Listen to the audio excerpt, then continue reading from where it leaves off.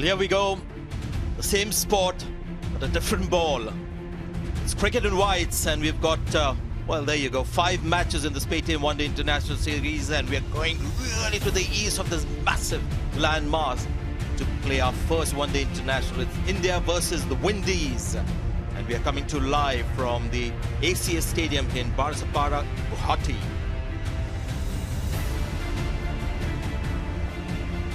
Beautiful ground, excellent setting in which it is waiting for the game to start. The weather conditions are there, humidity 66%, a high of 31 and low of 21. Just a slight breeze blowing across the ground. So India versus Windies, it is Virat Kohli, captain of the one-day team. And of course some real game changers with the bat. Rohit Sharma is there. White ball specialists are back. Along with him, his prolific opening partner, Shikhar Dhawan. The iconic Mahendra Singh Dhoni is back too.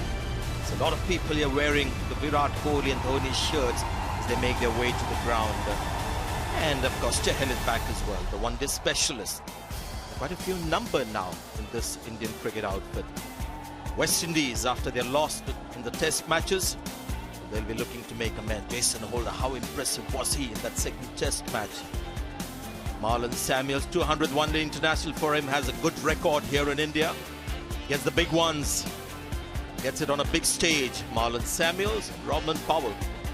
It's down at number 6 for the Windies. Some power hitters in their lineup. Just a little while earlier, Murali Karthik was there with the 2 captains, with the due factor being such an issue. Virat Kohli elected to bowl first after winning the toss. Ian Bishop and Sunil Gavaskar with me here.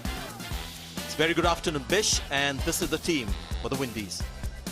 Yeah, it's a big opportunity for Kieran Powell because I don't think he's done enough. He hasn't done a lot to get back into this one-day team since coming back into international cricket in 2017. Chandapal Hemraj, a muscular type of opening batsman, very young in the game, 1 list A 100. He's making his debut today. Looking forward to that, a muscular Chandapal. As well as O'Shane Thomas Pacey. And of course that fantastic opening duo of Rohit Sharma, Shikhar Dhawan, followed by Virat Kohli. Kohli has already said that Raidu is the number 4 that they're looking for. But a great opportunity, a debut for Rishabh Pant. And down the order, those 5 bowlers, Jadeja, Chahal, Umesh, Shami and Khalil. Love those little icons next to the faces. They just tell you what they're all about. Beautiful stadium. Well, virtually every city and town in India boasts an international standard stadium. Just wish the infrastructure at the grassroots level also is getting an upgradation, because that is where the actual talent gets nurtured, along with these classy stadiums. That's something that you enjoy when you reach a certain level. The officials walking out, very officious in the way they're walking onto the ground.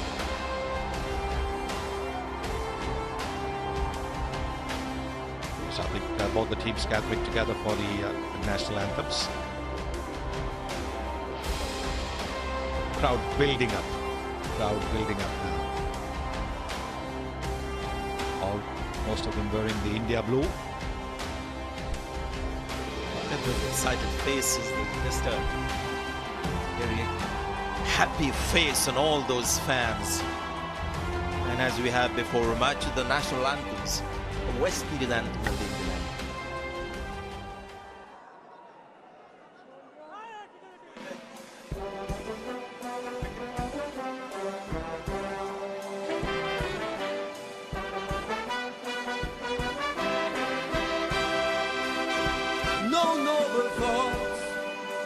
Brought us here to this region, but through it all, we have risen above. Through our flannel nights, flashing their willow and leather, these keepers of the flame must feel our undying love. This Caribbean nation is rising fast. A sunbeam cutting through a clouded past. Passion fills the world like a raging fire. As the sun shines, you know we can take it higher. Let every voice be raised. Everybody give praise.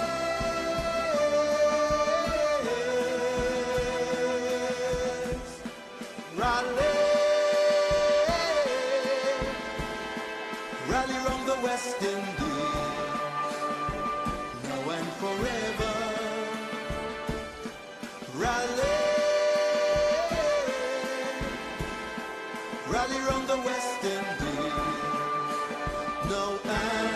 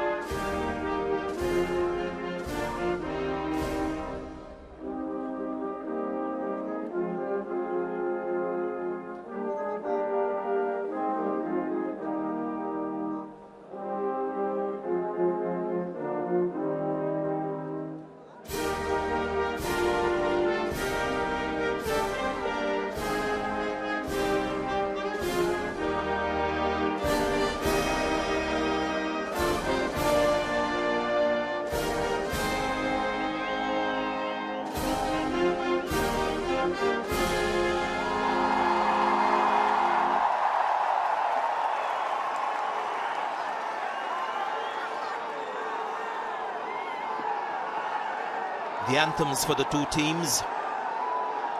West Indies cricket anthem and of course the Indian national anthem. Basin holder. His team will bat first.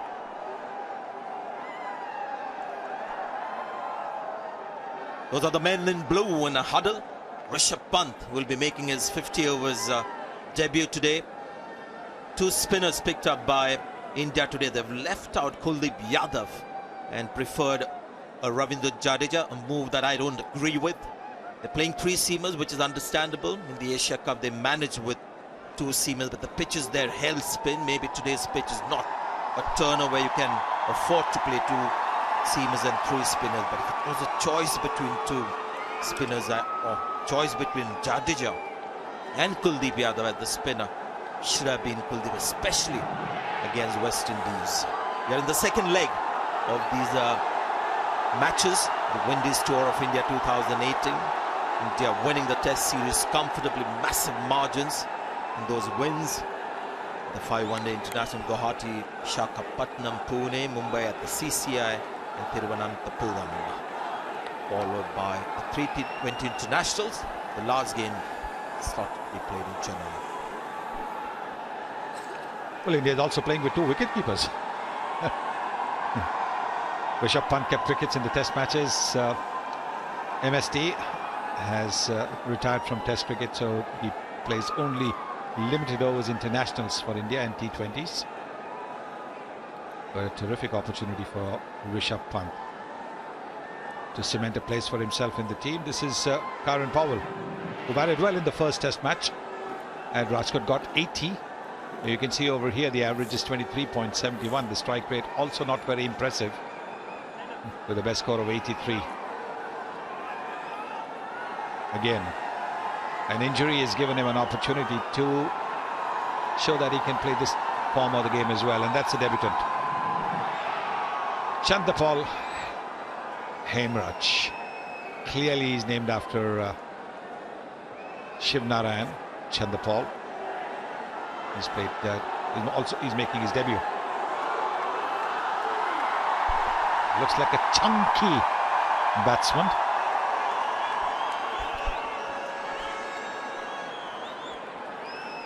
Couple of tight games in the Asia Cup for India, so they were well tested in that tournament. Ended up winning it. First ball of the Paytm One Day Series. And what a start. Welcome to white ball cricket. Beauty, an absolute beauty.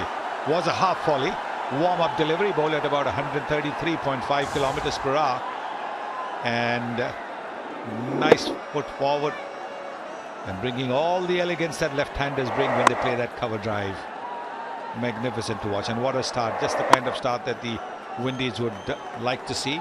Not batsmen playing and missing or being wrapped on the pads.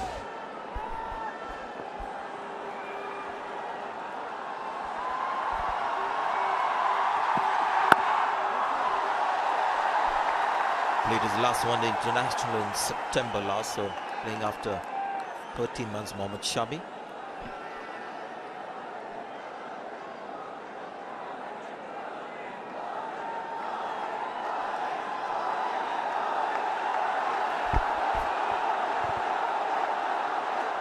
Look at that 46 one-day international venue. Shows the size of the country, that's one thing, and the love for the game, the other.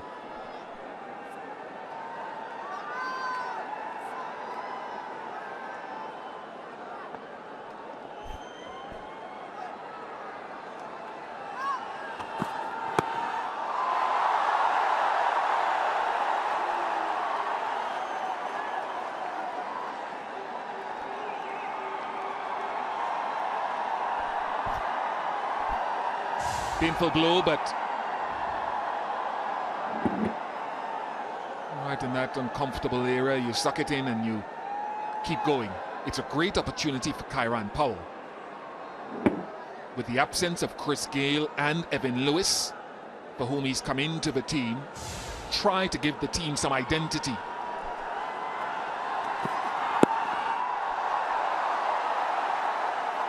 A lot of what the Windies would have been hoping to build towards that World Cup would have centered around an informed Evan Lewis and Chris Gayle being somewhere near back to his best ability.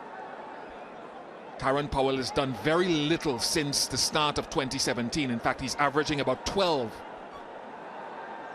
in 12 ODI matches since coming back into the team. So he's very fortunate to be here. But the way I look at it is take the chance that is offered to you, even though it might have come as a little bit of a surprise. That's what's happened since 2017. Little more than 12. Not much. Over the wicket now. Clearly there is a bit of pace in this pitch, and bounce too. Ball coming back in. He's creating a different angle as he goes back to which is a normal delivery for him, over the wicket. You can see the cracks on the surface. Some of the cracks are a little loose. Most of them are firm. Right around the pitch is firm. And what we've seen of these 5 deliveries is that for a medium pace of the ball's coming onto the bat quite nicely. Not much movement at the moment. It's looking good, in good rhythm, Shami. 1 over gone. It's 4 for no wicket.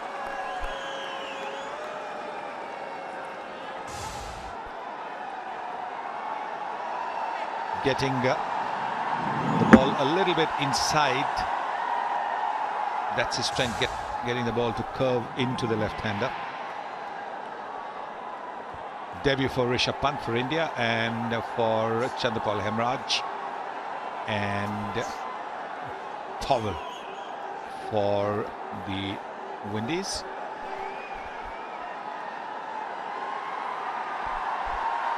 Right at the bottom with that Indian team, Khalil Ahmed gets another game.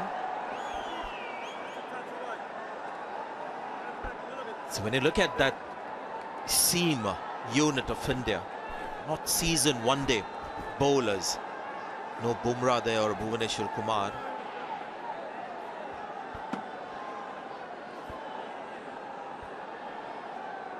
Wickets in the last international game for him. And walking into this playing 11, Umesh Yadav with a slip.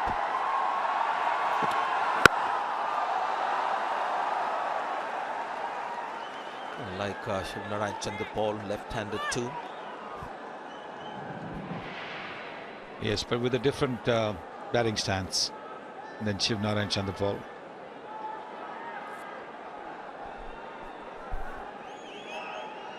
Looking forward to O'Shane Thomas. Nice name. And if he can get that ball to zing around, it'll be very, very interesting. Good last shot. Very stylish in the way he played that. Getting forward.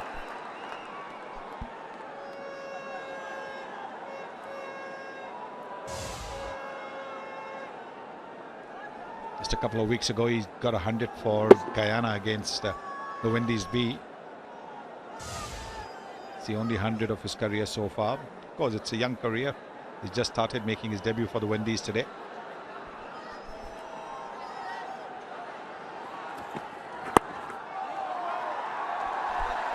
A great opportunity for Chanderpaul Hemraj as well, with the absence of those two openers from Mahaica on the east coast of Guyana. And he played against India A as well in England quite recently. A couple of 40s against India A for West Indies A. Strike rate across 19 list A games of about 90. So he likes to give it a dash.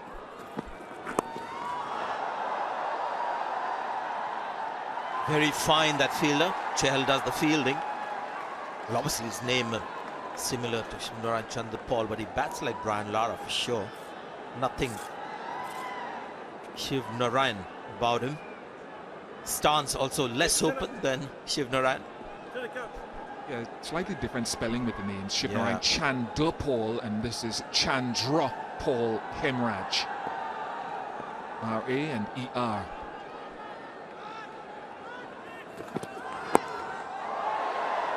Leading edge. It's a good play. The ball really coming on.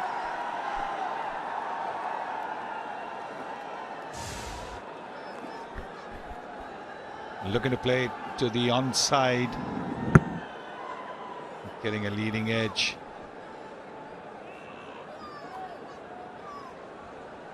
Bowled brilliantly in the Hyderabad Test match where he got 10 wickets.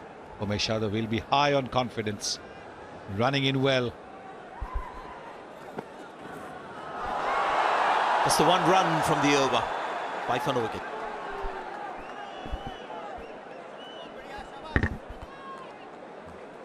Looking to play the big shot, trying to take advantage of the field restrictions. Mid on, mid off inside the 30-yard circle.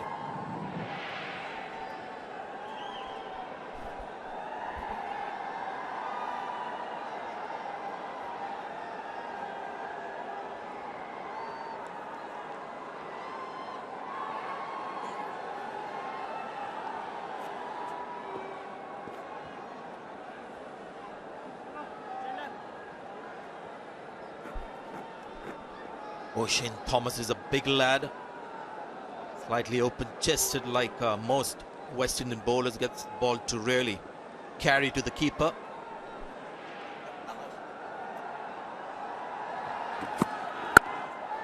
Looking really good, Shami. Just wonder whether he wants to prove a point here. Hasn't been an automatic pick in 50 overs cricket. Just wants to take a strong claim for that spot. The World Cup squad. Really impressed with the way he's running in, because that's not his nature, Shami.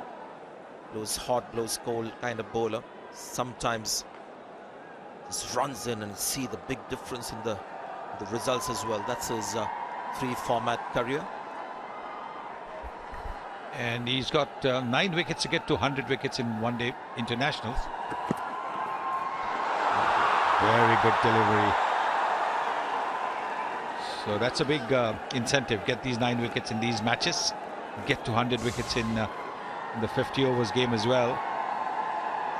You can see he's released it in such a way that the ball's going to leave the left-hander.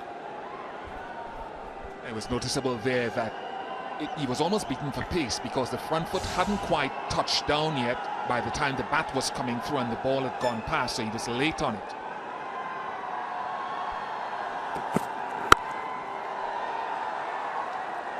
I mentioned the whole setup of the World Game with England at #1 in the ODI rankings. Look back to that last shot that Kairan Powell played. A lot of teams, if you're to say that the World Cup, to win the World Cup, you have to go through England. I'm not saying England are going to win it or they're going to get to the final, but they're the best team at the moment. then you're looking at a top order where all of their batsmen are striking at close to 90 or over 90 runs per 100 balls. The Windies have to try to find an identity with this new setup. What is their game plan? Going down the leg side, ball just angling onto the pads, and Hemraj thought that he will just flick it over square leg, but a little movement defeated that shot. Quite right, Bish. They have some ability, the England one-day team. Interesting batsmen who play the 360-degree game, most of them pitching outside as well. For them to be strong contenders and eventually get into the final rounds and winning the title, I think what's going to be tested really is their temperament. Oh, lovely shot. Stylish. Nice clean hit that. Right in the slot, surprising Mohammad Shami there.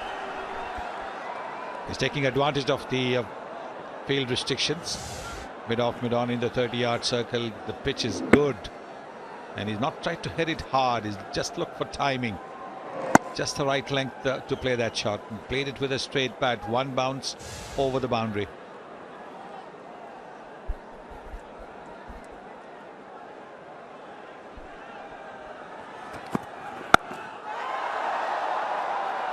Well played, very well placed as well. That couple of boundaries to finish the over. 3 overs gone, it's 13 for no wicket.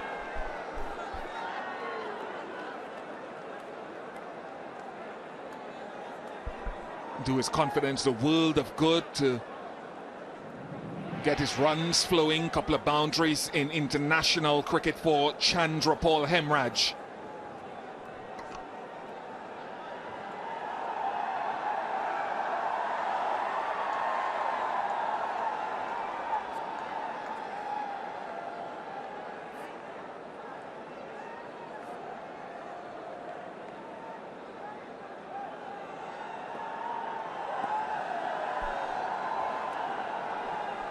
Shea Hope will be batting at number 3.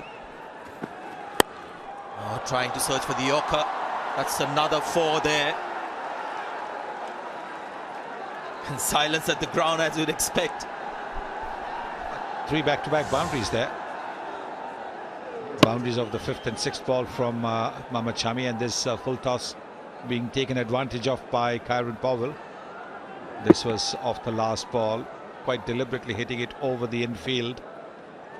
And this is a fast outfield. This is a lightning quick outfield.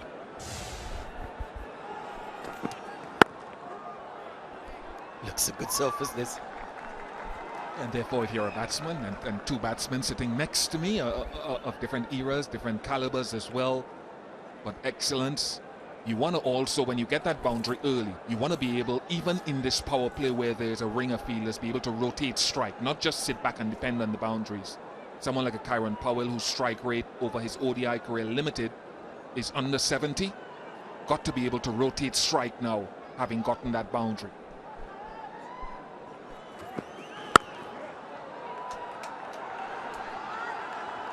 You mentioned 2 batsmen of different caliber. Good single by Kyron Powell. Would you want to elaborate on that, Bish, when you said you got 2 batsmen alongside with different caliber? No, just that Sonny sits in the top drawer, the highest I don't want the echelons serious answer. of the world game. Whereas we're looking statistically, Sonny's just head and shoulders above. What's wrong with that? Teasing. I know don't need me you're to teasing. tell that. I know you're teasing. Look, the thing about Sonny, go ahead. I was just saying that Kyron Powell was listening to you when he took that single. You were talking about rotating the strike, and he did that quite nicely, just moving, hit the ball away from that fielder at mid-on. Well played, Sonny. You still got it. Great skill. I'd like to still stick to that subject. Yeah, it's the reason I played cricket, actually. My father played for India, but Sunil Gavaskar was the reason I started playing the game, and thousands like me. So yes, I was just teasing you when I said I know, but different look, caliber. Let's be very honest. One of high caliber and one, tried his best. two One guys- very high caliber. two the other gave his guys best. from Bombay And I was just watching the Vijay Hazare Yes, ODI Mumbai trophy. champions and we again. talk about Vijay Merchant as well being the lead figure or the father figure of the school of Bombay batting, and Sunny has carried that torch. Sanjay picked it up. Sachin Tendulkar took it to a higher level, 18 without loss.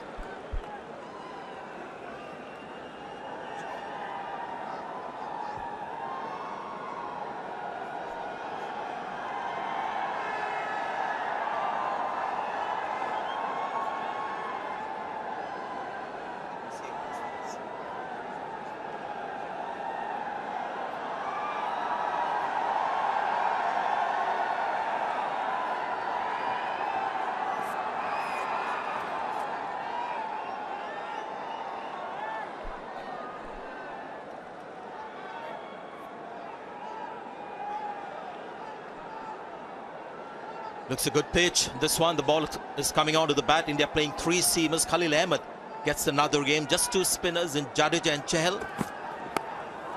Didn't carry. You get a single. Yes, Mumbai winning the Vijay Hazare Trophy, and Amol Muzumdar, Mumbai stalwart, said that he finds it strange that people talk about Mumbai cricket in decline. I think what's happening, which is great for Indian cricket, is the other teams are getting stronger. India and Mumbai is not able to keep the same kind of distance between them and the rest of the teams. Earlier, there was a big gap between other teams and Mumbai. It's not the same anymore. It's not so much Mumbai declining. The gap has lessened because cricket is spread all over India, and quality teams coming from all parts of India. Jharkhand, for example. Well, I watched a couple of those matches, the semi-finals and the finals, and Mumbai have got a young kid, Tushar Deshpande, a nippy seamer. I like the look of him, 23 years old. And when we talk about seamers coming through, we've got Khalil Ahmed in this match, who played in the Under-19 World Cup in 2016. I remember seeing him and talking about his efforts to bowl quickly. Knocked him over. That's the end of that for Chandrapal Hemraj on ODI debut. Bottom edged into the stumps, better length from Shami. Yeah, it's not quite short enough for the pull shot. Therefore getting the inside edge. Also didn't move his back foot enough to get that length to play the full shot. Maybe the late movement, a little bit late movement also might have defeated him. You can see it's really, he just stood up and tried to play the pull shot. Really wasn't short enough for that shot. And so he pays the price. He's walking back to the pavilion. 2 fine boundaries and then 9. It's 19 for 1.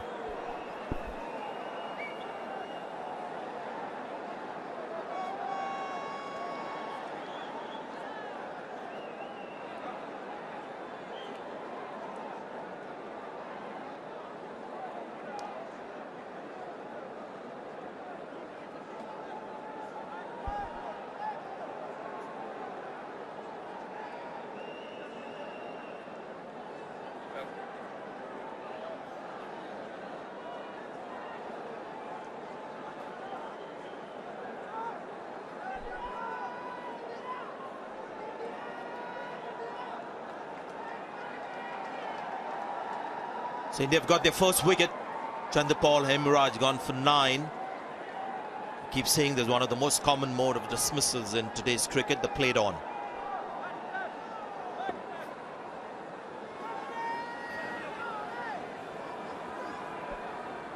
It's a good player.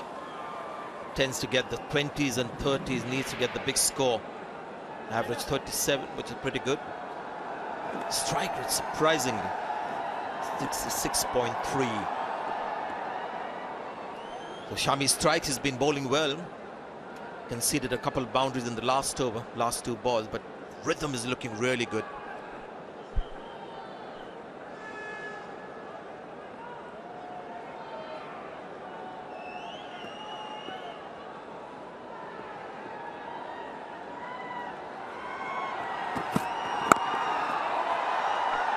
Gets off the mark.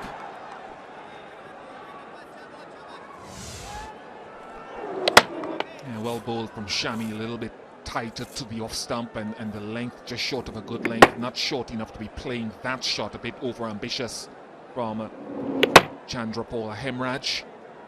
But he's a wicket taker, Shami, as well. When I look at the ratio of wickets per match, it's a good ratio in terms of a wicket taker.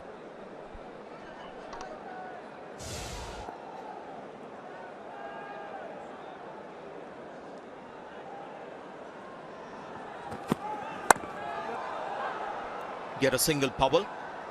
He's got a very high backlift, that's for sure, Hemraj. A bit like Brian Lara, and when you have such a high backlift, there's such a temptation to play these shots. The bat is already there, the bounce is high. See a lot of batsmen with high backlifts instinctively look to pull the ball the moment it's a little short.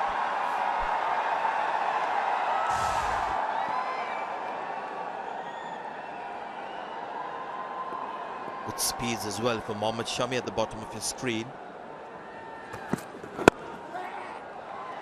Two good-looking shots from Hope. 5 overs gone. It's oh, there's going to be overthrows here. A single.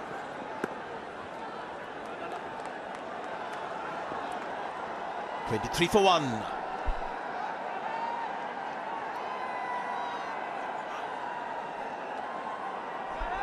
Wonderful crowd here as well.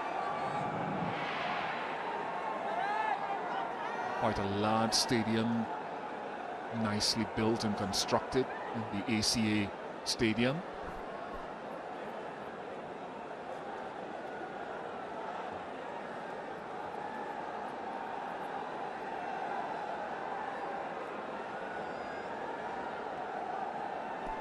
Get an opportunity as well, looking at that batting card, to look at that team. The West Indies pick for the first one-day international.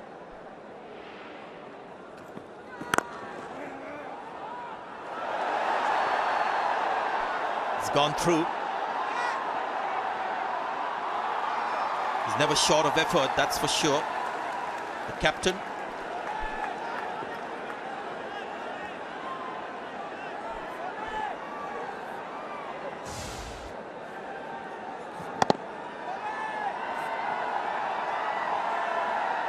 Trying to rush at the ball, the Indian skipper.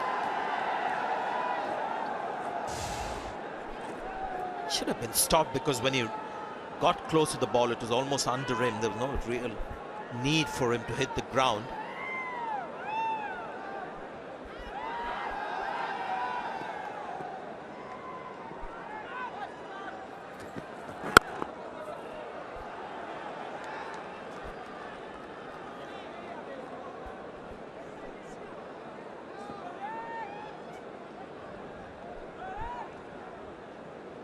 Won the international match for Paul Wilson from Australia. And one of our upcoming young Indian umpires, Nitin Menon. 15 one-day international match for him. Played with his father, Narendra Menon.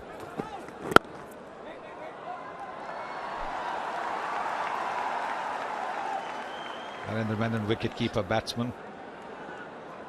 Like Rishabh Pant, dashing opening batsman. I'm not too sure Nitin Menon played much cricket, but his father certainly played a lot of cricket for Madhya Pradesh. And he also became an umpire later on after retiring from the game. Yeah, he played when he was umpire, his father.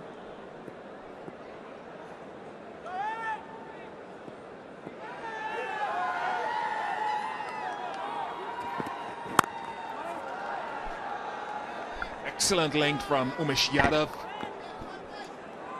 And so too when they bowled at Chandrapal Hemraj. Creating uncertainty by going into a good length quite often, not giving too many drives. He did strike one down the ground quite nicely, but they've kept away from that drive for the most part and not been too short, eventually leading to his wicket. Excellent stuff.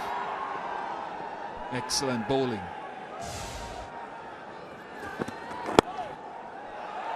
Well stopped. Oh dear, there was a very easy single there for the taking. It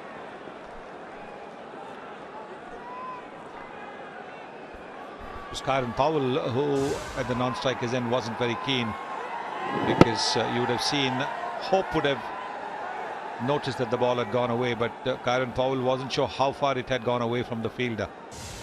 No wonder Hope is a little bit upset. He's at 2 dot balls. That single would have eased a little bit of the pressure on Hope.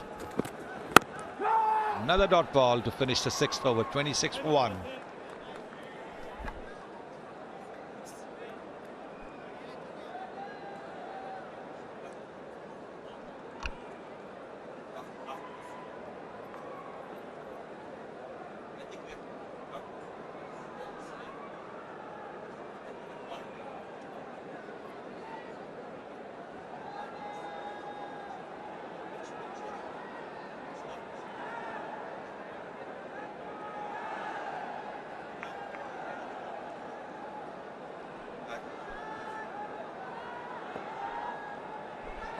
It's always nice scenery when you have a ground with hills around it. It's a good pitch. Anything short just sits up nicely. Rishabh Pant. Now that is something they don't see very often. I must confess that's the first time I've seen Rishabh Pant sprinting. And what do you think? Okay, let me see. Yeah, generally keeps wickets in the IPL and certainly in test matches.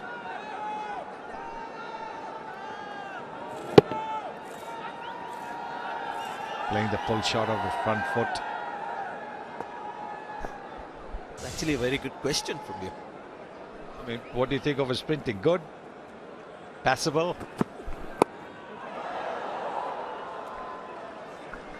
Another thing to mention for the Windies today is not sprinting, but the fact that Stuart Law is not going to be around the Windies dressing room for 2 games. He's been banned, so he's not allowed in the playing area. He can come to the ground. He could probably sit in a corporate box or in the stand, but he's not in the dressing room. Nick Pothas, who was fielding coach at Sri Lanka, who was coach there for a little while, who came as a fielding consultant to the Windies team, is the man leading the charge today. I'm sorry, Bish, I just find that very amusing. Actually, the coach being banned for his behavior doesn't happen very often.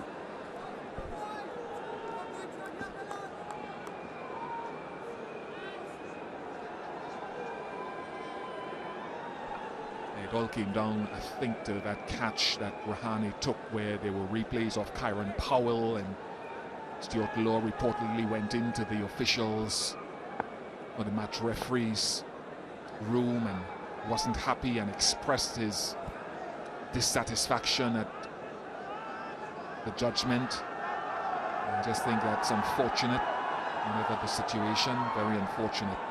The officials try their best. Whether you agree with the decision or not, you have to try to keep a level head as the leader of the touring team. Fine leg now inside the circle. That's Khalil Ahmed. They've got protection deep on the leg side, square leg. He's really bowling well, isn't he? After that boundary of the first ball, he's come back well with 3 dot balls. He really has running hard, trying to make a point, trying to tell the Indian think tank that he deserves a place in the team for the World Cup. Bowled well in England this year. Just a couple of months ago, bowled really, really well without much luck.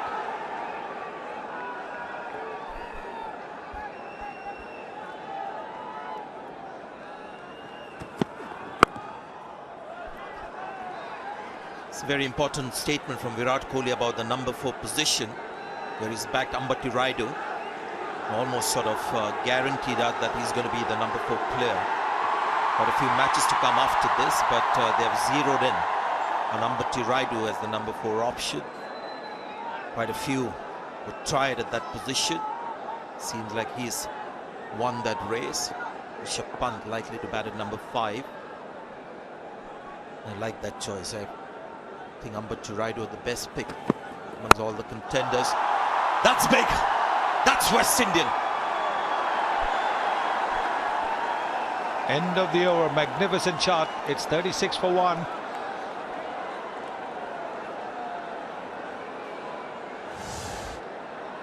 was the slower delivery, bowled at about 125 kilometers per hour, and he picked it up very early, Kieran Powell.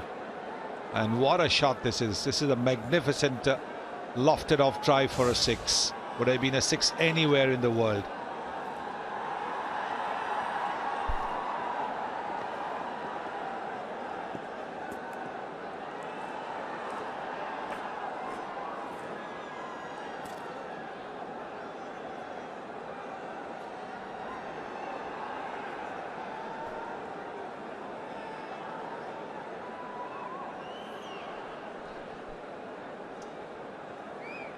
It's been a good start.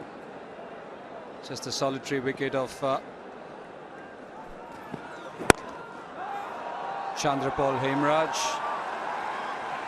Wickets look good. It's looked good for batting. And Kieran Powell, what a hit. The thing is to pick that slower one. Just great timing there. Wonderful timing. Good afternoon, Darren. Good afternoon, Ellis. Welcome to the Combox. Thanks, Karthik. Good afternoon to all. Good afternoon to Darren as well. Well, he needs to play long. He's got the ability to strike the ball and strike the ball really well, Powell. Very often we've seen him get off to a good start, then charge a spinner and get out. Talking about Kieran Powell, he's got to convert this start into something really big. These are excellent batting conditions. Hope has got to chip in as well. They build on a partnership. India generally in the first 10 overs would prefer their opposition to be around 45, 50 for 2. Managed 1 wicket so far.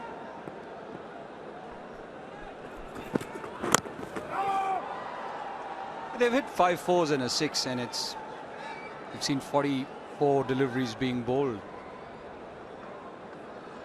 Is single taking an aspect which they need to be working at, Darren? Is that something which possibly turns the score a lot more over? Because you've had 6 scoring hits. Good afternoon to you, Karthik. Good afternoon, Siva, and to all our viewers. Yeah, I think it's a balance that needs to be struck, more so in the middle overs and not in the power play, the first power play. A lot of players at the top of the innings, they're searching for boundaries, they're trying to capitalize. There being only 2 fielders outside the 30-yard circle. So boundary hitting is given more priority than rotation of the strike. I think the real challenge is when you jump out of the first 10 overs, how do you strike the right balance and put more weighting on rotation of the strike? And 2 of the best openers whom I can think of were very good in pulverizing the bowlers and also taking singles were Gilly and Haydos. They would hit the boundaries, but they would also scamper the singles to mid-on, mid-off, hit and run. That was the kind of understanding which they had. I think that actually put you off as a bowler in the power play. Beautiful. That's just a stunning shot from Shai Hope. Majestic. Standing tall, just opening the face of the bat as he made contact with the ball, and nobody bothered to run. Very classy. We've seen a few of these in the test series from Shai Hope. Nice vertical bat, good timing.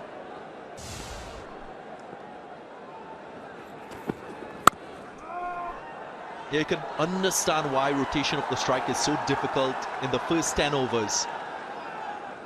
Just one more look at that classy shot from Shai Hope. But I also feel your ability to probably smother the ball and drop the ball is also very critical. Wonderful exponent of that was Rahul Dravid, who learned the art of just smothering the ball just within the batting crease and getting to the other end. Gautam Gambhir and Virender Sehwag too were very good at doing that. 41 for 1 after 8.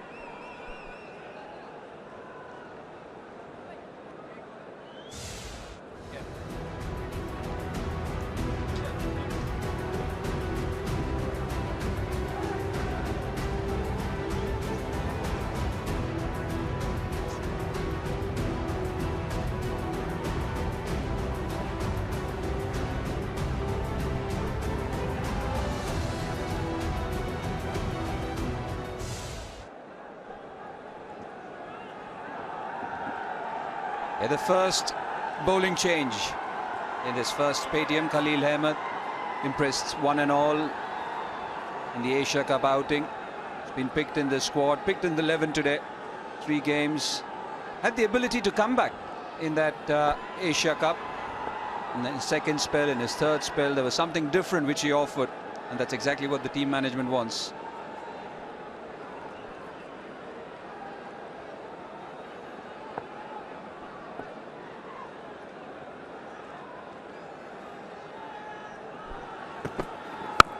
Captain has given him a slip.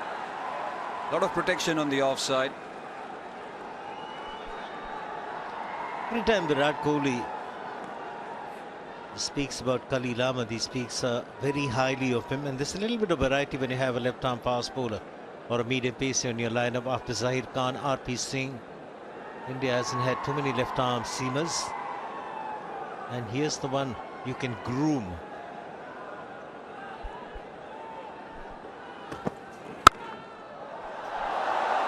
They're pummeled away. Offered a bit of width, and he does come down hard, Karan Powell. This is typical from Karan Powell. He was offered width, and because it's such a through surface, he can play through the line as well. Found the gap, and he's a natural boundary hitter. He struck 4 boundaries so far in his innings.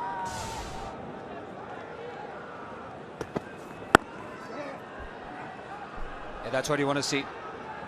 You need to know the gaps. You need to pick those deliveries and play with soft hands. It's exactly what Darren Ganga was talking about in the previous over, the ability to rotate strike after hitting the boundary. And the ones that you were referring to earlier, Karthik, was about Matthew Hayden, Adam Gilchrist. You mentioned Virendra Sehwag and Gautam Gambhir. When they strike the ball really hard, the tendency for the fielders to be right on top of the circle. Then you play with soft hands and take the pace of the ball. You've got every opportunity for a single. And the 2 pairs that were mentioned had excellent understanding between the wickets, especially Biru and Gambhir, just eye contact, not even calling. Yeah, so was the case with Adam and Matthew Hayden. I think it also stems from the fact that you've played together for a long time. Obviously, if you keep changing opening pairs, it's not going to help. Did try and play with soft hands. Shai Hope just got an inside edge onto the boot and rushed away to point. The idea has to be there, the intent has to be there, and as Shiva mentioned, I think once you get hit, even for a bowler, he wants you to start from that 30-yard circle. A good comeback, a bit of a misfield. Will scamper for a single. Good urgency and awareness from the Windies, and these two, Shai Hope, Karan Powell. Apart from rotation of the strike, I think of great concern for these two would be their ability to convert starts. Powell, he's not scored an ODI century to date. He's playing in his 41st one-day international, 8 half centuries. Oh, another one which has been put away. 10 runs from that over, 51 for 1.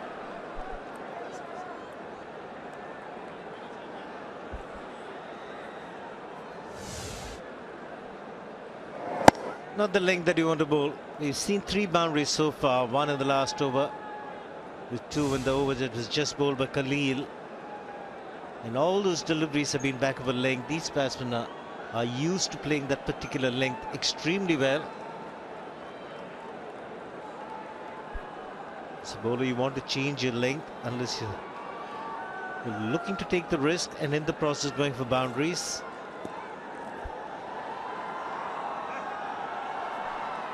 It's been a good partnership, and Shai Hope has looked very organized. Karan Powell has played some attacking shots, should get a couple here. Good effort from Rishabh Pant manning the square leg boundary.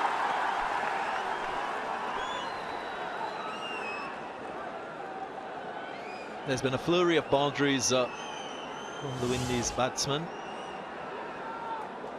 Powell aggressive in his approach, good intent. Does he pick the length early, Karen Paul, because of his upright stance, Darren? Is that something which you've noticed before as well? Yeah, he doesn't really get far forward, and more so in ODI cricket. He will hang back and wait at the last moment. Doesn't commit that front foot too early, and what it does, opens up square off the wicket for him. So if that's the case, I think then the bowler should change the plan. Should bowl a fuller length and force the batsman to do something that he doesn't want to do. If he's quite happy staying on the back foot, force him to use his front leg.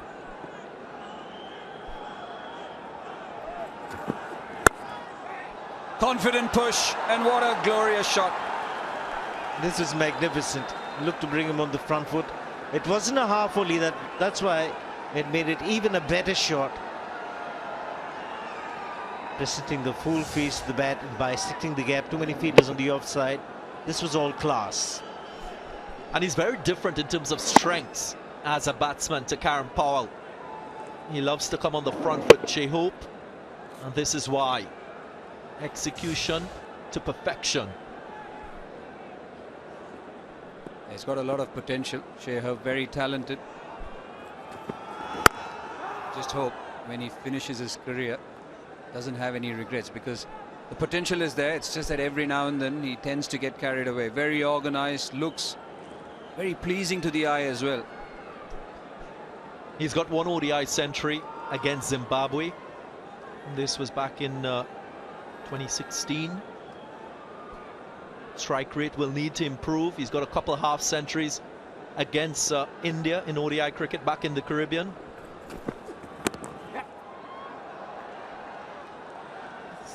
That actually stunned me, the strike rate, the way in which he approached in the test matches, Shai Hope, and the way in which he's batting here. Under 70 strike rate.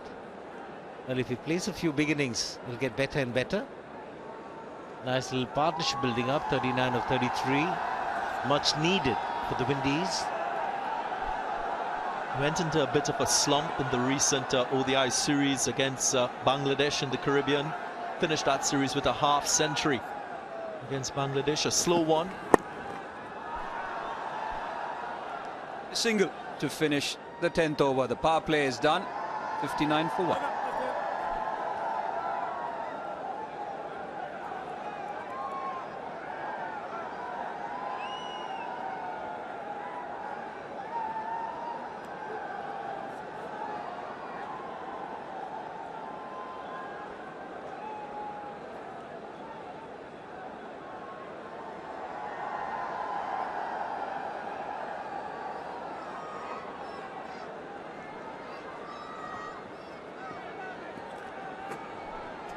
Productive last 30 deliveries for the Windies.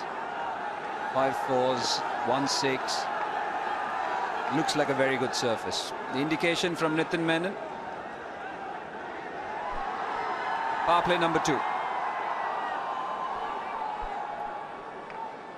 Yeah, 50 overs of power play, Karthik, don't worry about it. Just a little bit of relief. After just two fielders outside, you can take a few more out. Yeah, all 3 power plays. First 10 mandatory, second power play, 4 fielders allowed outside the inner ring.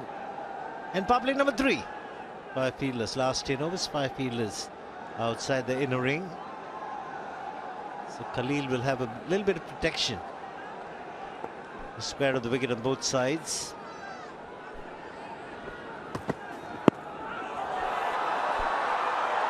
Just try and play that shot very early. The last time he made contact, he was looking to hit it a lot straighter. And he dismissed Khalil, last ball of his previous over. This was looking to play a lot squarer. He's much better when he's looking to play a lot straighter, even if he's looking to play the pull shot towards mid-wicket rather than square leg.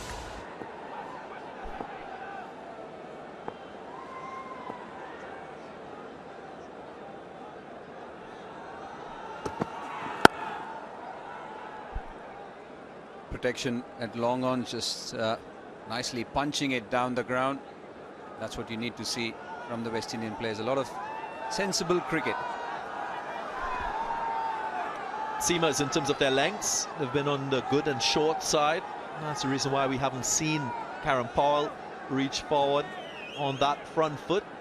And just one full delivery, a couple in fact. Couple, one of them yellow, that is the boundary, then pull back.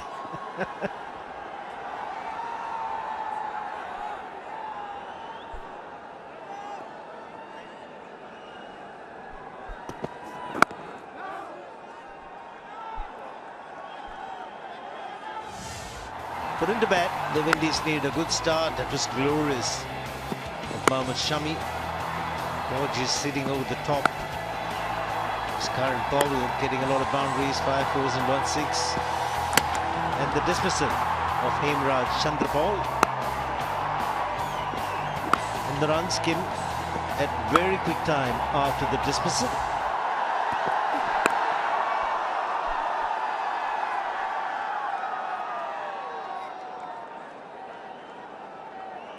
A really flat batting deck. Once you get in, you want to make it count. Hot and humid conditions might force Virat Kohli into bowling his bowlers in shorter bursts, because Virat wasn't there for the Asia Cup. Much harder conditions there. Umesh has bowled 5. He'll look to bring the spinners in. He likes to bring Chahal into the attack pretty quickly in the game. Oh, that's sloppy. Very sloppy from Mohammad Shami. There was no run in it. You can understand what Kieran Powell is trying to do here. Trying to push the bowler off his length. He's been struggling a bit with that short of a good length delivery into the left-hander. Just tries to get this on the full. And he's assisted with some average feeling.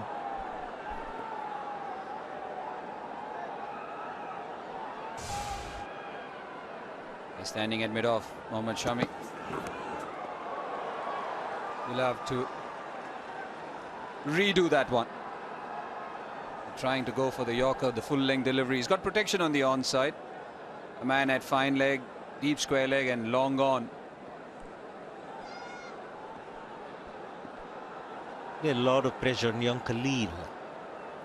He's starting a spell and being very expensive. Takes a lot of character to come back very strongly immediately in these formats. Appeal. An appeal from MSD as well. And he's walking towards the bowler. But nothing after that. It's 66 for 1 after 11.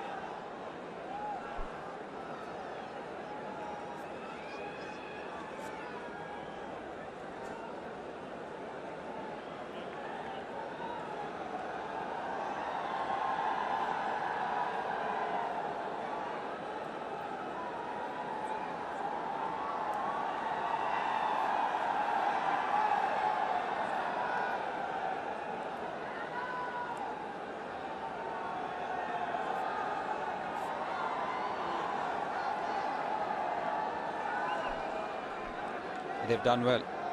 Been asked to bat by Virat Kohli. The debutant, the only wicket.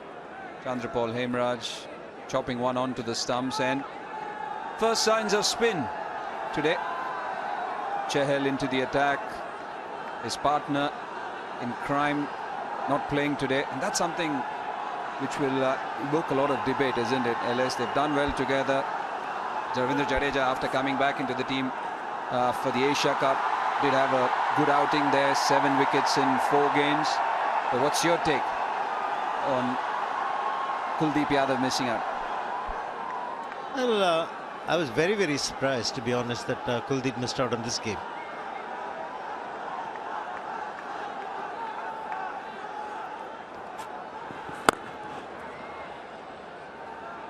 Unless they feel Jadeja needs to be given a run and see how good he is in the one-day format. But I still think Kuldeep is a really good option. Last ball of the previous over. There's some interested people around for a leg before. Lucky India didn't review it. I think Kuldeep should have played. Kuldeep is ideal because it doesn't provide the pace, likes to vary his trajectory. Bowling without a short fine, so it'll be some work for Mohammad Shami. It also brings up the 50 partnership between these two. And a very good partnership in the context of Windies cricket and this series, this ODI series. Kieran Powell had a half century in the first test. And here again, showing the fluency that we saw in that innings.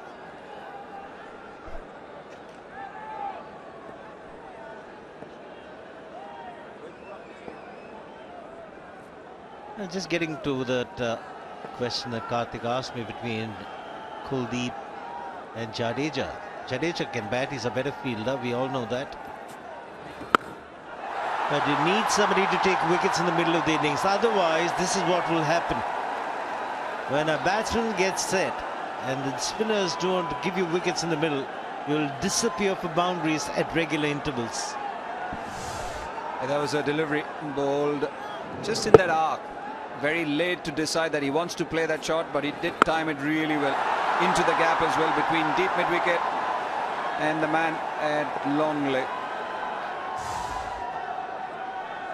Change in field.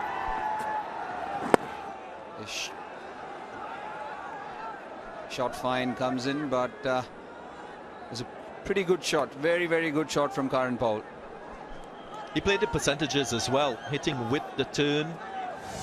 The Windies would have been in Guwahati for just about 5 days. Heard from Kima Roach that the preparation was really good. And they would have gotten a chance to experience the conditions here and work on their play against the slow bowlers.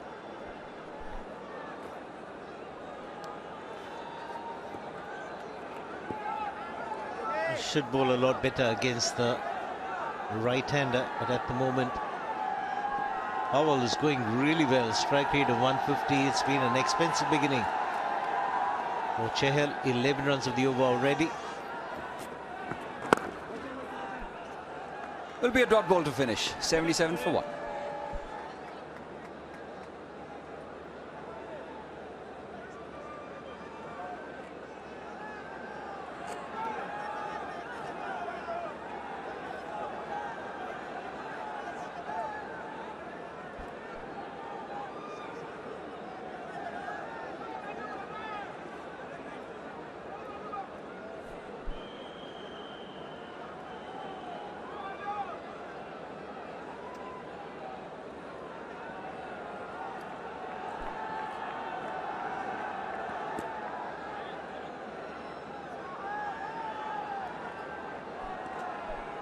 Alan Samuels playing his 200th one-day international. A lot of experience, he's got some hitting ability as well. Would you say that he's quite a moody batsman? Yeah, I think he plays differently at different times, so you can come to that conclusion, but he's the 8th West Indian player to achieve such a feat, getting to 200 one-day international matches. Up with some illustrious names in Windies cricket, Marlon Samuels.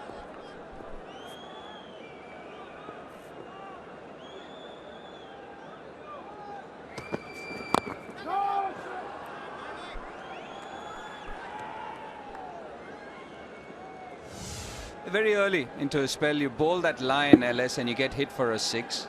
As a leg spinner, what's your line after that? What's your pace after that? That shouldn't have been the line to begin with, especially if you're bowling a leg break. If you bowl middle and leg, if it turns big, it's going to be a wide if the batsman misses it. Right in the slot to get hit. The ideal line and length that you want to bowl, if you're bowling the leg break to the left-hander, force him to drive through the covers.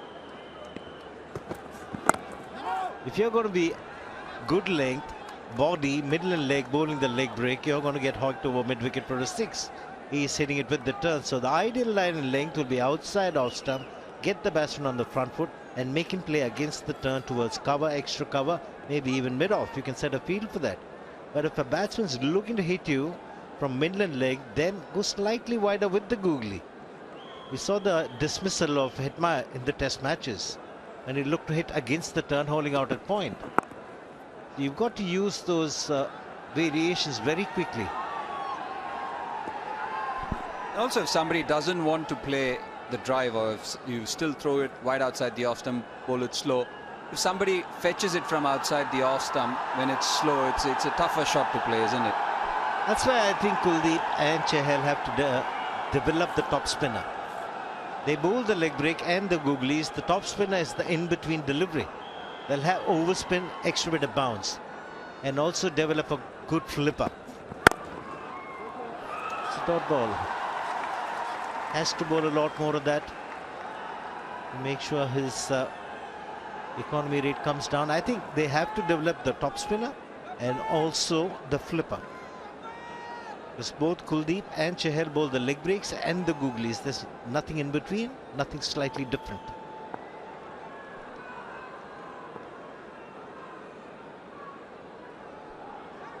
Definitely bowling a different type of googly out there.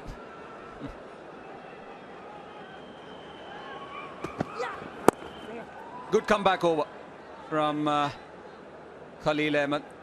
It's 79 for 1.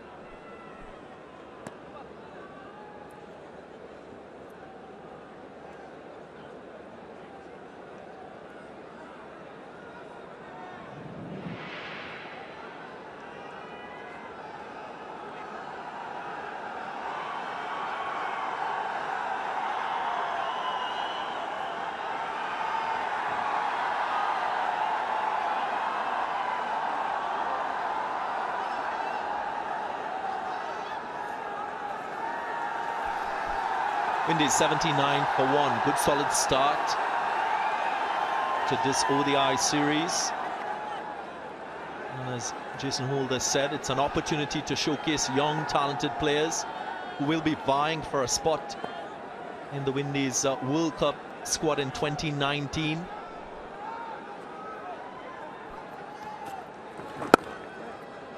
Powell will get his 50.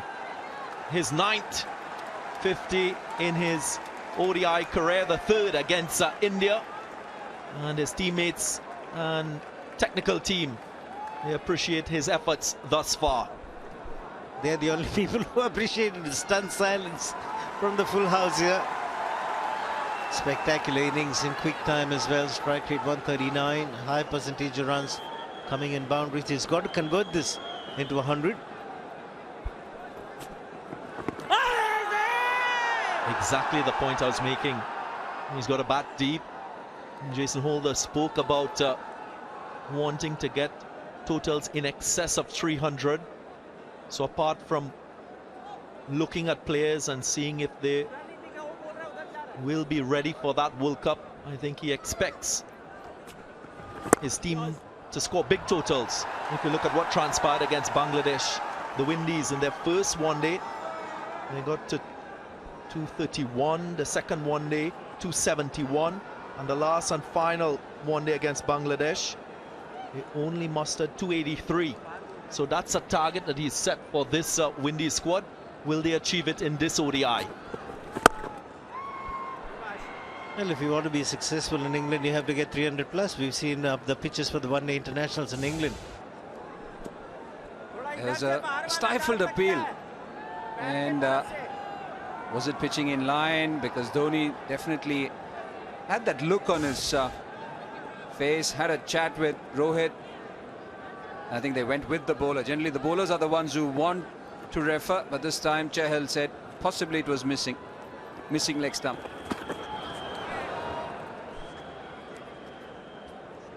The googly now. Again, outside leg stump, tempting the batsman to hit against. We're looking for a top edge.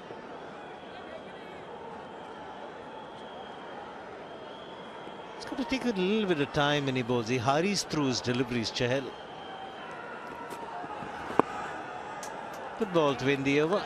82 for 1.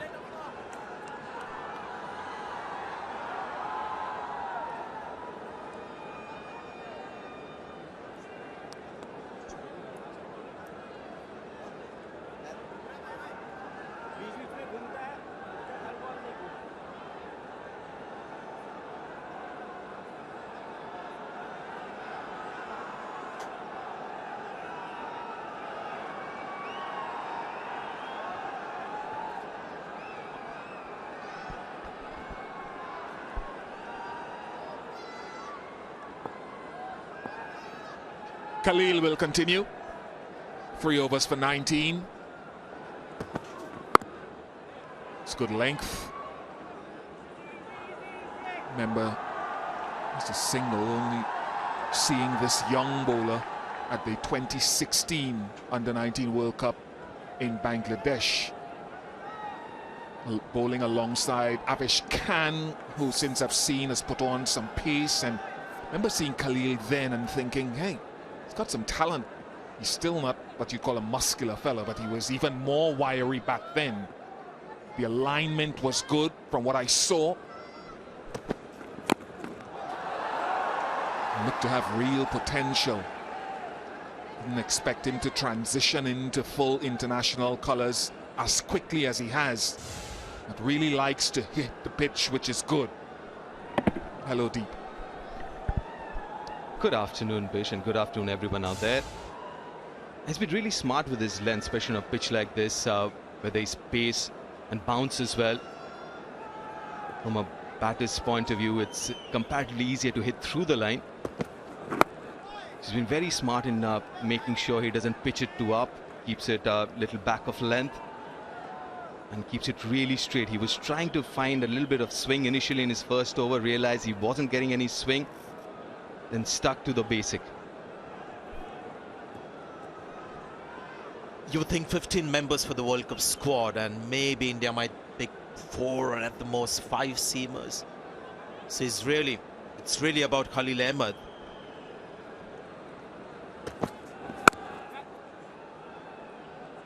Convincing the selectors and the opportunity that he gets, that he is a better option than, you know, the guys that are bound to make that squad. Bumrah would be a certain team. You would say Bhuvaneshwar Kumar, Mohammad Shami, Umesh Yadav are in contention and very serious sort of contenders for the spot. Those are the guys that he's competing with. What works in Khalil's favor, I believe, is he's a left-arm seamer. He just brings something different to the table.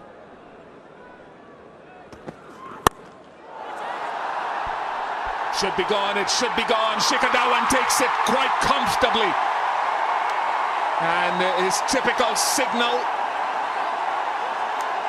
looks as though it came off the toe of the bat with that attempted pull from Powell. I think the shape wasn't great. I mean, he's got the power. He's hit a couple of great shots down the line. This time it was all muscle. It was just all hands without any balance. He was relying on his strength, arm strength. And as you said, came from the bottom of the bat. Good innings from Powell. Got an opportunity and got a 50 in the very first game. But I'm sure he would be upset not carrying on from the 51 that he's got. 84 for 2 Windies.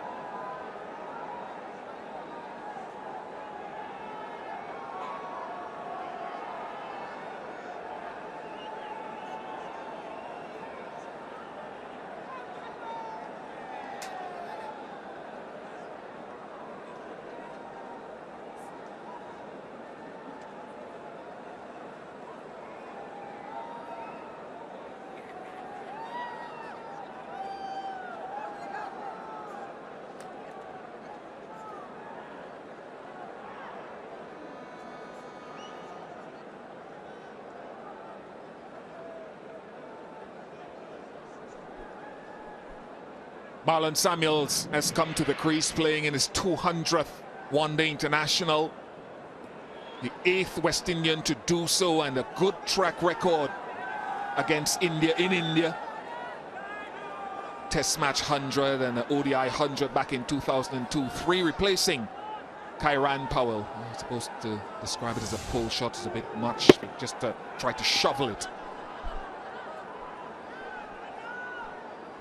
He's playing beautifully, was timing it well till that one.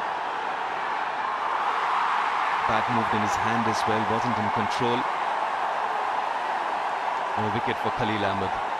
He needs this. Round the wicket to Shea Hoop to end the over. A successful one for the young man. 85 for 2.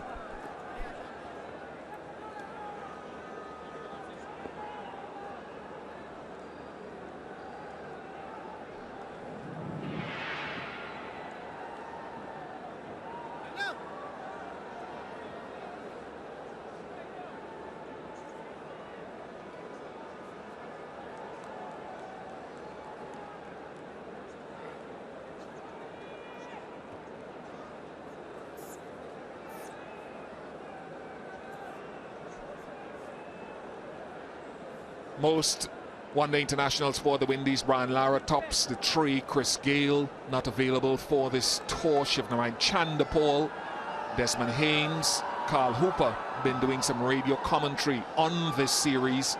Richard Benjamin Richardson, Richie Richardson, our match referee for the ICC, and Courtney Andrew Walsh, of course, now the bowling consultant or bowling coach for Bangladesh.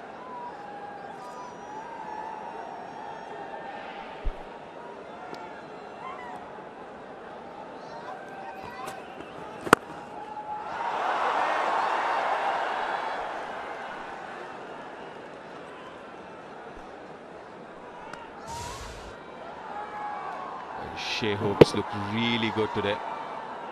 And I believe this kind of a pitch suits him as well. He believes a lot in timing the ball, plays a lot on the front foot, down the ground.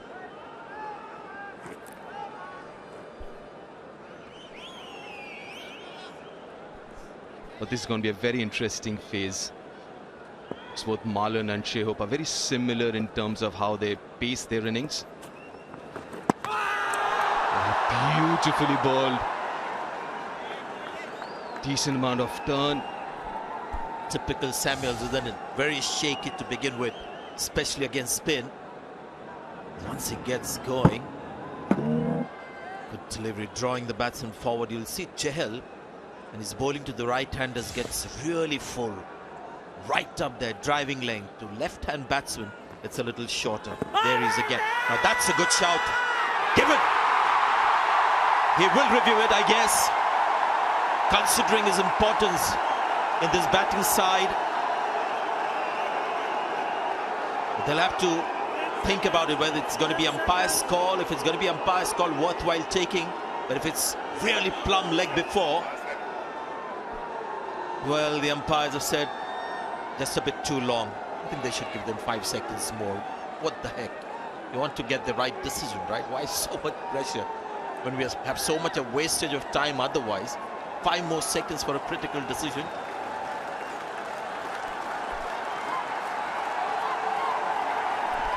Well, that's an important wicket. Mentioned Marlon Samuel's record against India in India, but that looked quite adjacent to me. That's a big wicket, big wicket for Chahal, and Marlon Samuels has to go. Hasn't opened his account, and it's 86 for 3 Windies, and it's time for a drinks break.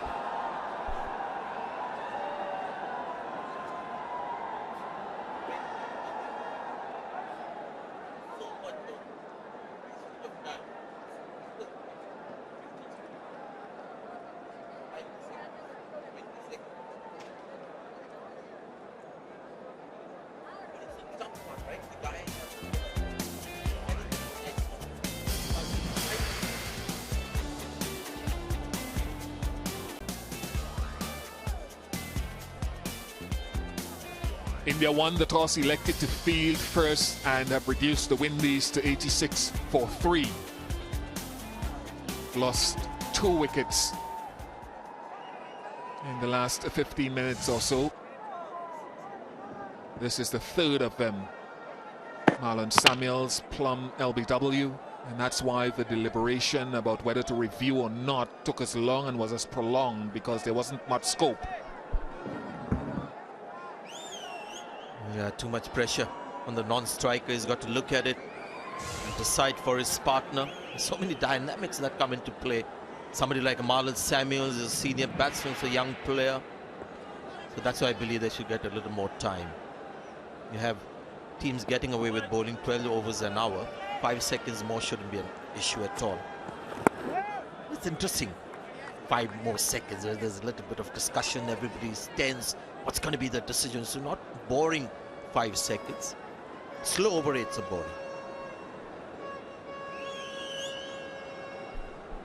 Shimron Hetmeyer has joined Shea Hope. Had a really good ODI series against Bangladesh back in the Caribbean. Scored 100. A really fine one on his home turf at Providence in Guyana. Got 100 in the qualifiers as well. World Cup qualifiers in Zimbabwe.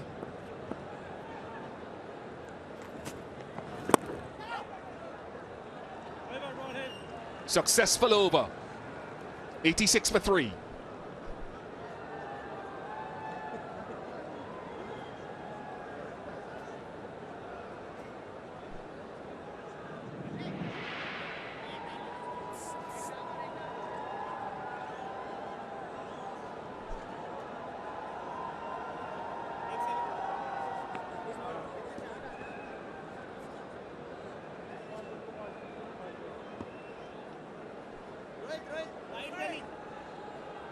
Head up.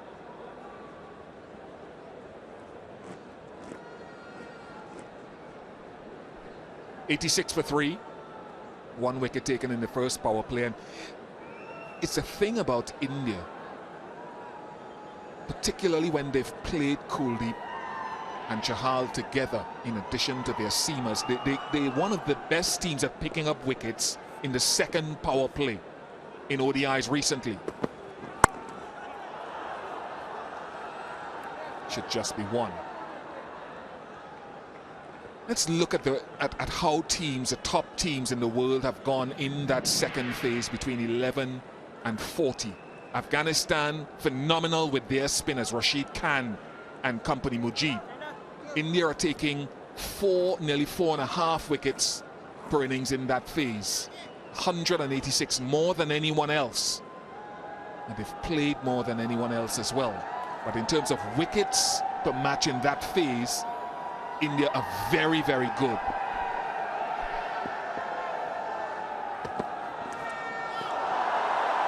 And no wonder these are the teams that are doing well at the 50 overs level. So important that you get wickets in the middle so that your dead bowlers don't get exposed. Set batsmen go after dead bowling, and however well you bowl, there's a set batsman batting in the final overs, you're in trouble as a fielding side. Now that position of India, where it's 4.33 per innings, a couple of years back, it had been right down there at number 8 or 9 because India just wasn't getting enough wickets in the middle. Look at where the Windies are. Yep, and India's one-day results completely changed after they got 2 wicket takers, not just 1 in Kuldeep Yadav, there's Chahal as well. So I was really surprised that they left out Kuldeep Yadav, a real X-factor in that middle stage. I just hope India is not thinking of Jadeja because he can bat a bit. He can bat better than Kuldeep Yadav. It's always got to be about who's the better bowler, and they're looking for a bowler. Well, a lot of it has got to do with Hardik Pandya not being available for this series. As soon as Hardik comes in, you have a third seamer, somebody who can bat at number 7.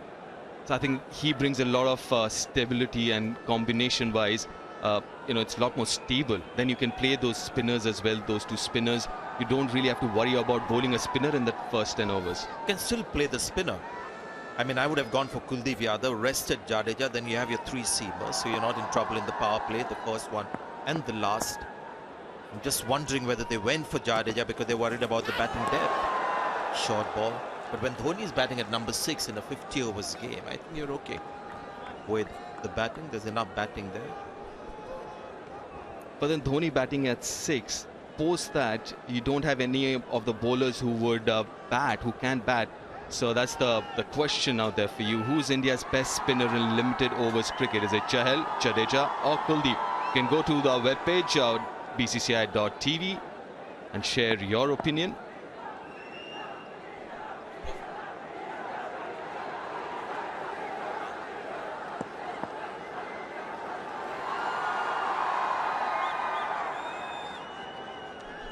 Khalil and Shimran would have locked horns in that World Cup under-19 final that the Windies won in Bangladesh. Leg slip comes into play.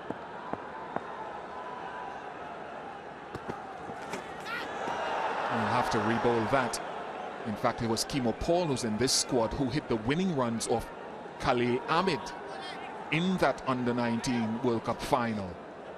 So some familiarity between the foes. Interesting to see him use the short ball as another way of getting a wicket. Because when you see a young talent coming through, you're always looking at what's his USP, the unique selling point that will make him. This could be out. This could be out if he gets there. Good effort from Dhawan, who's always running away from him. Another mistimed shot at Maya. It's 90 for 3.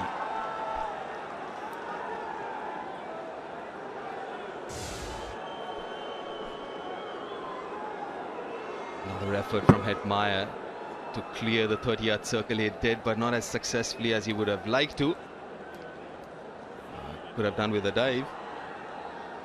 It's always going to be difficult.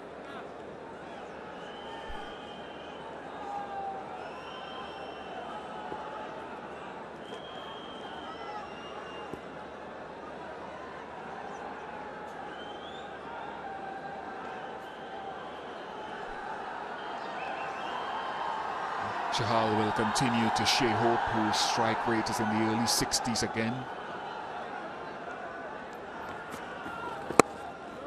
I generally hold Shea Hope to higher standards than they've had so far, and so too Shimron Hetmyer. I think he's talented, he's early in his international career, almost scooped it within reach of Dhawan. So I hope that Shea Hope in particular, having been around longer, understands that where he is now is not satisfactory. Seen him in the CPL score at a very quick tempo, about 150 over the course of the last season, so he can get the ball into gaps and rotate strike.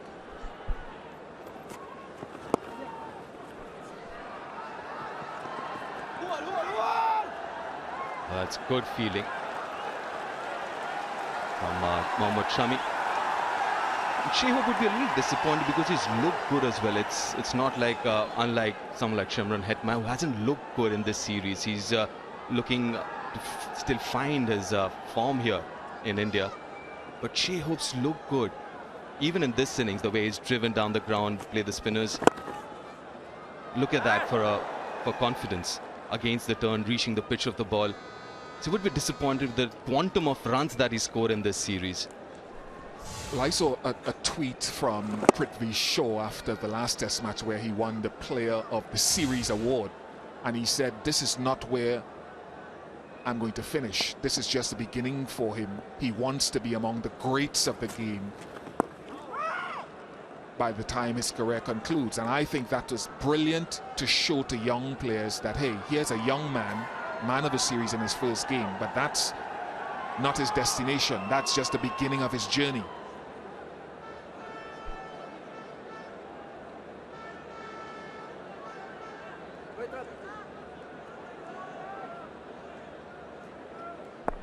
Time will tell whether the talented Prithvi lives up to his words. 93 for 3.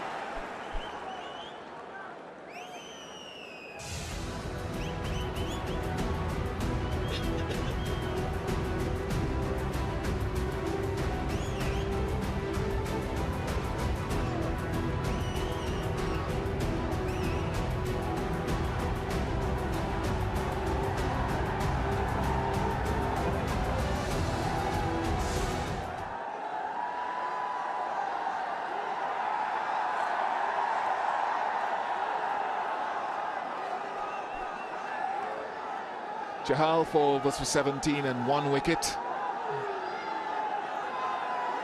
Ravindra Jadeja into the attack. Long career A good economy rate given this format under 5.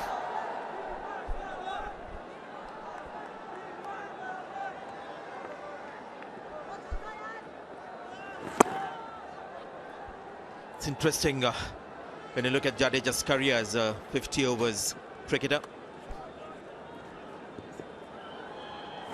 Came on to the international scene as a prototype of a limited overs cricketer. Now this is Asia Cup.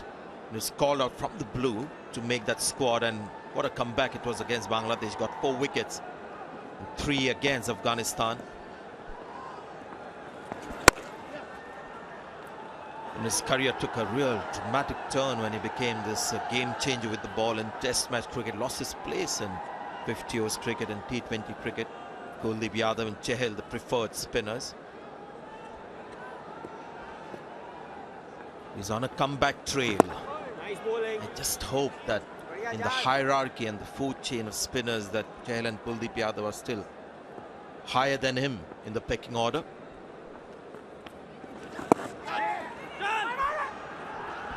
Despite the added feature that he has as a batsman and a fielder. Well, we ask you this question: who's India's best spinner in limited overs cricket? 48% Kuldeep, who's sitting out, not playing this game. Jadeja at 30 and Chahal at 22. So that's the opinion there. Glad they are not selecting the team. And how can Chahal be a lesser spinner than Jadeja in limited overs cricket? Yours. 19 overs gone. It's 96 for 3.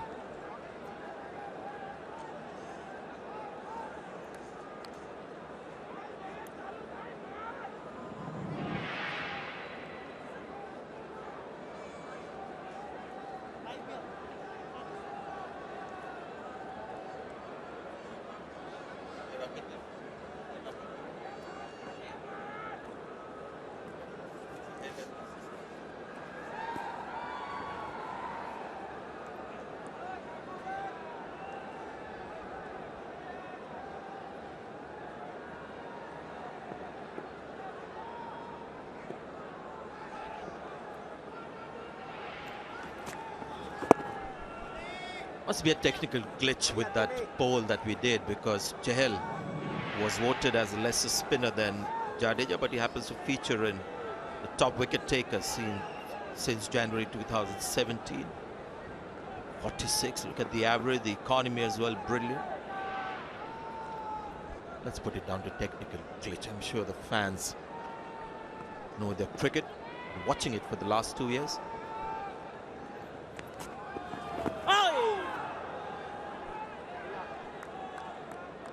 The other important thing to remember as far as Chahal is concerned is every time you needed a spinner in the first 10 overs, it would be usually Chahal who would bowl in the first 10.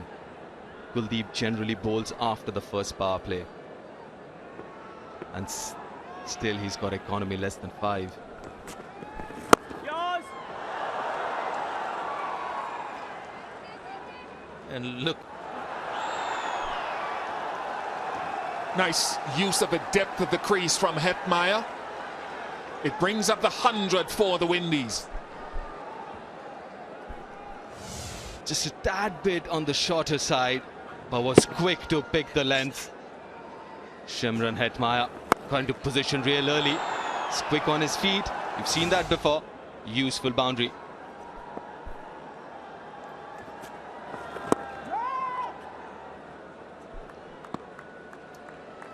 You just have to ask about constructions of different teams in terms of getting that 300. If you get 50-55 in that first 10, are you looking to score 5 or 6 and over from 11 to 40?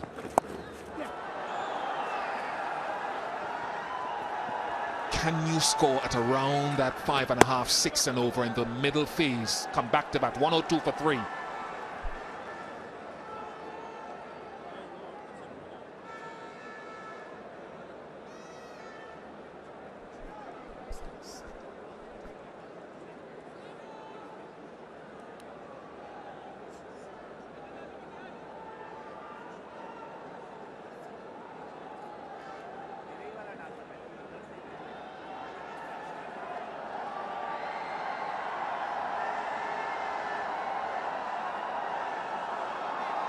Yeah, I'm discussing this purely along the lines of the Windies have only gotten 300 4 times since the end of the last World Cup. Only 4. England have gone 32 times. India have been there 16 times. So you can see why Jason Holder is talking about 300. All things being equal, the pitch conditions, you're looking at beyond that.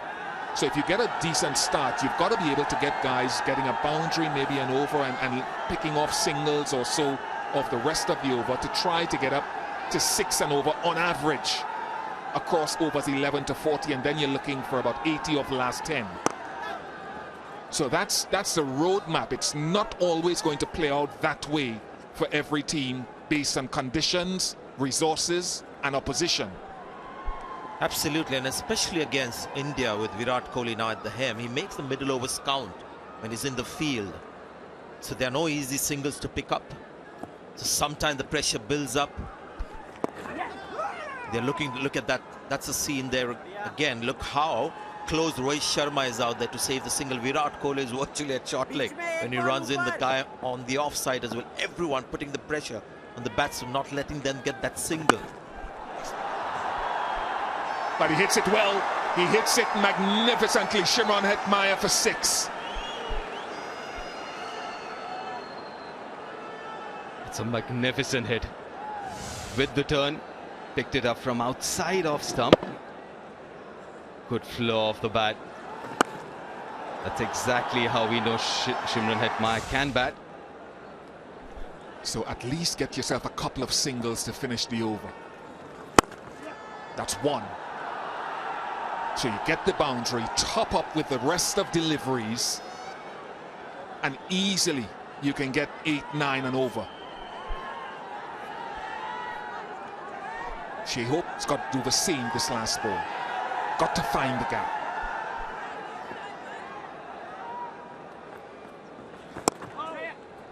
Lovely. Open the face of the bat. 10 off the over, 112 for 3.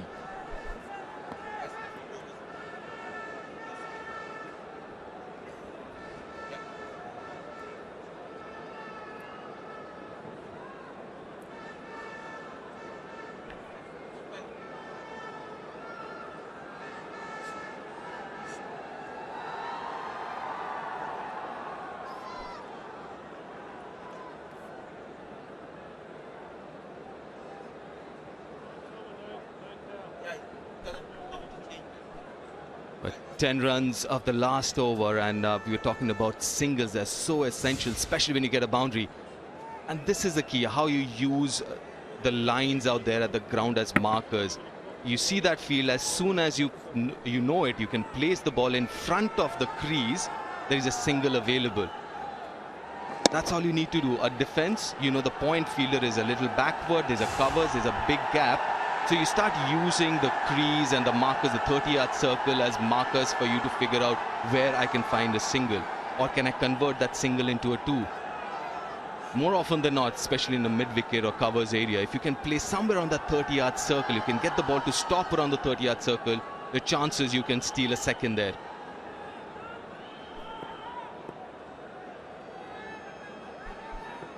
Shami replaces Chahal.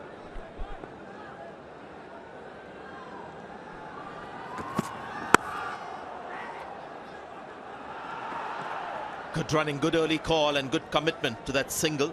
Chahal has been taken off. I guess it's got a lot to do with the left-hander out there, because Chahal as well, when he's bowling to a left-hander, right-hander, bowls different length. Now this is Chahal to left-handers. Watch how many balls are in that short region, good length and short, 64%. He's slightly wary when he's bowling to left-handers. Right-handers is a little more bold. Just 34% on good length, nothing in the short, goes further up to the right-handers. I also wonder if the 5 overs left for someone like Robman Powell and Jason Holder coming down the order. Quite a few big hitters down the order for Windies. All of them are right-handers. Could be.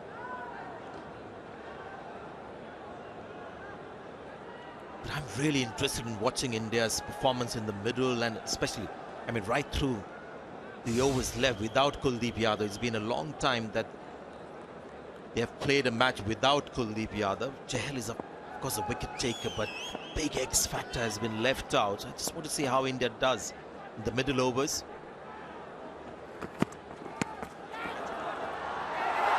Get a single. So Bishi talked about rotating the strike and hitting the odd boundary. I think this is a great chance for West Indies to do that, because this Indian bowling in the middle overs is the least challenging it's been in a long time. The pitch as well is a good one, and Jadeja on a good pitch is not that threatening as much as a Kuldeep Yadav who's got all those, deception when the batsman looking to score off him. So it'll be interesting to see how India goes without Kuldeep Yadav in the middle stage.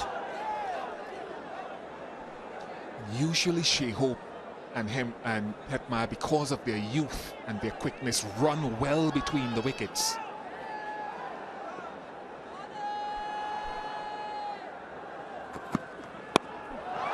Oh no, oh no, too easy. Too easy. And again, Shai disappoints. Good short ball from Shami though.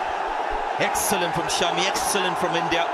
Great tactics on a good pitch. Surprise shot delivery. Khalil Ahmed was trying it. Shami now, Umesh Yadav as well has bowled a couple of bounces. This is brilliant from India. Another one of those Shai innings. Flatter to deceive.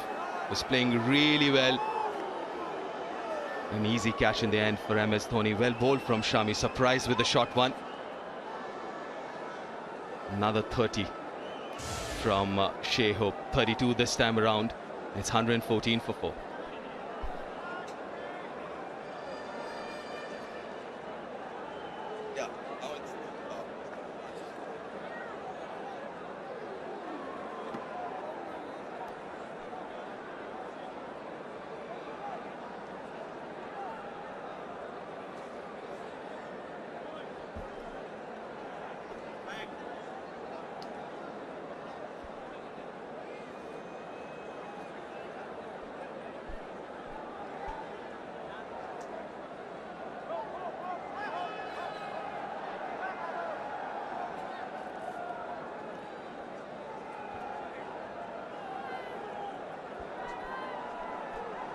Last half now, losing 3 wickets. They push back now, the Windies. India striking at regular intervals. Shami getting a second wicket.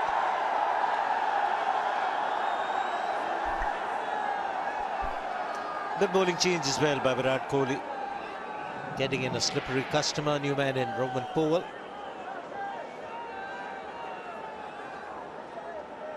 Just a very modest average. Got to work hard for the runs against some good bowling now.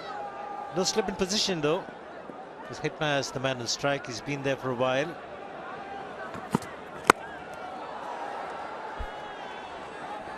We'll look for 2.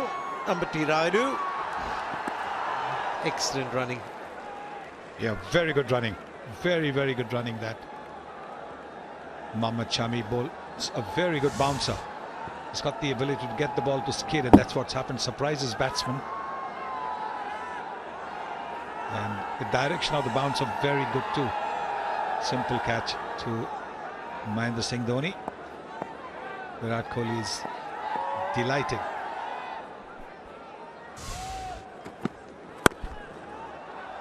Hasn't timed it too well, but he'll still look for 2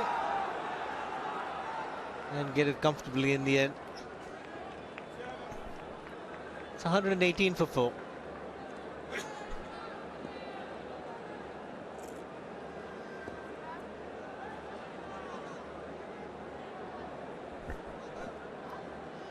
Windies were in a very good position when the Powell-Hope partnership was going on.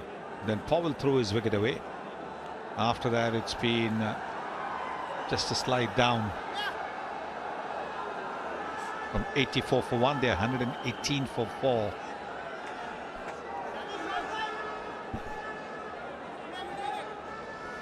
Getting a half century, Karan Powell, then getting out. We've seen that far too many times.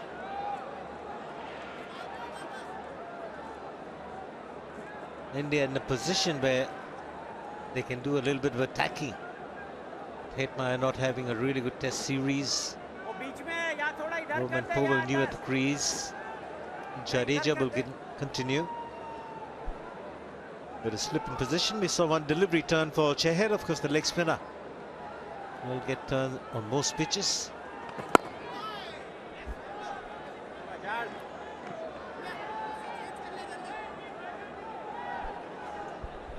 If somebody is going to rattle through the overs, that's something which the Windies have to be wary of as well. Playing back to one which was pitched up, that's something which we have seen even during the test matches. Not picking the line, not picking the length. Yes, it's come back in. Bowling with a slight round arm action. Now going wide of the crease, trying to create the variation with the use of the crease. Not much help there for the spinner. Chahal is getting the odd ball to turn, but this is the one that's come in with the angle, with that slightly round arm delivery mode. The thing about Jadeja in this over is look to bowl stump to stump. Very often looks to bowl the quicker deliveries. Wide of off stump, goes for the cut shot. That's a flat deck. You won't get too much turn as a finger spinner. So you've got to be around the off stump.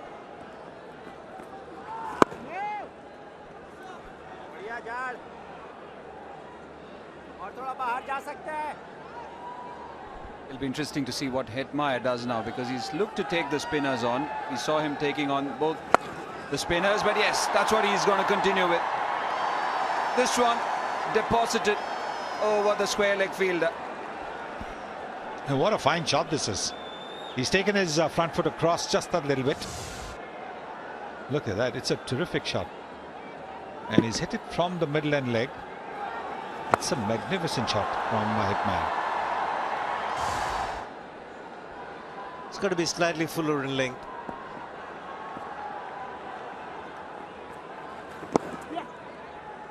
Be a single. He'll look for two as well. Can't get the two. 126 for.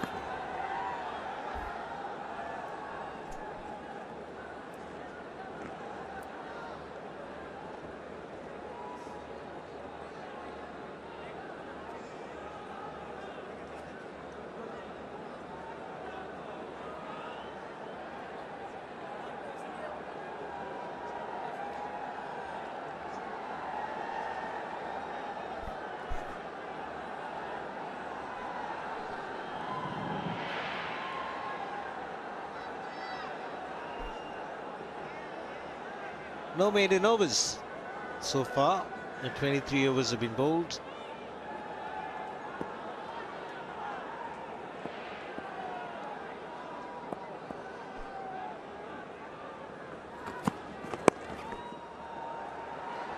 It looks to hit a high percentage of shots on the leg side. Hetmyer. We saw that in the test match as well. Looked to hit the leg side, was out caught at point a couple of times. As a bowler, when you notice such things, you've got to make the adjustment in line and length. Yeah, and that's why the question arises for the spinners. Could they not be bowling wide outside the off stump, make him drag it from there? Because he doesn't look to play inside out or play through covers. His natural go-to shot is the one which we saw run down the track, hit him over mid-wicket. Or if the length is right, try and play that pick-up shot of a spinner. So I feel even for Ravindra Jadeja, he can...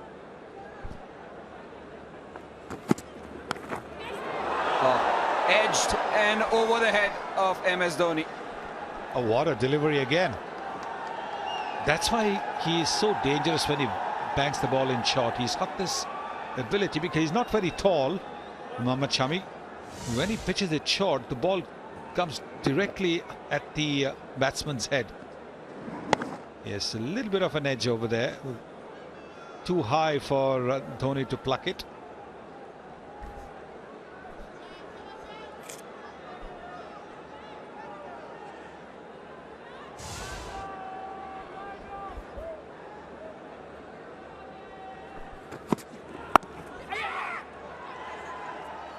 Need a partnership. 84 for 1 at one stage, and now 132 for 4. Hetmeyer's got himself in. Oh, well, probably will take a little bit of time, but it's so important to get past 280. Excellent batting surface. More than half the number of overs are still left. This is only the 24th over. So 26 overs left after this. Holder's next. Windies captain.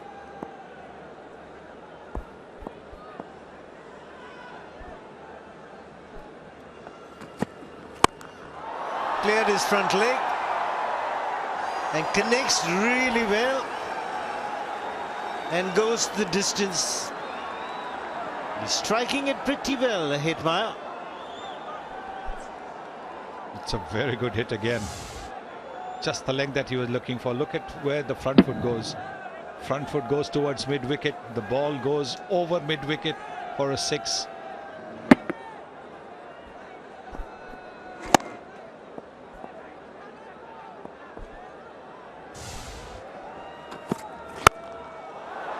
Another one. This time he made the adjustment in length. It was a lot fuller, but he decided to play a lot straighter. Very good results in this over for Hetmeyer. Quickly moves on to 40. Yeah, what an innings it has been from Shimron Hetmeyer. Once again clearing his leg. Punched it straight past the bowler. I think these are really good hits. Making the captain think, making the bowler think, what sort of a field placement should they have for somebody like him? Smart play. Will keep the strike. 17 runs of that 24th over. It's 143 for 4. Good over. Very good over this. 17 coming from that Mohammad Shami over. 2 really good shots from Hetmeyer. A lucky one from Powell for a boundary. But a very good over. Exactly the kind of over Windies were looking for.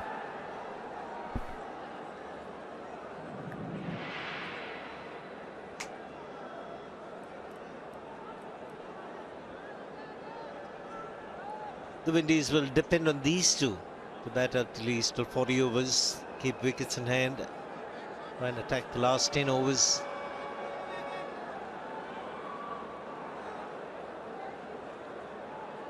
Hetmeyer. 3 sixes so far in this innings.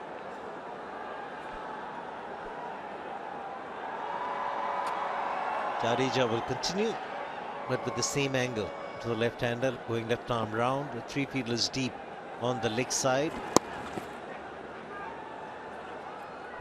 Don't think those fielders would make any difference if Hetmeyer gets it in the middle of the bat. I'm going to go over those fielders for 6s. Powerful striker. 42 of just 33 deliveries that he's faced.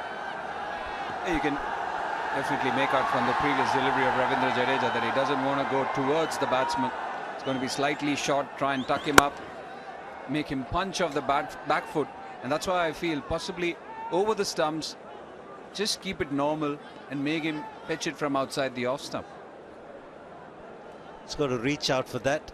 And if he doesn't reach out and still goes through with the shot, there is an element of error that can occur and the batsman can get out.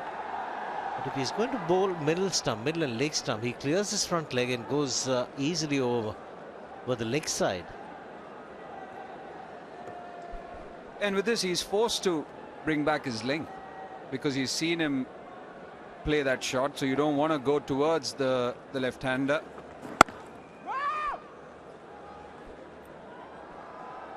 Unless he's got the natural angle that goes away from the left-hander bowling from left arm round. The odd one to turn in.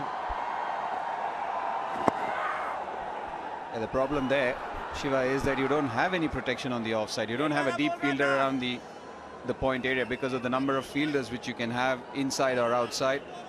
And I feel that's why possibly just go outside the off stump. Just a couple of deliveries. Just see if it works or doesn't work. It could be a wicket-taking delivery where he runs at you, he tries to do something different.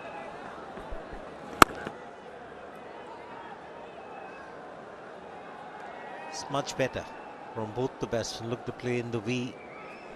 Hetmeyer has been the aggressor. This is sensible cricket too. Hetmeyer's hit the big shots in the previous over. Now just making every ball count for runs. There you are. He'll push for 2 and should be able to get it. And a bit of a misfield. Nope, you don't want to go for that. Yes, they have. Oh. The captain and the bowler are not going to be amused. 150 for 4.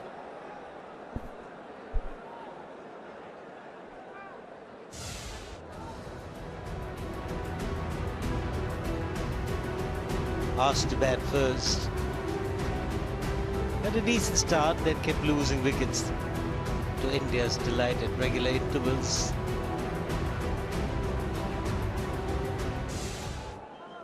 It's been another partnership that's got West Indies going. 36th partnership of 20 deliveries. This partnership dominated by Hetmeyer. Plenty of work still to be done if they are to get 300. It's what Jason Holder is expecting the Windies to do on a regular basis. India will rotate their bowlers around in these hot and humid conditions. Just had a misfield. Khalil has been given the ball. He's got a wicket against his name. Umesh, the only bowler not to get a wicket. And Jadeja as well. 4 overs for 28. Pretty expensive.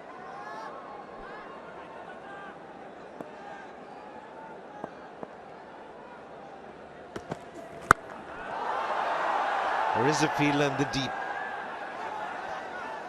Wrist protection for the mid-wicket shot. You can't afford to be too short to somebody like Hetmeyer, especially when you're bowling 133.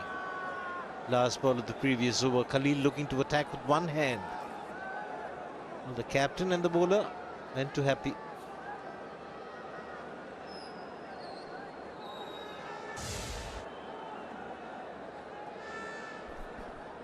He has an opportunity to make up. Khalil. Get a wicket.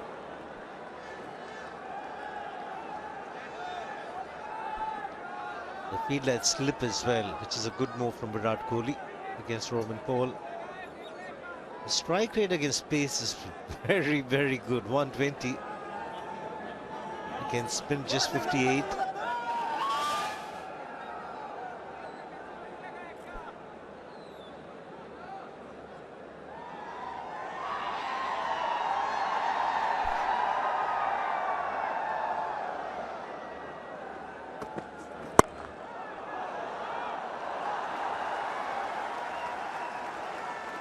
Mohammad Shami for the second time.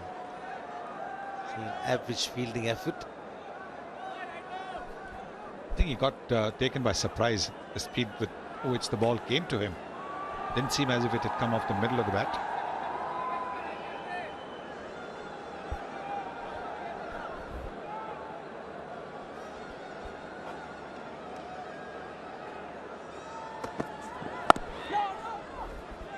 Good delivery to possess.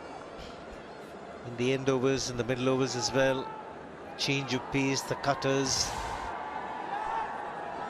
Holds it very deep in the hand and then the fingers rolling over the seam.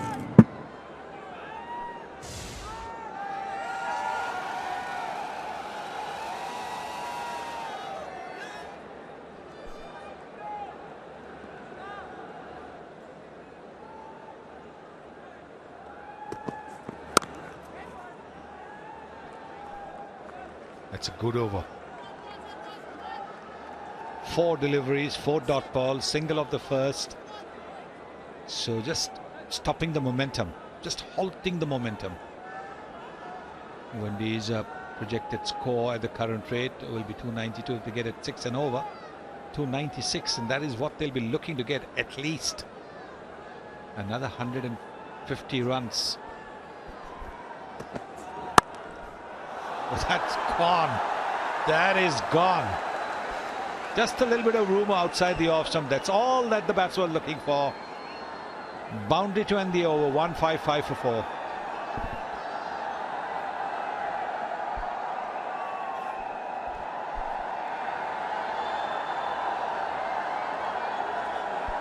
Just the one single, 4 dot balls in the final delivery.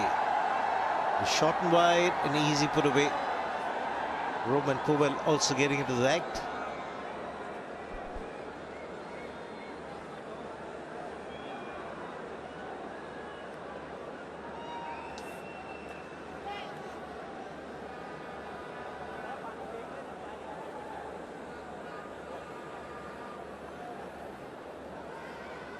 Half century for Kieran Powell. He's got a few of those in one-day internationals. Very few hundreds. Conversion rate not good for Kieran Powell. Chandrapal Hemraj dismissed very early. Hope getting off to a start and then getting out. 51 deliveries and then throwing a wicket away. Samuels went early. And a bit of resistance from Hetmeyer and Roman Powell.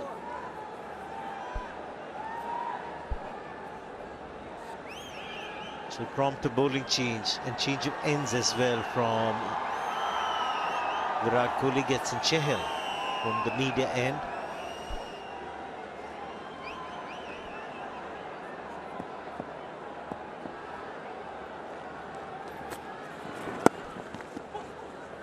Running hard, got to put pressure on the fielders in the deep and pick up an easy 2. The fielder in the deep is Rishabh Pant. Excellent running. They took the first one hard and put pressure on Rishabh Pant. Rishabh Pant's a wicket keeper, doesn't do much outfielding. Good timing on the ball, you can see, but he was always looking for 2. He makes it very comfortably. Both of them make it very comfortably. Has been brought inside that 30-yard circle into the short fine area. Ravindra Jadeja was at extra cover. Actually, you need somebody as quick as him for those crucial positions. Somebody like Shimron Hetmeyer is going to either tuck it away or play a big shot. Need the quicker fielders. Mind you, no criticism of what Rishabh Pant did, because he had to cover a lot of ground before he could stop that second run.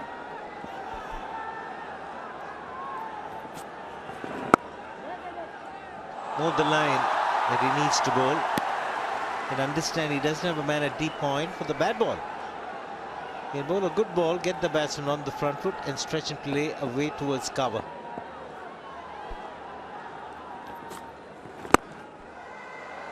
Brings up the half century. Excellent effort.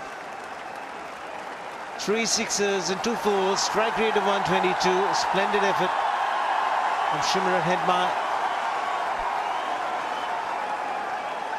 Got 200s and 250s.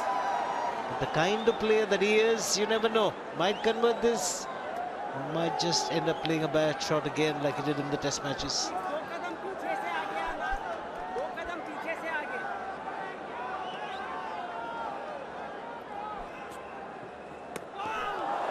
Super delivery. A little bit of drift, pitching and turning. Will get the batsman thinking. That's when the googly becomes very potent. Not much air given. Oh, perilously close to the off stump. Perilously close.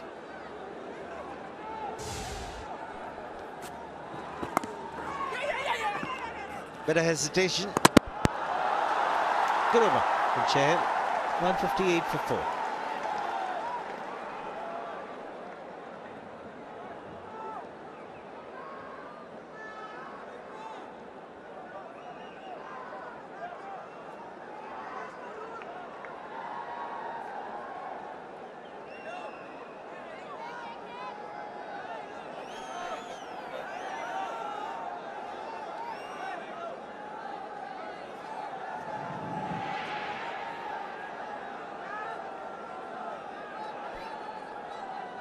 The 200s that he's gotten was one-day internationals, one against UAE, one against Bangladesh. He converted this 50 into 100. Plenty overs remaining, 23.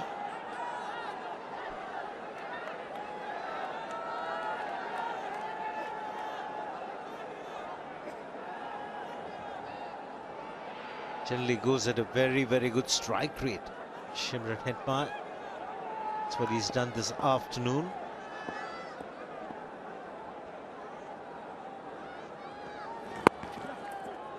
is sensible. Now looking for the twos all the time, putting pressure on number T Raidu, does well. Is it fair to say that the seamers or the bowlers have bowled at his stumps rather than bowl wide outside the off stump? Because as you mentioned in the previous over, he looks to go onside, doesn't he, Shimron Hetmyer? So what could be the way to possibly curtail him from playing outside the leg stump? I think Sunnybai looked at his footwork, which was going towards the mid-wicket, sometimes mid-on. So bowl it wider of off-stump. So finds it difficult with his front leg to go outside the off-stump. This is good as it can get. When you hit straight, you get very good value for your shots. And recognizing that two fielders are inside, the mid-off and mid-on, inside the 30-yard circles, it was always going to be a safe shot as long as he made half decent connection. And that's what he's done.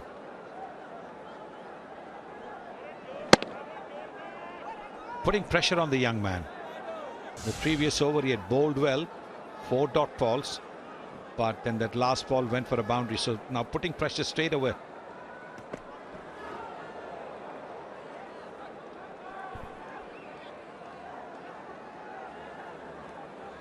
Pressure on Khalil. He generally bowls a lot of overs towards the end. Did really well in his comeback spell in the final of the Asia Cup. But these are indications. Are these indications that India are missing a wicket-taking spinner? I'm talking about Kuldeep Yadav in the middle overs. Having said that, 50 partnership comes up with the single. Man who's been in the center of the action and done extremely well so far has been Shimron Hetmyer. You'll see there's a propensity to go leg side, and most of his big hits on the leg side. Clears his front leg. Nice flow of the bat. And he's a pretty strong striker of the cricket ball.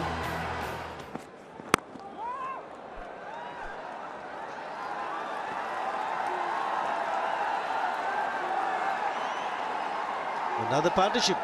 Sunnybai getting to 50. Windies need that to go on. Windies need that to go on for a few more overs. 22 overs left after this. So now that these two batsmen have settled in, it's important for the Windies that they carry on.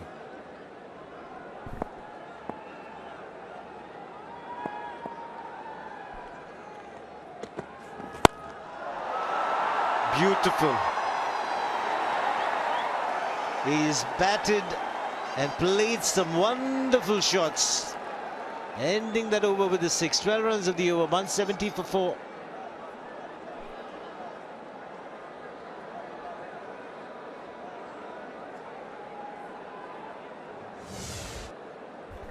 Well, he tries to bowl the slower delivery, you can see that. But when you bowl the slower delivery and if you pitch it halfway down, you're asking for trouble. Khalil's got it. He's got trouble. Because at 118 kilometers per hour, that was easy for a well-set batsman.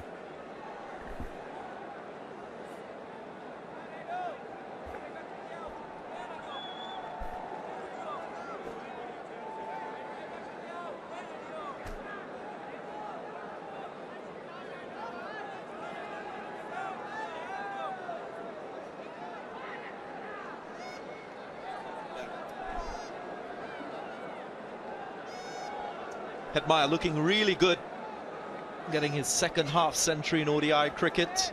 He's got a very good conversion rate. 2 ODI centuries to his name, 50% conversion rate. Can he improve on that in this match? Robin Paul, he's shown good support in this partnership. 1 wood, 56 from 39. And that is what you expect from a number 4 batsman, to play the situation well and then to go on, which is something the Windies will expect from Hetmyer. He hasn't let his test match form affect his ODI form, Shimron Hetmyer.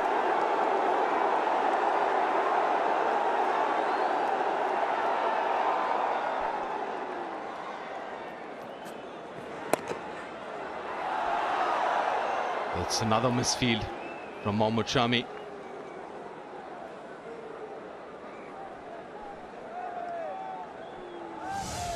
He's played to his strengths. Hetmeyer, he likes to score through that square leg to mid-on region. This was one such shot that gave him the result he wanted. 6 runs. Just get a feeling that he's preempting what the bowler's going to do, especially the faster bowlers.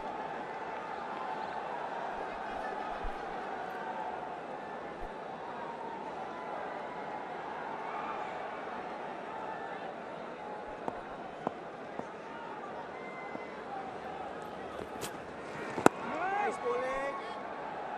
If you look at the boundary that he hit, the 6 that he hit of the last ball, last over, his front foot, he's taken it away from the line and opening up his body. There you go. He's quite ready for that back of length ball, using the angle as well of Khalil's. Good effort. Will still get a single there to end the over. It's 172 for 4 after 29.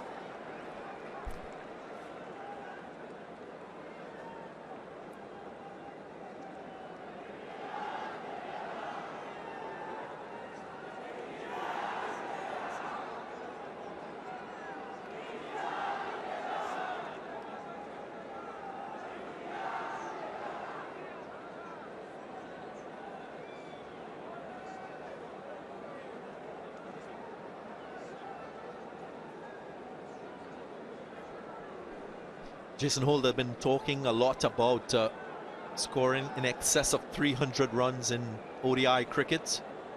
Windies will need to score at over 6 runs per over to achieve that in this match. Ian Bishop, we've been speaking about that, and we've been speaking about the rotation of strike and the run rate in power play too. I've just looked at the stats for the Windies' top 6. And if you take Marlon Samuels away, who's got 10 ODI centuries, you only have 4 centuries amongst the top 6. And that could be an issue. The ability to convert. We saw Kieran Powell getting a half century and not going on.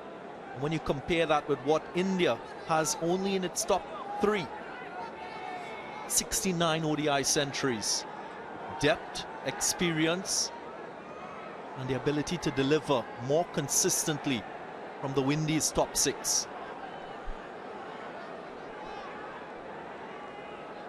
It's a good point. I'll come back to it because Umesh Yadav is into the attack. Khalil is out, been hit out of the attack. A short third man. So that leg side field is strengthened a little bit more with a long on deep mid wicket and square leg, to your point, Deep Das Gupta, against Hetmeyer, who's been preempting.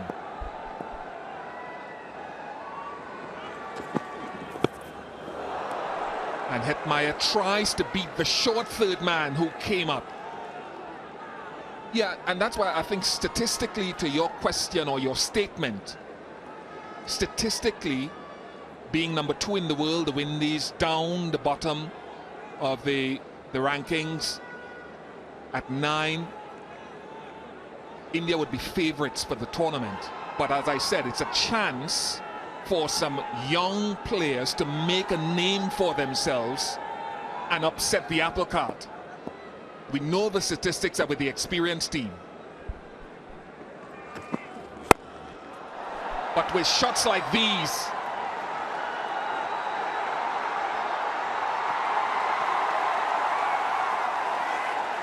Hetmeyer almost ran 3 on his own.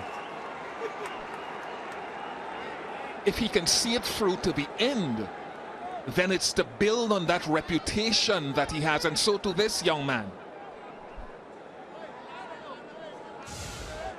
Showing good technique, that front foot staying on the line of leg stump and not opening up because he was aiming to hit the ball through the offside.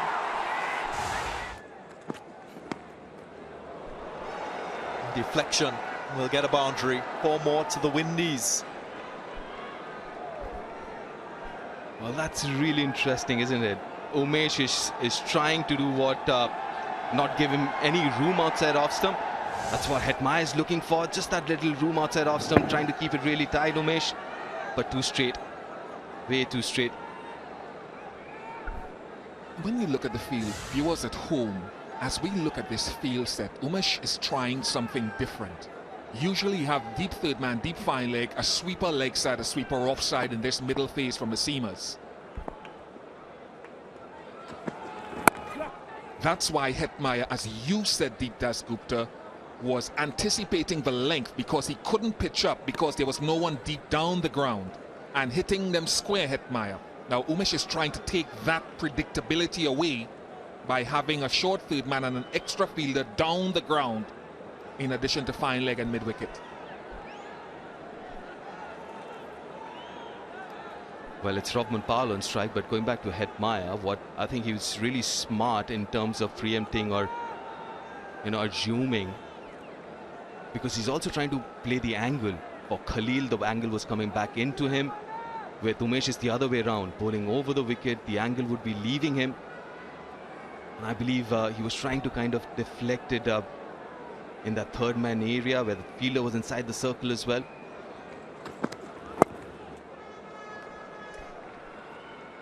Most players and good players with a good sense of awareness, they can preempt what line, what length a bowler is going to bowl, given the field that is set. Some of the better bowlers, what they do is they do to the contrary of what the field suggests. Lots of Dhoni fans here. An experienced player in this Indian side.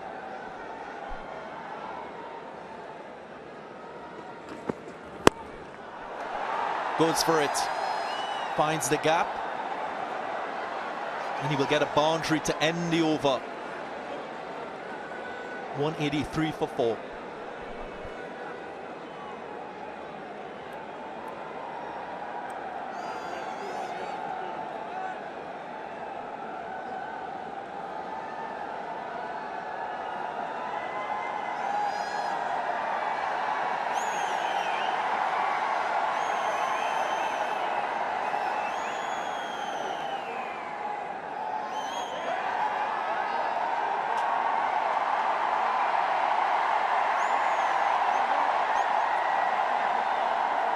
.183 for 4.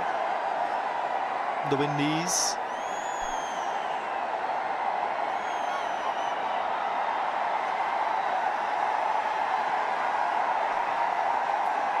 ACS Stadium in Guwahati. Capacity crowd. Yeah, it's about 40,000. Not quite sure. It's up to 40,000 today, but that's the capacity of the stadium. A very new one. The first one-day international match here. Very nice shot again from Hetmyer. This time showing more balance in his innings and scoring through the offside. Straight away under pressure, Jadeja. It's hit for a bound in the very first delivery and really well played. Waited for it. Picked up the gap as well.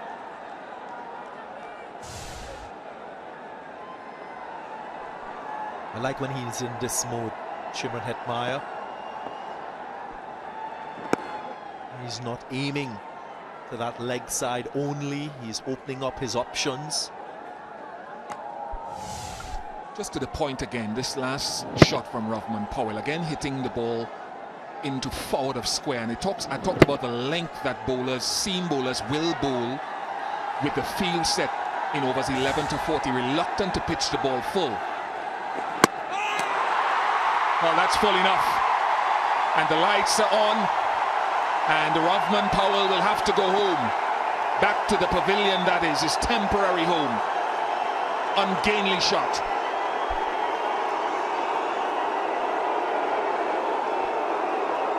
I won't be happy with that effort.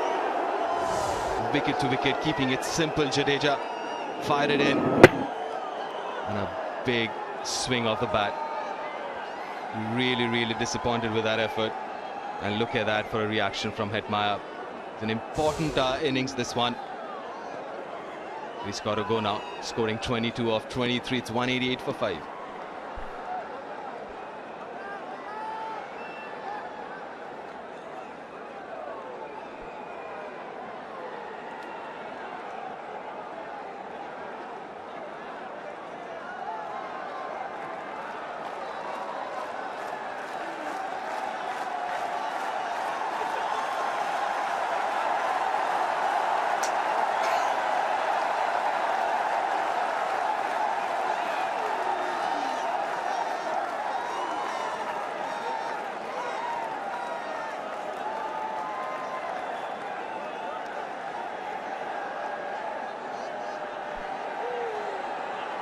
Jason Holder, the captain, the lead of this Windies side, makes his way to the crease.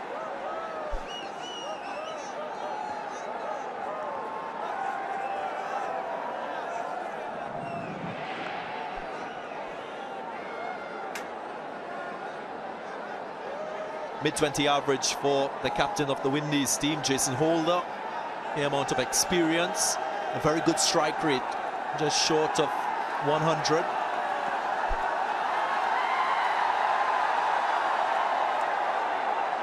He's made some really invaluable contributions with the bat for the Windies across formats in Test cricket and ODI as well.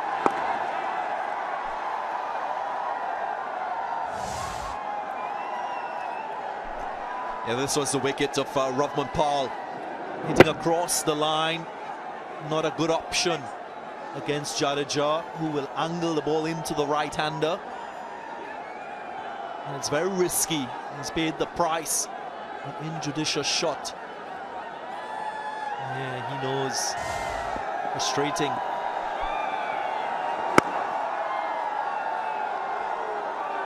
He's done well, Hetmeyer. It's been very good so far.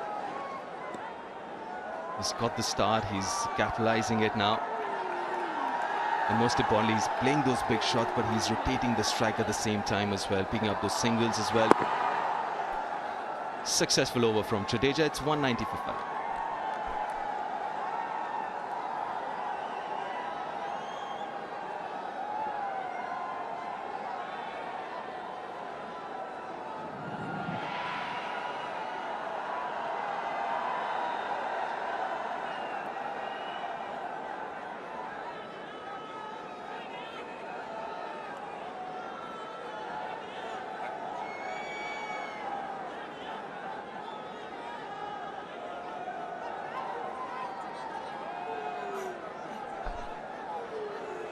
Ashley Nurse can play, and he can play aggressively. And then you've got Bishu, Roach, and Ushing, Thomas, and Debu.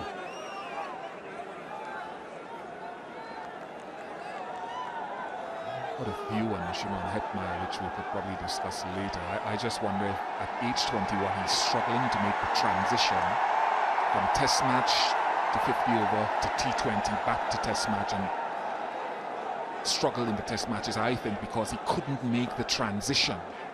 He will in future.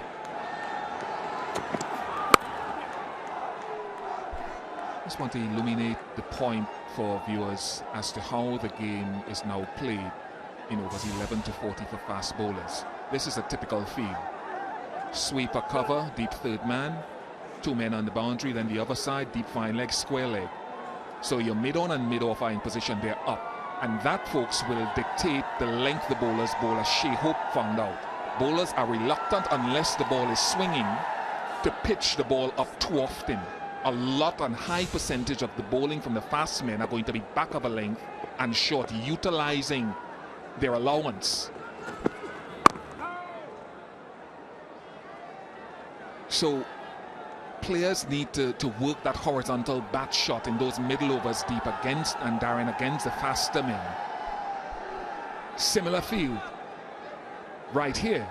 So I'm not saying they're not going to pitch it up at all, but it's going to be small percentage in comparison to back of a length or length. Maybe that's one of the reasons why a lot of captains prefer spinners in the middle overs.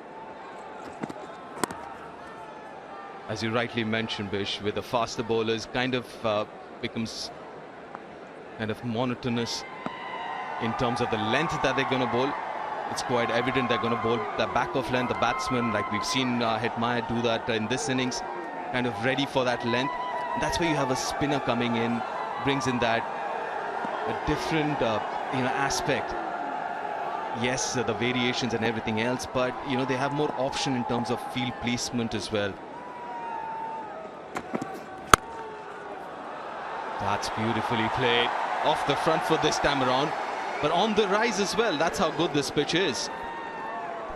And you see, that's why guys don't like pitching the ball up anywhere close to the batsman. Even if it's not a half volley, it's near enough on good surfaces and you hit through the line. So that's why you find bowlers, folks, are reluctant to bowl this area unless the ball is swinging.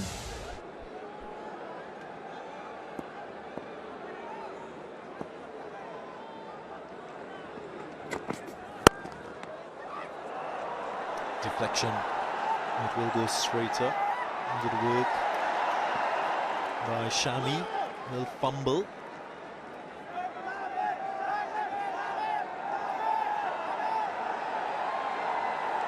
The Windies, after 20 overs, they were 102 for 3. Required a run rate beyond 20 overs of about 6. They had to get to 300. Currently 198 for 5.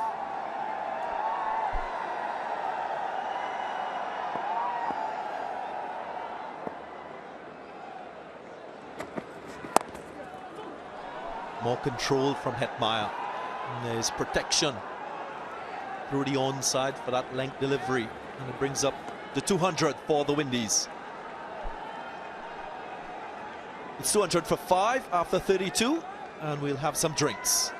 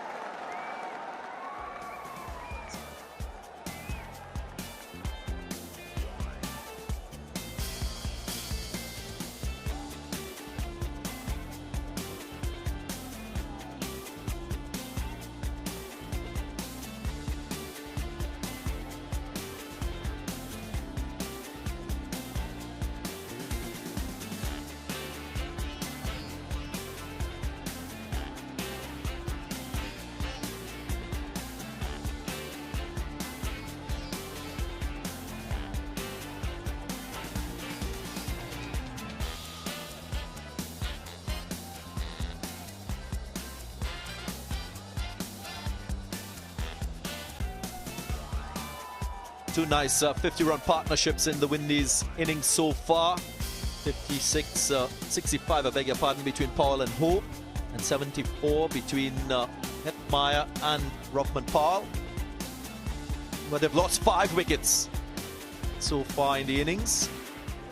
These are the wickets. The first, it was that of debutant Chandrapal Hemraj, playing on to a delivery from Mohammad Shami. Wasn't that short. On the bottom edge and ricocheted onto the stumps. He made 9. And Aaron Powell looked really good for his half century. And didn't quite time this one. Simple catch to Shikhar Dhawan.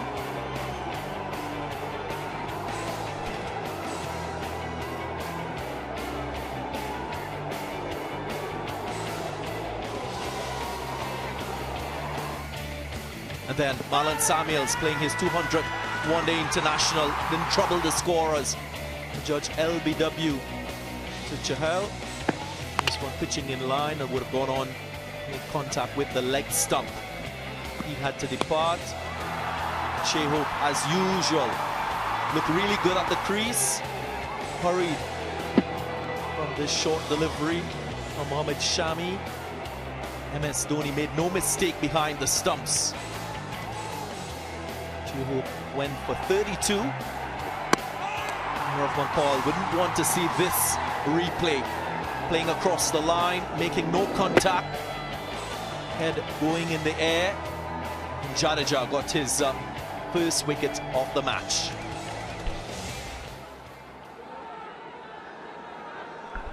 That Kyron Powell wicket, I wonder if we could go back to that Kyron Powell wicket, because initially when it fell, I mentioned attempted pull, and then I sort of tried to take back my words, but the more I look at it, it looked as though he was intending to play this pull shot. Not as Rothman Powell, the other Powell. I don't know if you guys share my sentiments, but the right side opened up and it looked as though he was anticipating pulling and found the ball too full.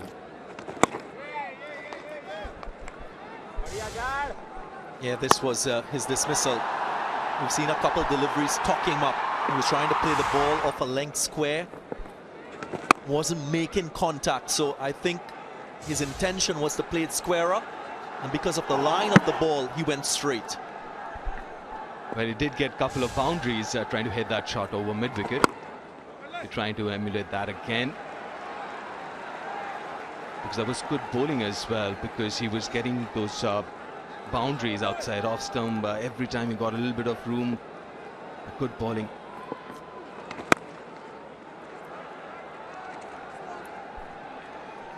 Nice looking shot from Jason Holder. Just one run from the over, 2-1 for 5.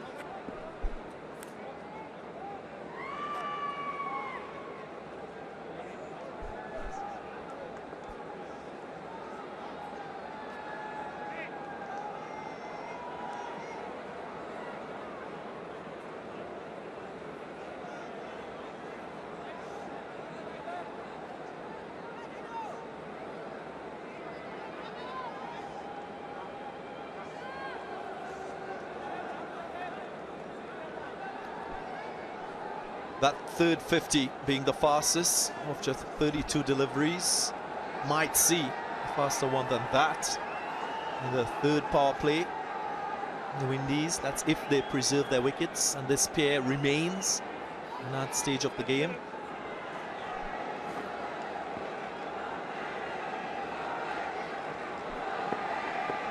Umesh Yadav will be up against Jason Holder.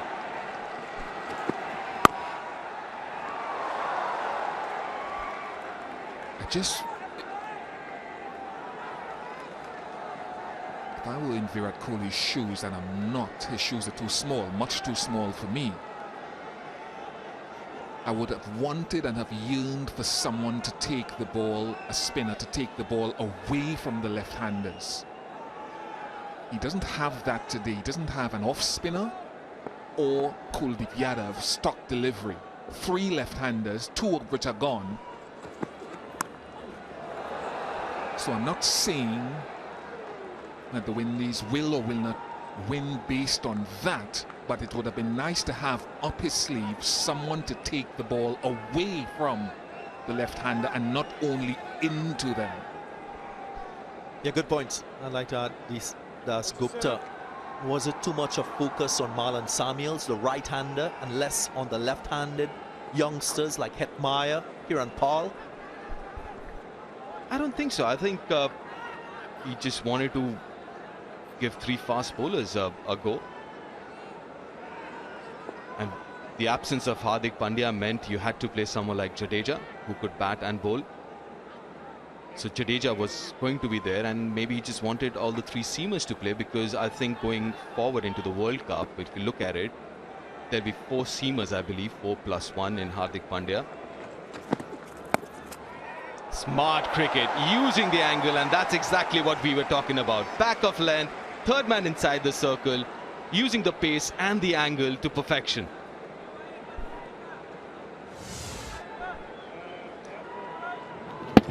Understanding that feel, and he's such an instinctive cricketer, Shimron Hetmeyer.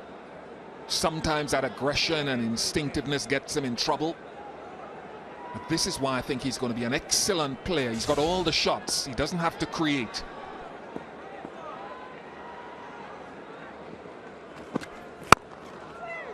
Just to finish off on that, I understand that Chahal can get the odd googly in.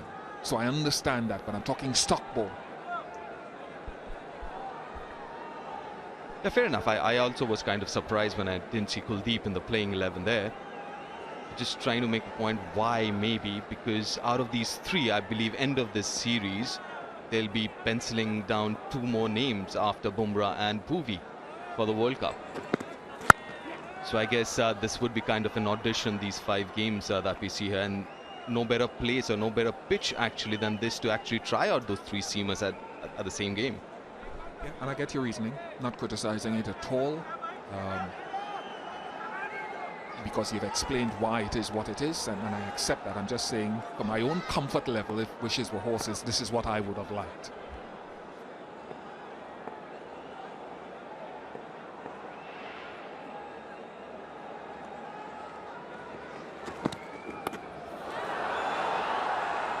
Rushed him. for pace. A little extra bounce as well. Holder is a tall man.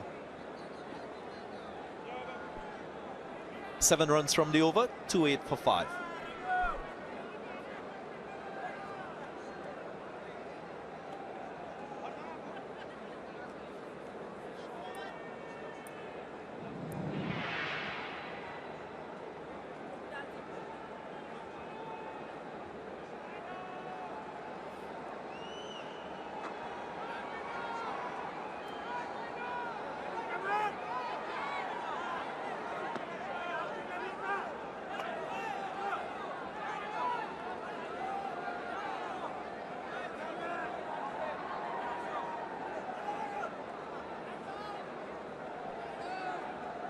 Strong India squad for the first 2 one-day internationals against the Windies.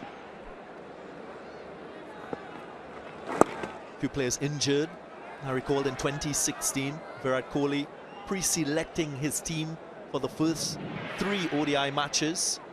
So maybe there's a plan, a strategic plan in terms of exposing players, having a look at players.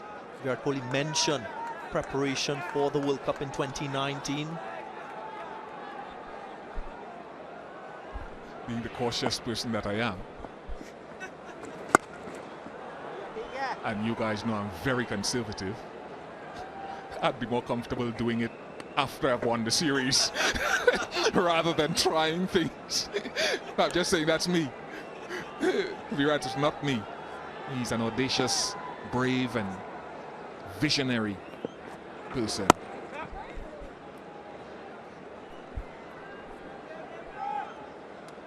Well, one of the positives that came out of the Asia Cup was that number 4 slot. Because that was an issue for a while, for maybe a year and a half now. Who's going to bat at number 4? Or maybe more than a year and a half. But I think finally they've kind of,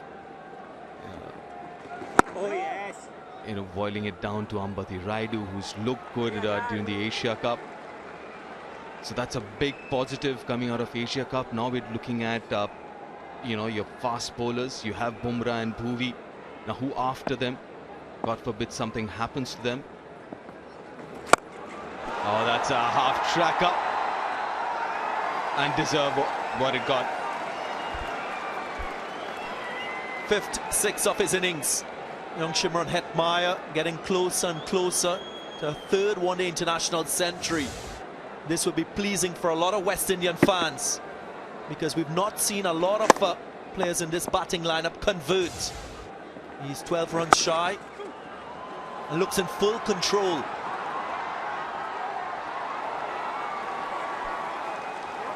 Couple of runs here again to end the over. An expensive one.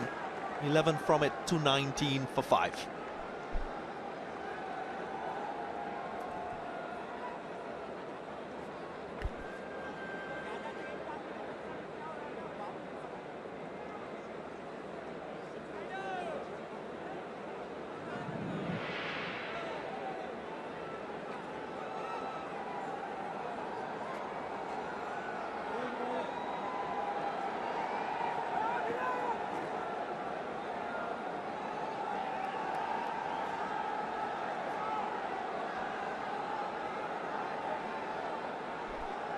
He's looking good. Look at that 90 of just 65 balls. Jason Ola, he can bat. He might pretend to be more a bowler and less a batsman, but he's a very good batsman. Tall man. Shami runs in. Been impressive, Shami. Just the run-up and everything looks very good. Just one thing about Shimron Hetmeyer. Played 4 innings in the test matches. He was run out once, and 3 times he was out to Kuldeep Yadav. So he must have been dancing with joy when Kuldeep Yadav was left out by India in this playing 11. Yeah, startling, isn't it? How India left him out. A genuine wicket taker, bowled slow through the air. Kuldeep.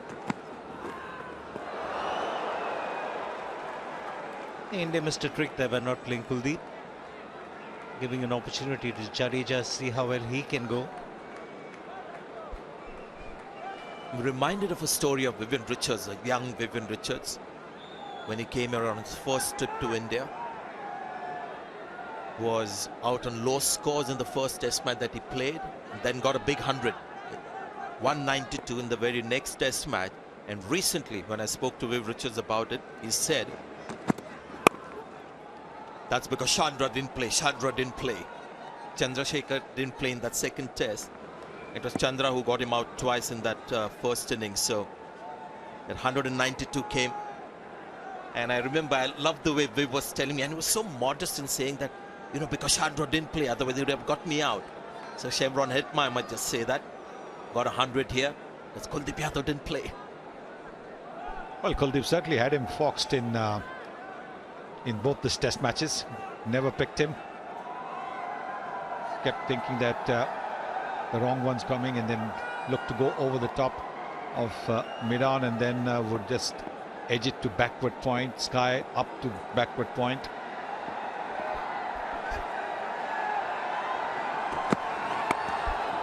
Oh, nicely played.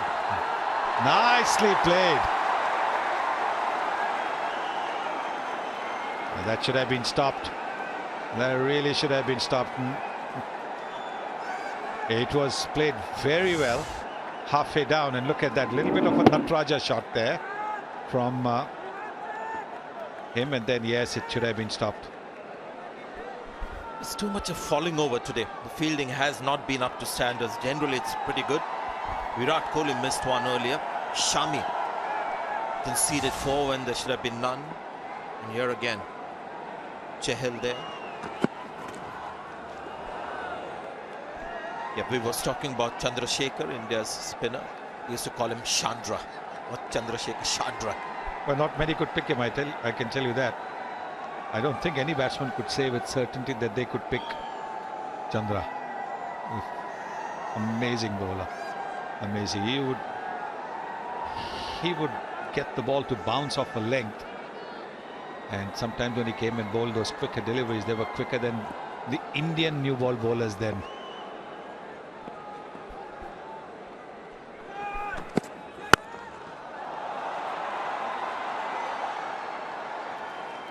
And maybe they even bounced more than the Indian fast bowlers then. There would have been definitely about 140 kilometers per hour, that quicker delivery that Chandra used to bowl.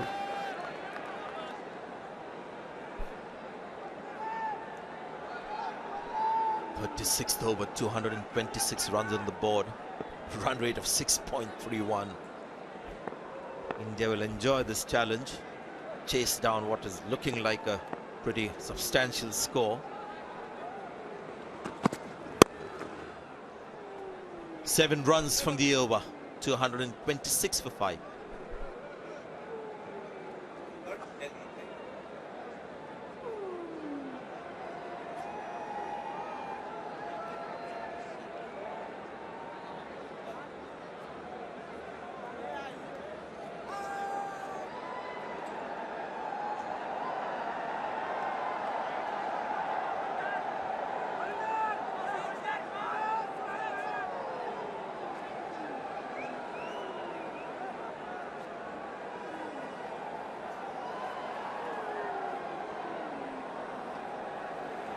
Fantastic atmosphere here. First of the 5 ODIs, packed house. The Windies in a really good position. They should be disappointed if they don't get 320 from here. 14 overs remaining. Hetmyer has been the star for the Windies. 95 for him.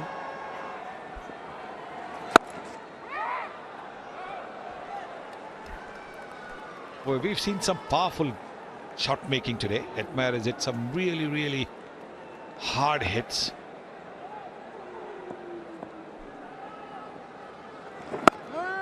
Five sixes and 5 runs away from his third 100. There will be that temptation to go for it with another 6.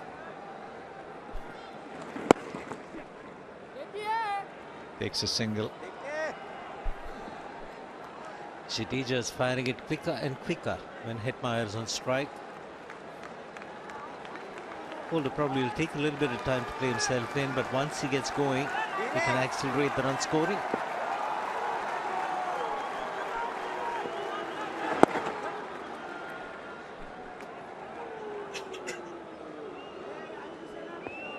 showed a graphic, I think, earlier in the match where India were really good in the middle overs. In power play 2, where they picked up wickets. They're looking at the bowlers bowl in the middle overs, the economy on the higher side, and not being able to pick up wickets. It's been a huge problem.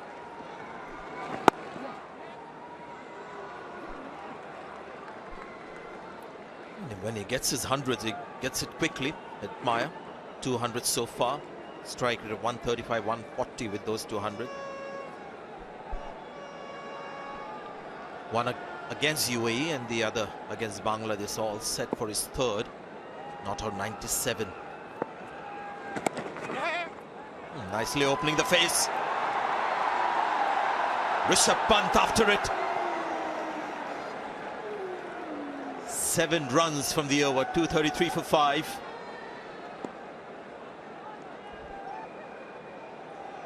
Provides the batsman with so much of pace. If he errs in direction, it's going to be 4. Fine on the offside, a fine on the leg side. That's Jadeja's problem. He's been very expensive. So 8 overs. He's going at 6.75 to the over.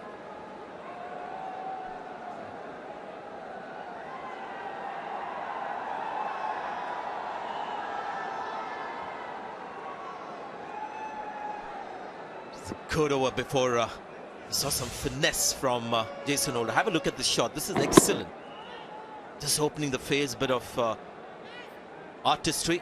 Clear to see Rishabh Pant is not a quick runner.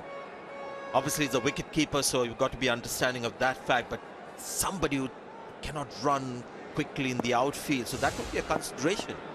If he flourishes as a batsman, his fielding might just be an issue, especially in 50 overs cricket. Well, he was fielding in the deep. He was struggling in the deep. They brought him inside the ring. Now inside the ring is becoming a problem as well. India haven't been good on the field today. It was earlier Virat Kohli, then Mohammad Shami. I think Khalil as well. And Chahal to end it off. Disbelief.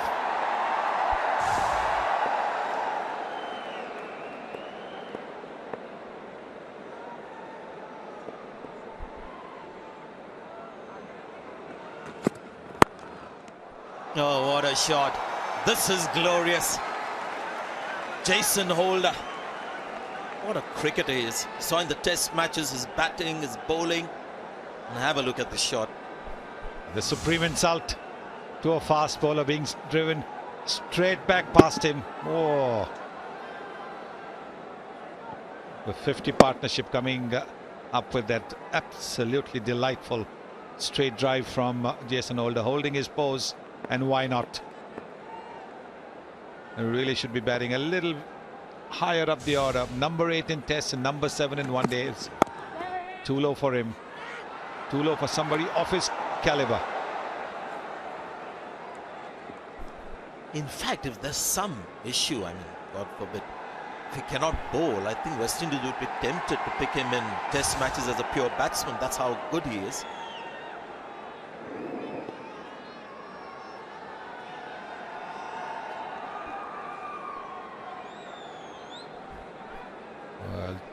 The throw hit the bat, but it must have jarred his shoulder.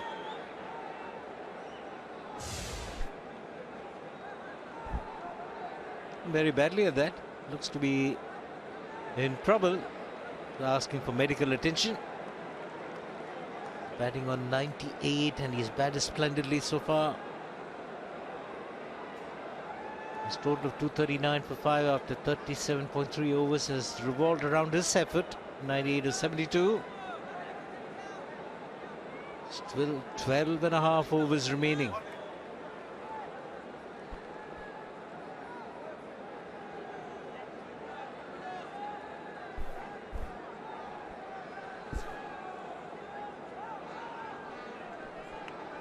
The Indian physio as well has used the time to just come out and attend to his players. So while Admire is getting attention, Rishabh Pant is talking to the Indian physio, Patrick Parat.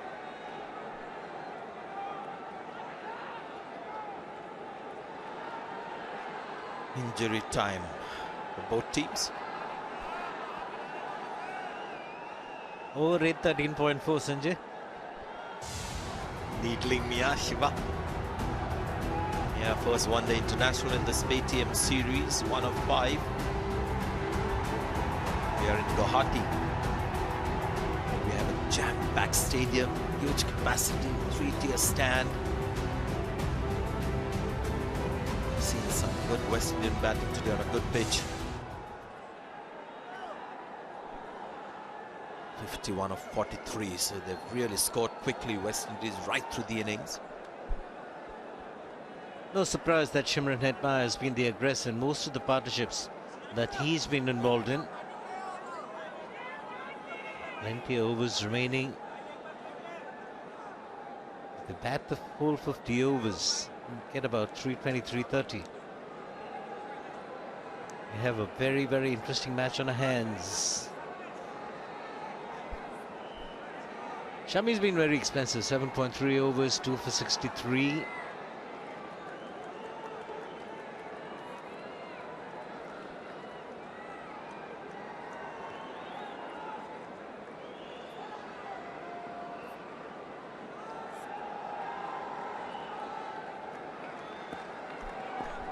Hetmyer on 98. Since he's been in the 90s, he's been looking to just pick up singles. Virat Kohli should use this opportunity to put pressure on him as he is, because there are 4 fielders in the ring on the offside. Make sure that there's no single available in that ring. Let's see if Hetmyer gets a little restless, anxious.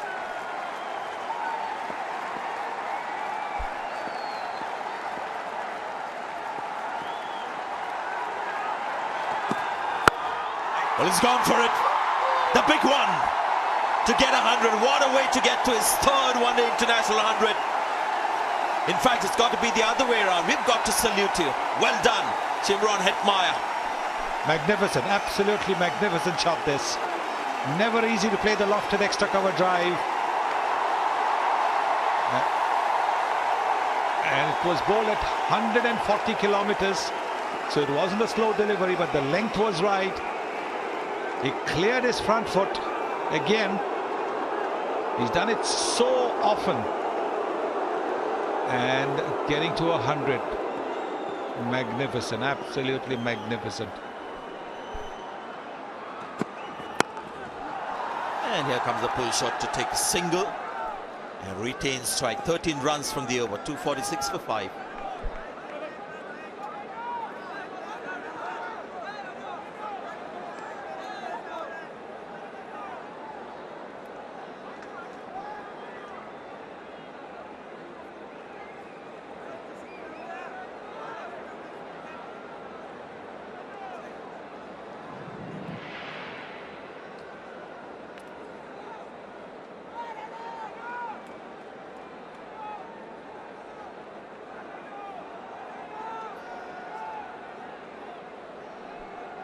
He's got his 3rd today.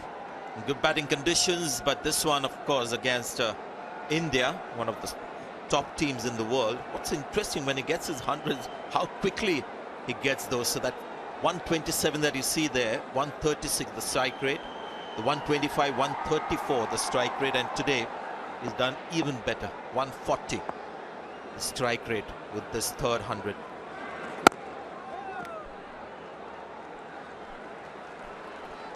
Well, he's reached 100, but there's still 11.5 overs left.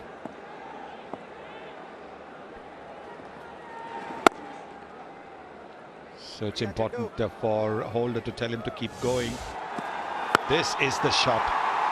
What a shot that was. Over extra cover. Magnificent, absolute. And then saluting somebody in the dressing room.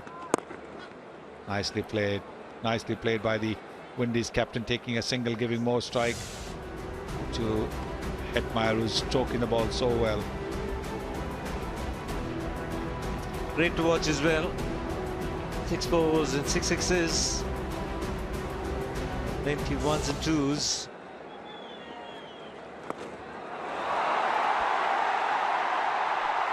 Taken and stays inside as well. So Jadeja gets his 2nd. And Hetmar is gone soon after getting his 100.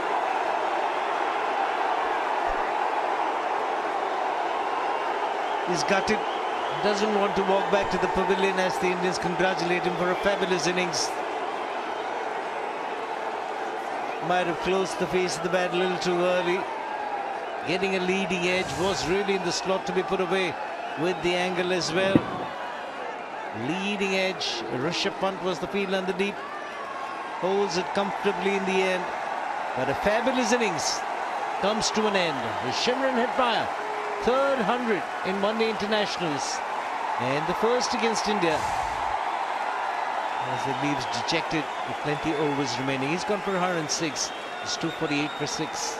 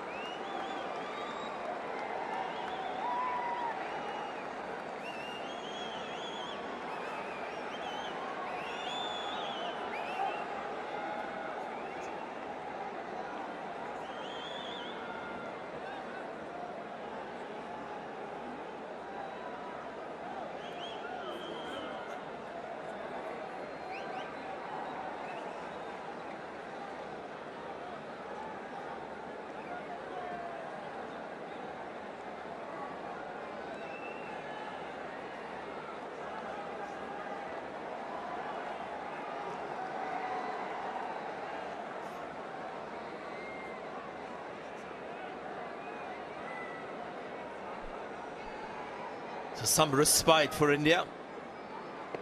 As Ashley Nurse comes in.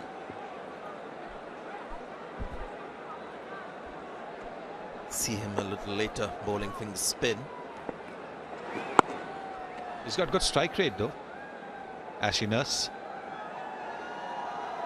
11 overs left after this ball will be bowled.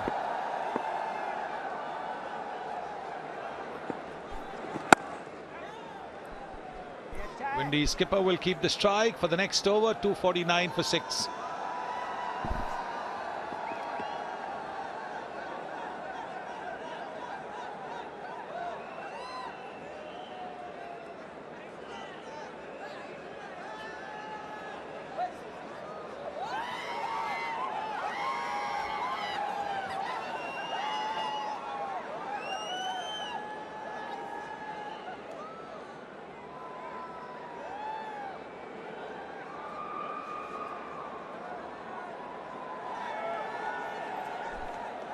So India might be very keen to roll in some quiet overs. They've got 2 spinners now bowling, which is a good move. Get Chahal to come in, try and get a wicket, or quickly just get through the overs, some quiet overs.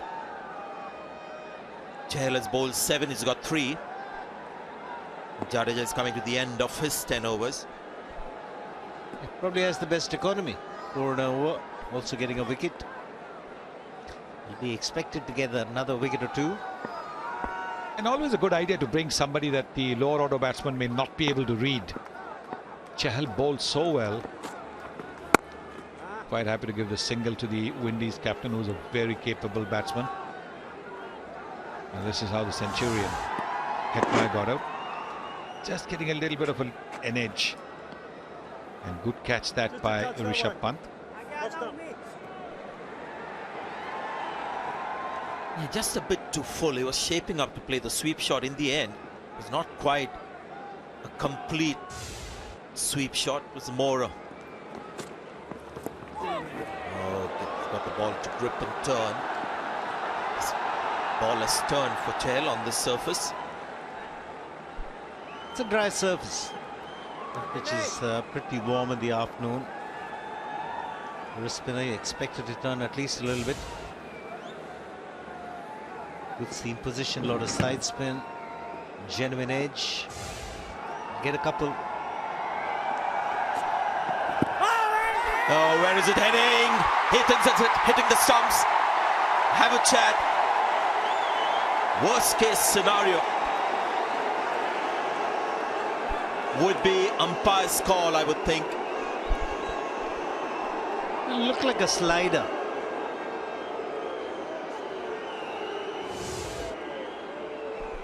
So this is a review from West Indies. Decision. Original is out. Yeah, should be maybe hitting leg stump, or maybe umpire's call. Wonder whether that's going on to hit middle. Hitting for sure. Confirmation from the L through edge. No part of the inside edge.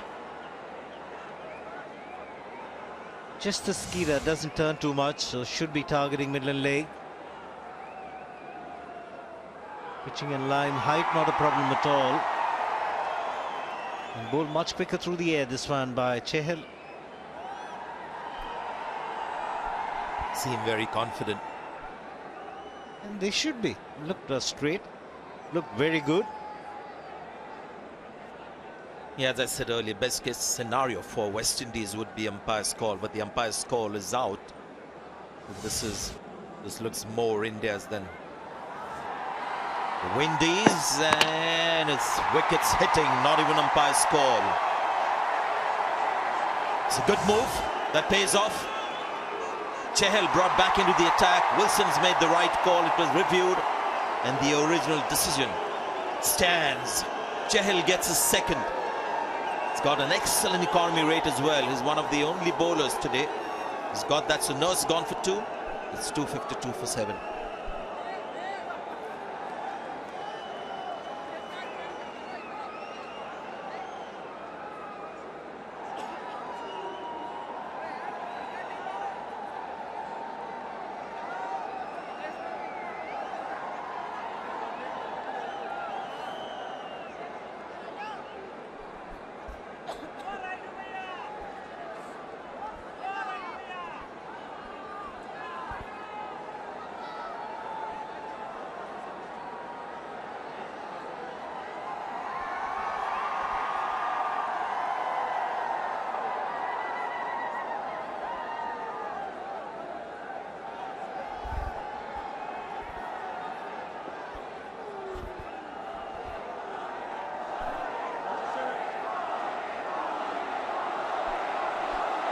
Devendra Bishum saw spunk with the bat in the test matches.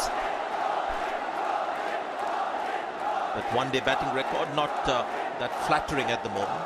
India now looking to get some wickets. Virat Kohli is in first slip, trying to make Chahal's few overs left count.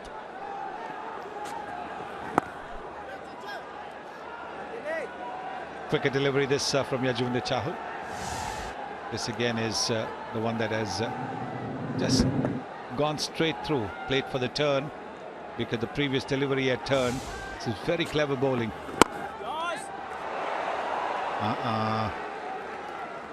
Bowlers hate to give runs of their own bowling.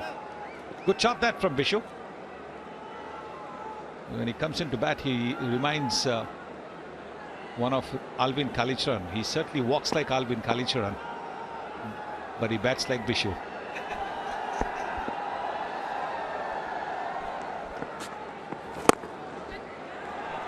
Another very authoritative shot from Holder. 254 for 7.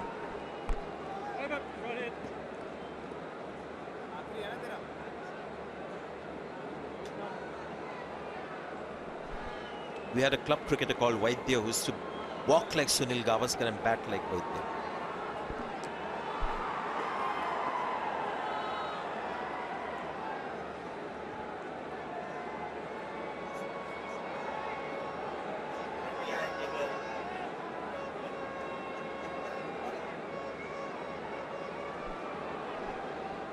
So Jadeja in his final over, he's bowled 9 for 57, a couple of wickets. It's a signal for the final power play. We've got 3 now in one-day cricket. Worthwhile reminding the viewers now you can have 5 fielders outside the circle in the last 10. Just to remind them, 50 overs of power play. One of the few false shots that he's played. Won't get there, Rohit Sharma. It's a lightning quick outfield.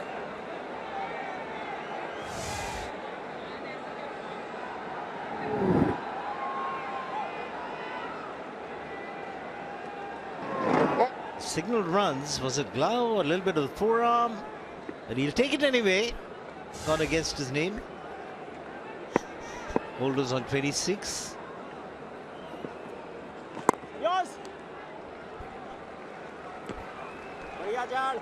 He'll look to get in a tight over. It's been on the expensive side. Economy 6.54. Smashed that into the gap. Wasn't an easy shot. It was just back of a length. And he's got a long reach. He made the adjustment perfectly there, Jason Holder. Yes, he's taken his front foot away again to hit that shot. Once again making the case for batting higher up the order. He just got too much batting talent. Look at that last shot as well. Exactly, he should be batting, say, 6 instead of 7 here. Look at that shot. Nice shot. And he's got very good temperament as well. We saw that in Test cricket. And even now, the way he's picking up the boundaries, picking up the singles, very aware.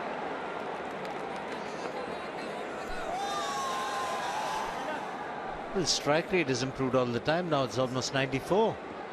This time when he was batting with Hetmeyer, Jason Holder. Now he's the set batsman. He's taken the responsibility. 263 for 7.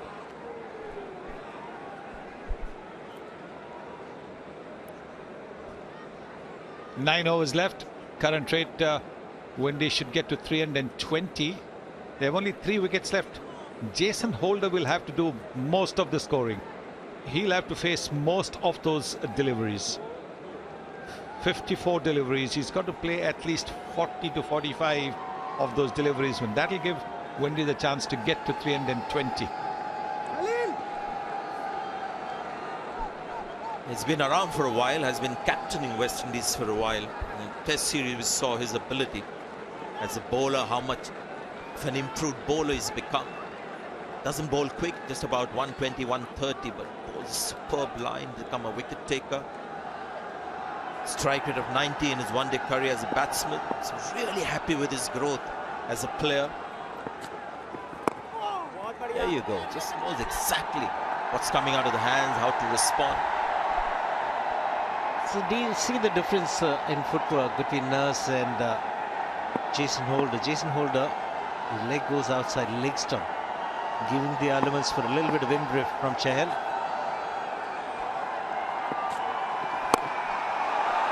Missed time, this is the chance.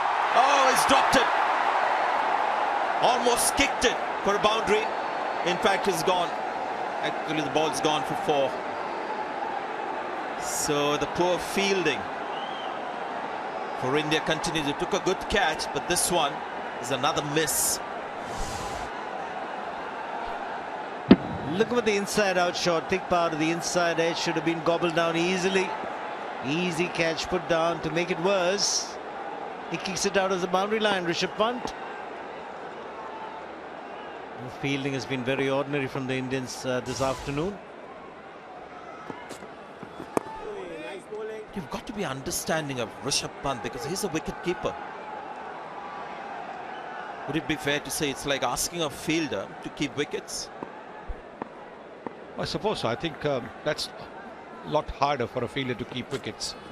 Oh, possible opportunities. Now that's where you've got Ravindra Jadeja at extra cover. Now Jadeja is the kind of fielder who should be in the deep. Putting your quicker fielders, because it's not just a matter of taking catches, it's a matter of even saving the boundaries. And if you know that Rishabh Pant is not very swift, then bring him inside the circle, because inside the circle singles are going to be taken anyway. So rather have a quick mover in the deep on the boundary, patrolling the boundaries. This is a good effort, but this is the catch that should be taken 10 times out of 10. Yeah, I think India have missed a trick here because left-hand, right-hand combination. You've got Jadeja inside the circle. You've got Rohit Sharma on the offside inside the circle. They haven't moved in or out for the left-hand or right-hand batsman. So India clearly missing a trick here. The two good fielders in the deep are inside the circle.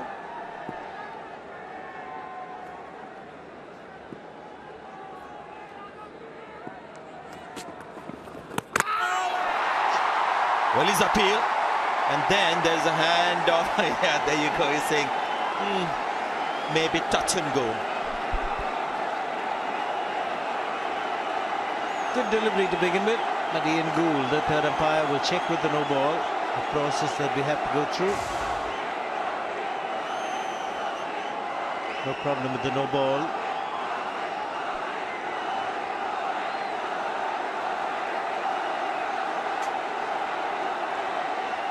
Did he lose his balance? Overstretch. Devendra Bishu, a little bit of a shimmy.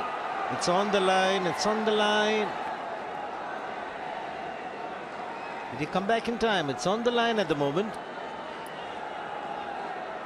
Some part of the leg behind when the bails are dislodged.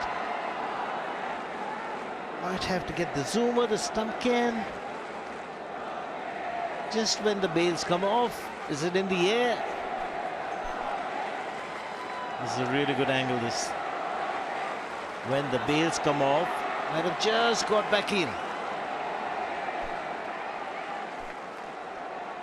I think he's okay. He's managed to drag it back just a little bit. See, yes.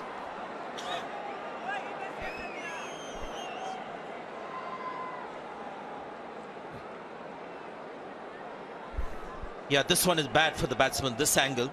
It looks like the foot is on the crease.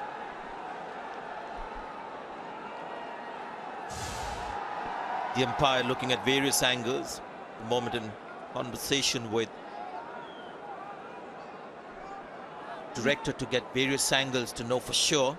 When you, Ian Gould, the third umpire, I mean, when you put the zoomer in, it looks like he's gone.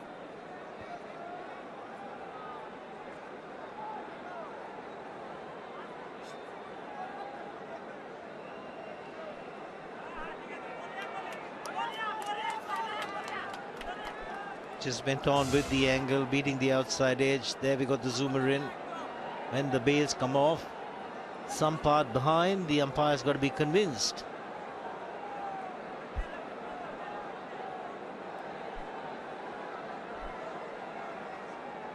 Yeah, if you've not got a decisive sort of view or image that confirms either way, I guess this is what you do, and the players also seem to be very happy with it. In fact, ready to bowl the next over.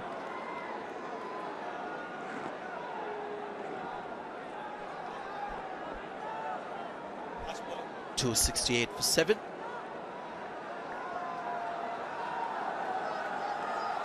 As I said, they're all set to bowl the next over. There has to be the shortest time in between two overs as Khalil Ahmed runs in. Only Karthik comes in.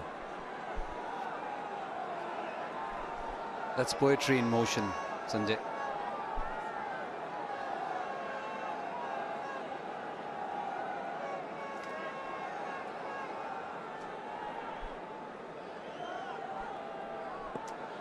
Seven overs, 1 for 43.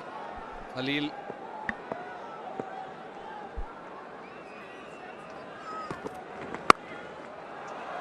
Cut away. Jason Holder has batted well. There have been some good partnerships today. It's just that nobody has made it a really big one. In great position, West Indies right through this batting innings of theirs to literally put a lot of pressure on India. 65, Karen Powell Hope, that should have gone on. 74, Hetmeyer and Roman Powell, that should have gone on. Hetmeyer and Holder, and that too after getting 100 when he didn't look like he was putting a foot wrong. Tickled away, very, very fine. Well, mid-off is up, and you expect that the bowler will get close to that middle and leg line because there's protection through the onside. Good deflection from Bishu, and he gets an invaluable boundary for the Windies. I think the idea was right, isn't it? When you see a lower order batsman, you want to go either hit the stumps or hit the pads, bowl that Yorker. It's just straying in line. Well timed. Well, also if you look at the field, that's exactly where you want him to bowl as well, as Darren was mentioning. Mid-offs inside the circle, fine leg behind. You can't give too much of room outside off stump to Bishu, who can bat. We've seen him bat before as well. Before this game, the captain was mentioning that we're not getting enough 300-run totals, and I think shouldn't they be upset with themselves? I'm pretty sure they can still get there, but they were in great position to put up a sizable total. Well, he's out there, Jason Holder, and he set the plan and the goal for the Windies, scoring more consistently over that 300 mark. He will be instrumental if they are to go on to do so.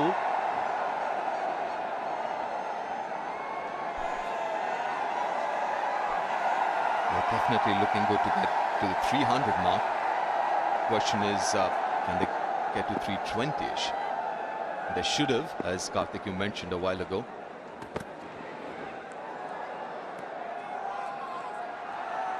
There's also an interesting stat, Deep and Darren, of the number of hundreds collectively scored by West Indies. There's only 5, and if you include today's, it's 6. Whereas you just look at somebody like a Virat Kohli, he's got 900s, and you've not put together people like Rohit Sharma and Shikhar Dhawan and the rest of the company. So that tells you a big story, isn't it, in terms of what the teams do and where the teams stand. It'll also be fair to state the fact that the batting lineup is inexperienced as well. You see the number of games that the Windies batsmen have played together isn't a lot. Someone like Hetmyer, who got his 3rd 100, this is 13th game. But I believe they kind of found the template. You know, one of the top 4 goes on to get 100, and the others, they contribute with their 30s and 40s. Because strike rate should never be a problem for the Windies. Round the wicket, slower one. 9 from that 43rd over is 277 for 7.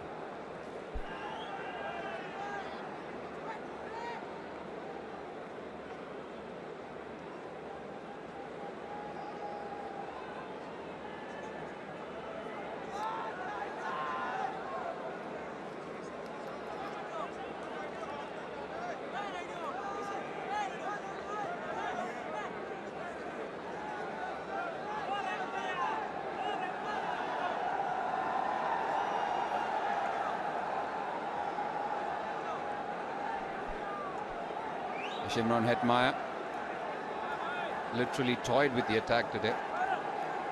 If they thought that he couldn't play shots on the offside, he did play a few really nice ones off the spinner and as well as seamer. But it's not about the shot making, but it's about the shot selection. The shot to bring up his century, you'll remember that for a long time. Over extra cover for 6. Brings out the slog sweep. That is something we've seen Bishu do, but you've got protection, and it's about getting Holder on strike. It's about churning out a partnership. And as Deep mentioned, can they get to that 325 mark? Because it's still a sizable total. It's a decent enough total, and anything can happen. You get a couple of early wickets, you make inroads into that batting lineup, you never know. Fair point, Karthik. As far as Indian batting is concerned, they depend heavily on the top 3. Quite a few changes in the field. For Jason Holder, 3 behind square on the offside. They got 3 in the deep on the on for the slog sweep. A deep cover and a long off.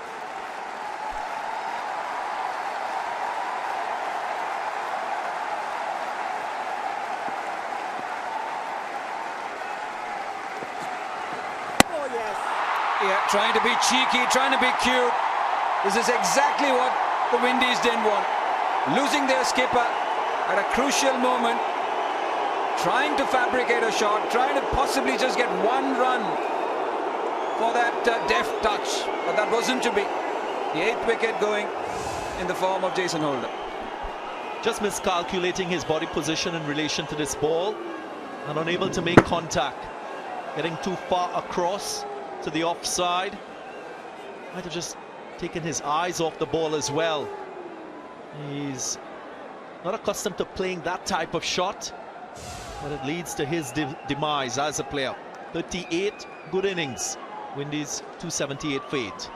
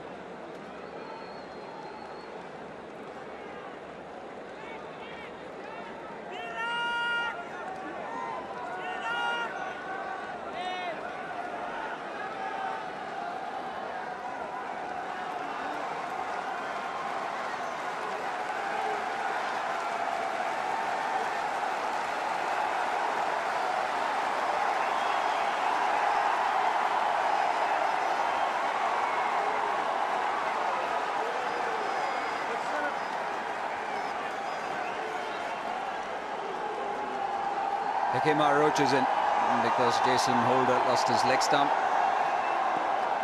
to a delivery from Yuzvendra Chahal, who's into his last over of his spell. Can he price out one more? Can he get that ball which goes straight on, hits the pad, but roaches off the mark? Important wicket for India. Jason Holder trying to be really cheeky, trying to play it really fine. That's the reason he went that far across. People want to play it really, really fine. But now the challenge is whether Windies can get to 300. That's how important Jason Holder's wicket was. He straight away take 20-25 runs away from the total.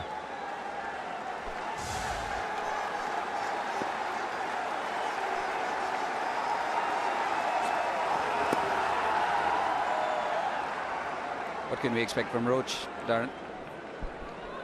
He's good in defence. He's played a couple of useful innings in Test cricket in the recent series.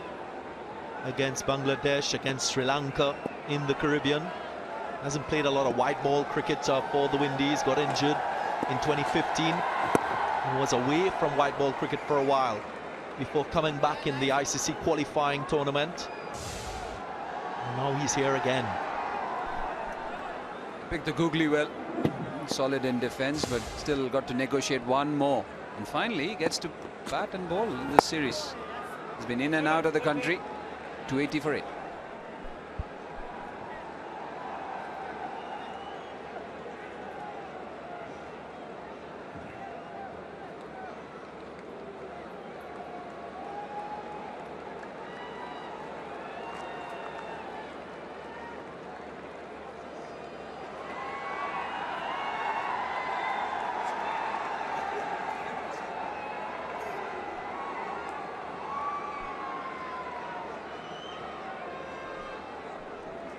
.280 for 8. Some really good partnerships. Some good starts from many batsmen. Have not been able to capitalize except for Shimron Hetmyer.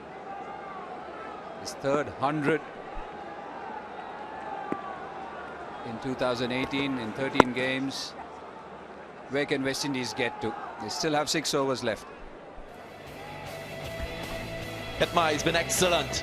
His third ODI century, and what an innings it was. Chanceless, played shots initially through the onside, struck the ball cleanly throughout his entire innings, and then he opened up the offside as well.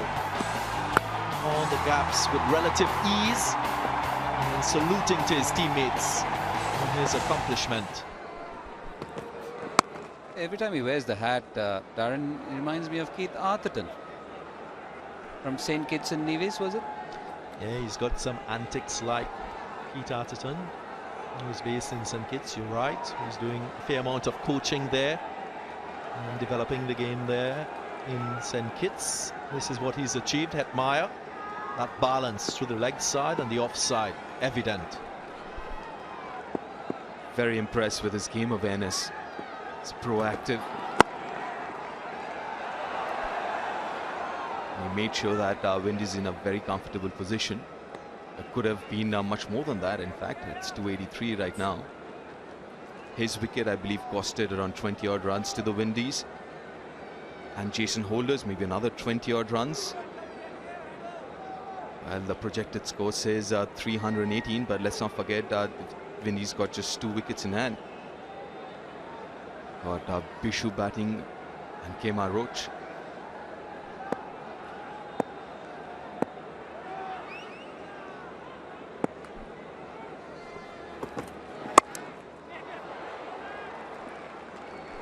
They've always maintained a very consistent run rate right through this batting innings. It's set around 6.4 right now. But the experience, the balance which we all keep talking about, where the lofted heights which we have seen West Indies in, get back to those. It's just about application, isn't it, Darren? It's not about the skill set, especially in the shorter format. You know, as Deep said, strike rate should not be an issue. Naturally, Windies players, they're boundary hitters. T20 cricket as well. And the extensive amount of T20 cricket played by Windies cricketers, they've grown more adept at that version of the game. So playing shots and hitting boundaries come very natural to Windies players. I recall in 2002, Windies won that series here in India, 4-3.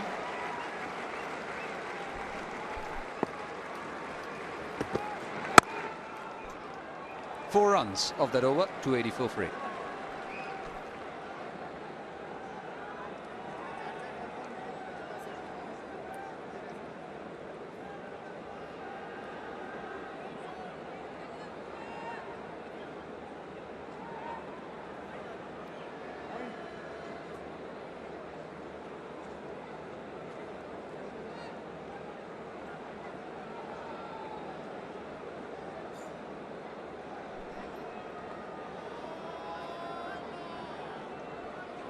Beautiful part of the world and beautiful part of India, Assam and Guwahati.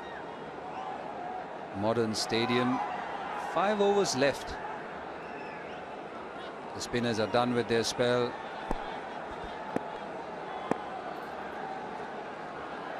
So it'll be seamless right through. 1 over left for Khalil. He should finish his spell. So should Umesh Yadav and Shami. Both have 2 apiece.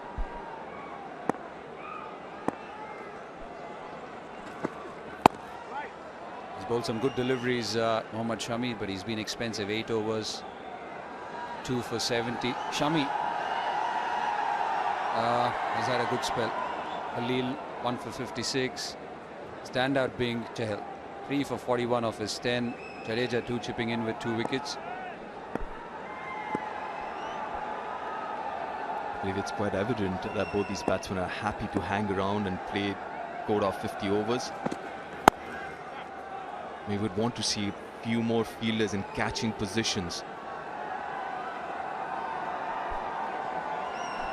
Windies will be happy with anything above 300. It was something that Jason Holder spoke about before the start of this series. The fact that a number 4 has gone on to score a century as well. Really positive signs for the Windies in preparation for the upcoming World Cup.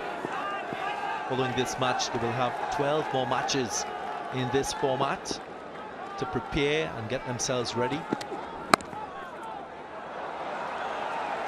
And as somebody who's been watching West Indies cricket post your retirement, how settled do you think this team is in terms of selection and in terms of places for the World Cup?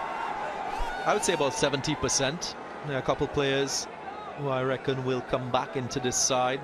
At the top of the innings, Evan Lewis, Chris Gayle, a couple players. I think the bowling department will have some spaces, maybe some more attacking options for Jason Holder in terms of spinners and probably fast bowlers as well.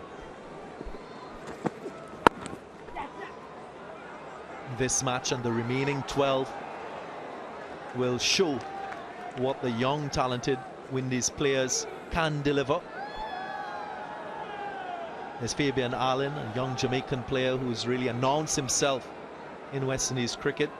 He's left off the screen. He is from Jamaica, had a really good CPL, athletic in the field, really good with the bat and ball.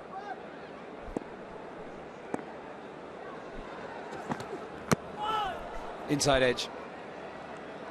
He's definitely shown the inclination to stay as Kemar Roach. Ocean Thomas is an exciting talent. Pace, accuracy, youthfulness as well.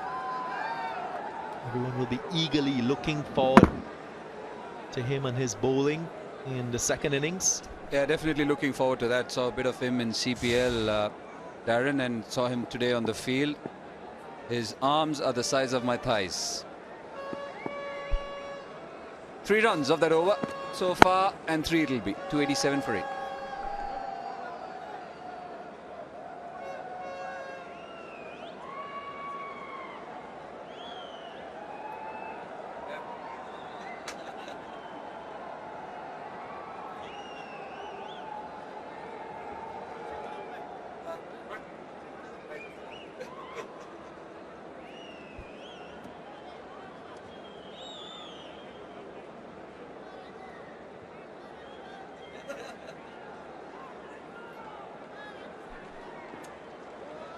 Shami has got 2 overs in his quota. He's always a wicket taker. Can he get these last 2? Can there be a swift end? You know that Roach is not trying to play a shot. Bishu too. Can they get them to do something different? As my co-commentators mentioned, possibly a few more inside the 30-yard circle.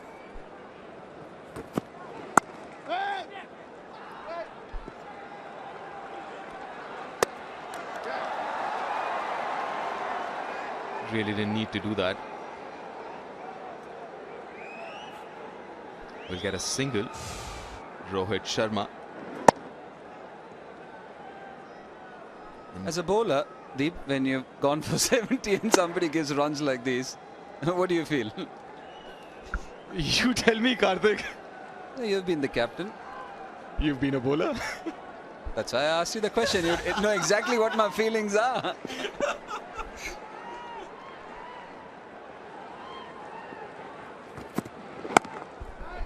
I don't wonder Shami was like, must be like 70 of 8, another one. Doesn't really matter, does it? But he's been expensive. Mohammad Shami is making a comeback after a year almost. Out of favor in white ball cricket. He's looked all right in patches, but his leaked runs hasn't been as disciplined as you would want him to be. He's looked a little stiff on the field as well. Been few misfields. He's been manning the deep boundary. Also crucial places like mid-off where they try and steal a single.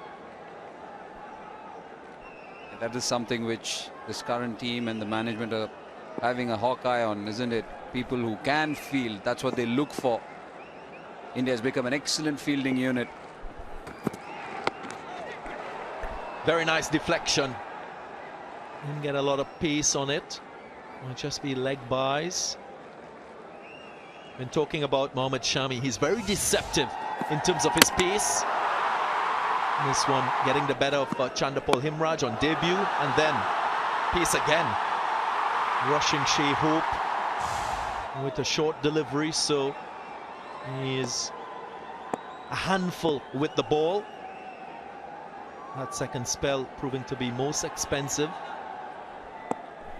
Yeah, very similar second and third spells for Mohammad Shami. What do you want to finish with? Sometimes it's not the analysis, it's what you can give to the team. If he can give a couple of wickets, possibly end up 4 for 70, he'll be happy because he's got that ability. You can go bam bam, just finish off the opposition.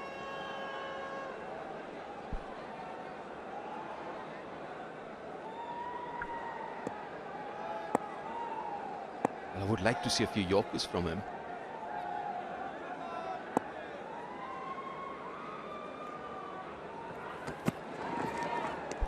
tried there. Definitely trying for that Yorker. What I like about Shami is his run-up, very compact in his action as well. Doesn't really take a lot of big strides. Always in control of his body momentum at the crease, building to that momentum upon delivery. And that is what contributes towards him bowling average 140 kilometers per hour with very good control, I must also add.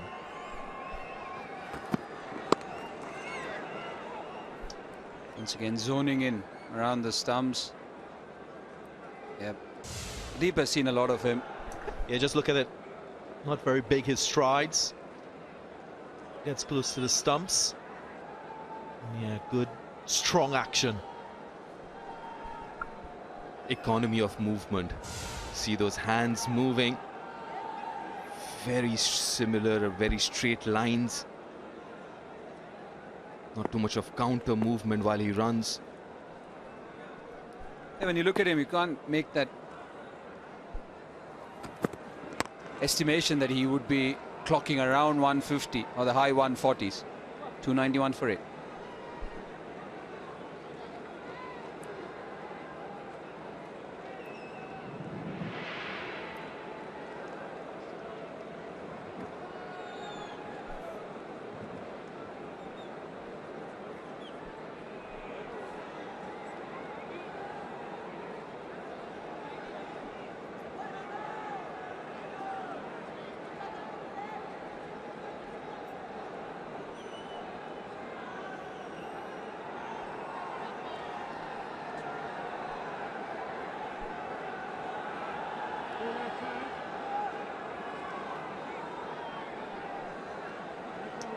Five bowlers is what India had in their playing 11.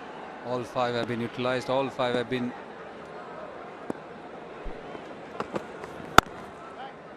bowled their quota. I think that's what's important. Yes, you can say Shami has been a touch expensive, but the position they are in, India would be happy the way they've held back West Indies. Virat Kohli will be happy with the regularity in which his bowlers have picked up wickets. They've stemmed the flow of runs to some extent. 350-run partnerships across the Windies innings.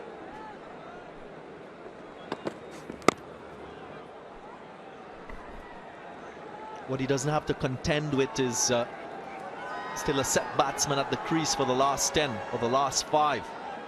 Because that's a difficult proposition as a captain, especially when you've leaked runs before.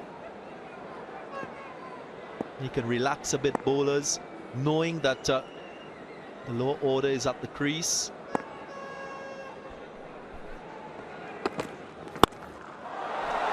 He's gone for it, and he's got a decent amount of wood in it. A surprise 6 from Kohli-Rohit. That shot came out of nowhere.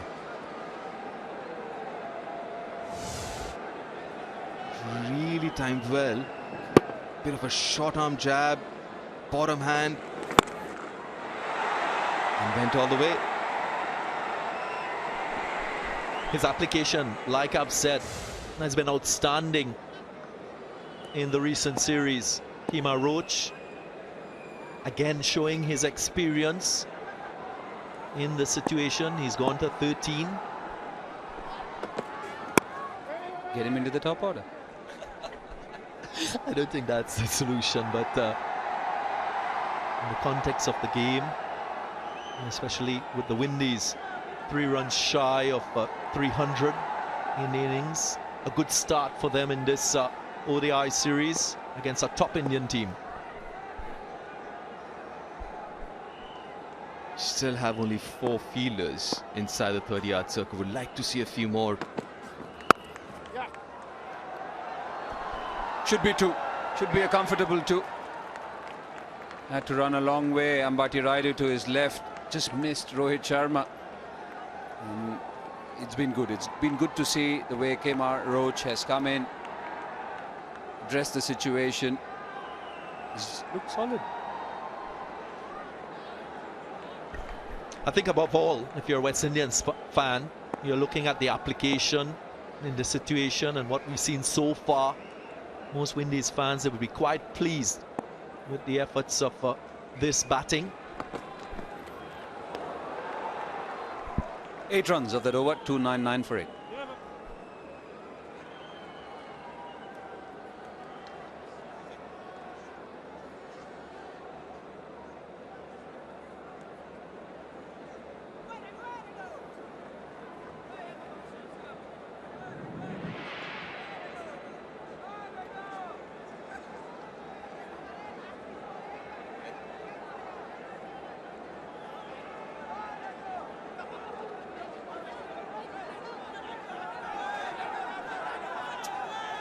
Few really good overs in the middle. That was when Hetmar was batting. It's really impressive the way he's come back after that test series, because he looked completely out of sorts there. The last 2 overs. Would you like to see a few more variations, the death over variations that we see generally from fast bowlers? Would like to see that from Umesh, Shami and Khalil, the slow ones, the slow bouncer, the Yorkers. I haven't seen too much of that in the last few overs that the seam bowlers have bowled in the death.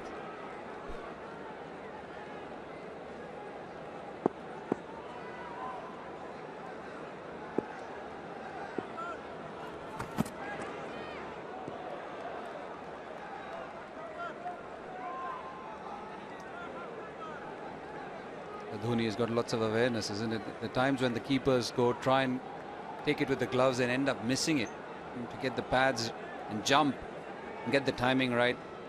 Very unique style the way he goes about it. Because he gets it right. If he doesn't, and the first thing said, why not the gloves? Why your pads?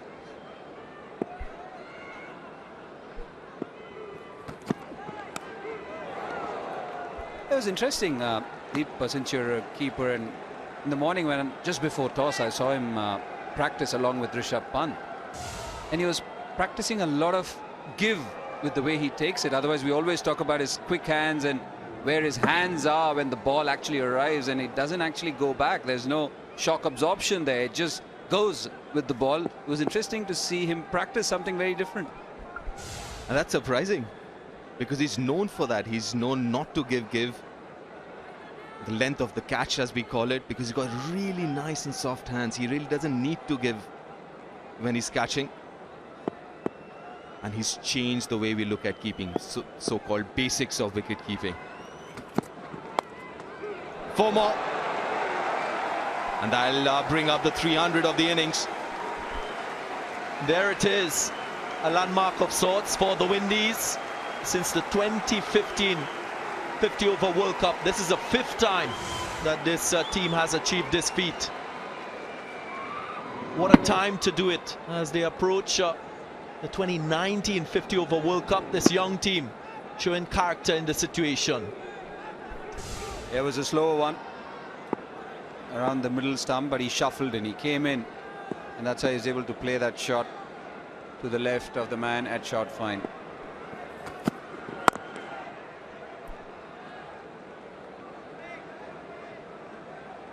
But they'll still be ruining the fact that they were in a very good position, Darren. They've achieved 300, but is it still par for the course? Seamers, what they've done collectively on the short side, 60%, just 20% in that good length region. Not many Yorkers as well. Devdas, you've been speaking about Yorkers at this stage of the innings.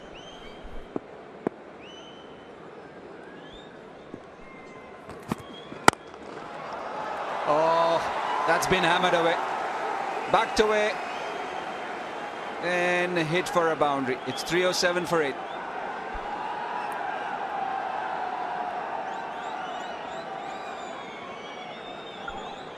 There was an attempted Yorker, it seems. Got the length wrong. Right off the middle of the bat, straight down the ground, flat batted. Useful 4 runs. Windies looking good at 307 now. 49 overs gone, last 6 deliveries of this innings.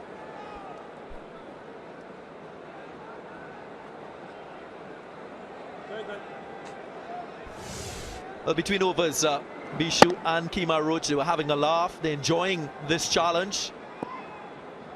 Devendra Bishu executing in fine style, being very calculated in the manner in which he plays.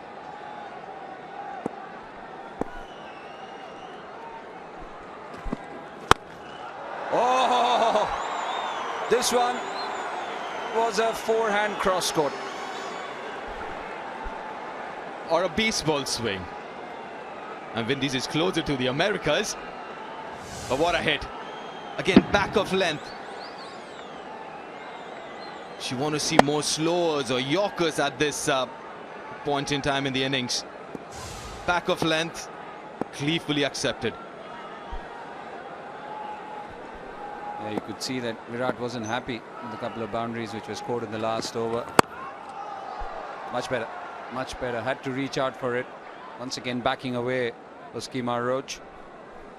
It's a thought process that would be quite pleasing for this Windies technical team and Windies supporters as well. You look at Shimron Hetmeyer and his effort with the bat, getting his third ODI century, and then the application across this batting lineup. Kieran Powell at the top of the innings, and then this lower order effort. Jason Holder firstly, and then Bishu and Kohli-Rohit, seeing it all the way through the end.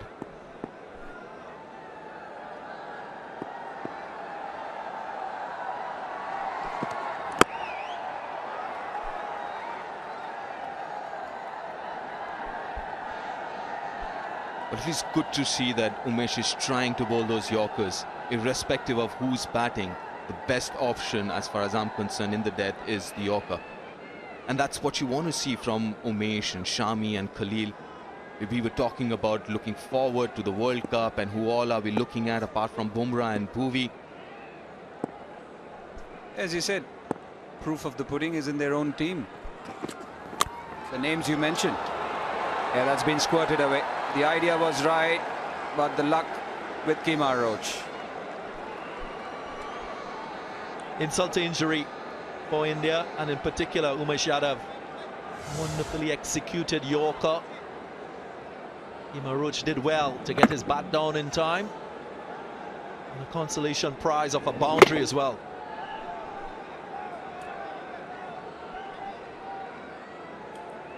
Fortunately for Umesh Yadav, but he's got those last three deliveries spot on almost, even though the last one went for a boundary, but the Yorker was right in the slot. His partnership is worth 39 of 39. The application that you were talking about.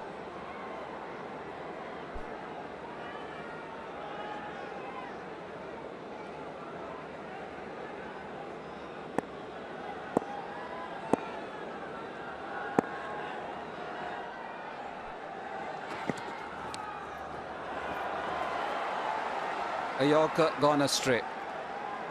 Once again, get 2 runs for it. The idea is right. The idea was right, but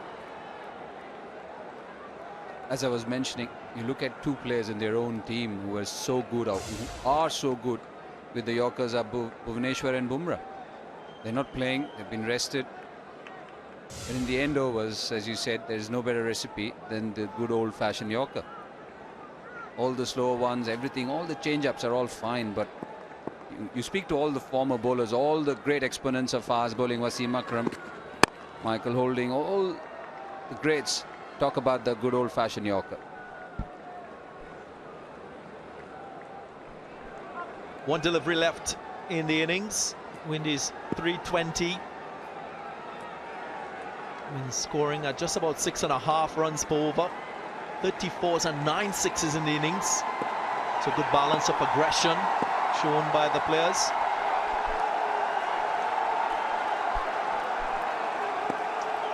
Final delivery of the West Indies innings. Slapped away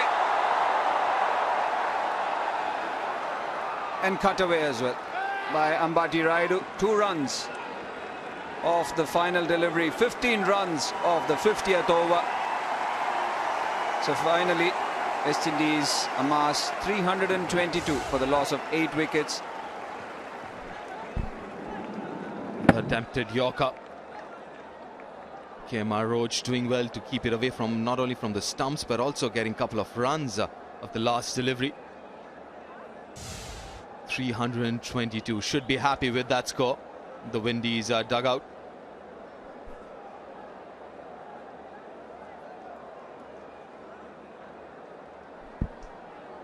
Virat slightly unhappy.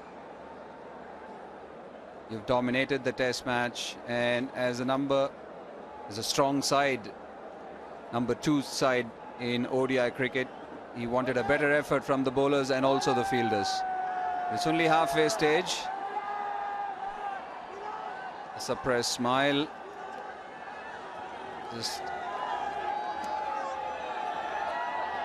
Just applauding the efforts of the bowlers of the team, but India would definitely know that they could have done much better today.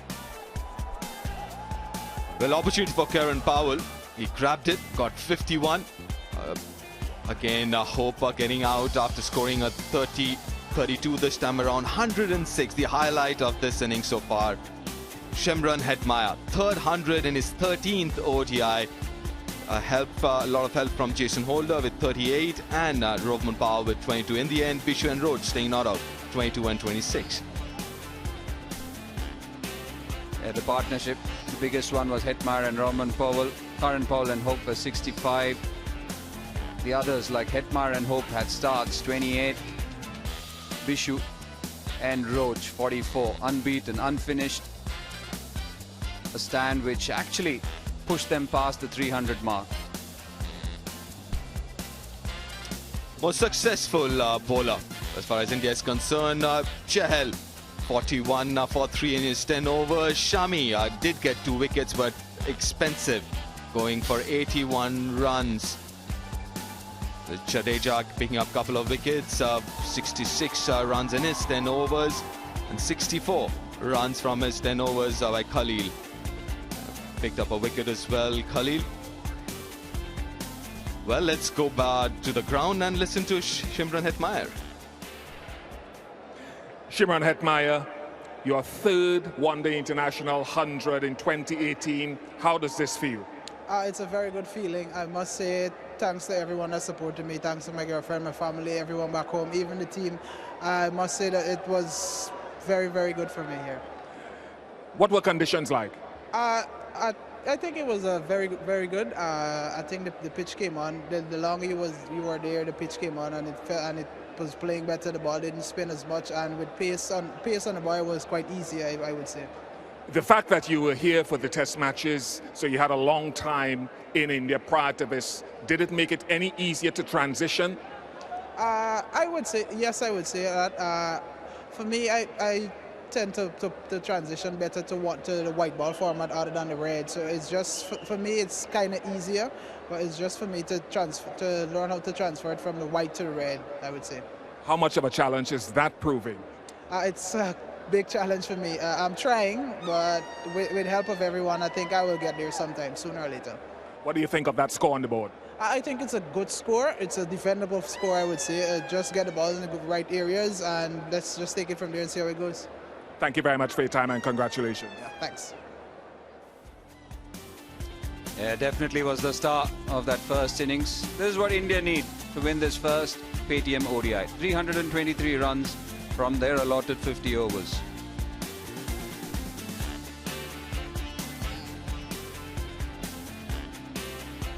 We saw some great hitting from the Windies, and it started from the very first delivery.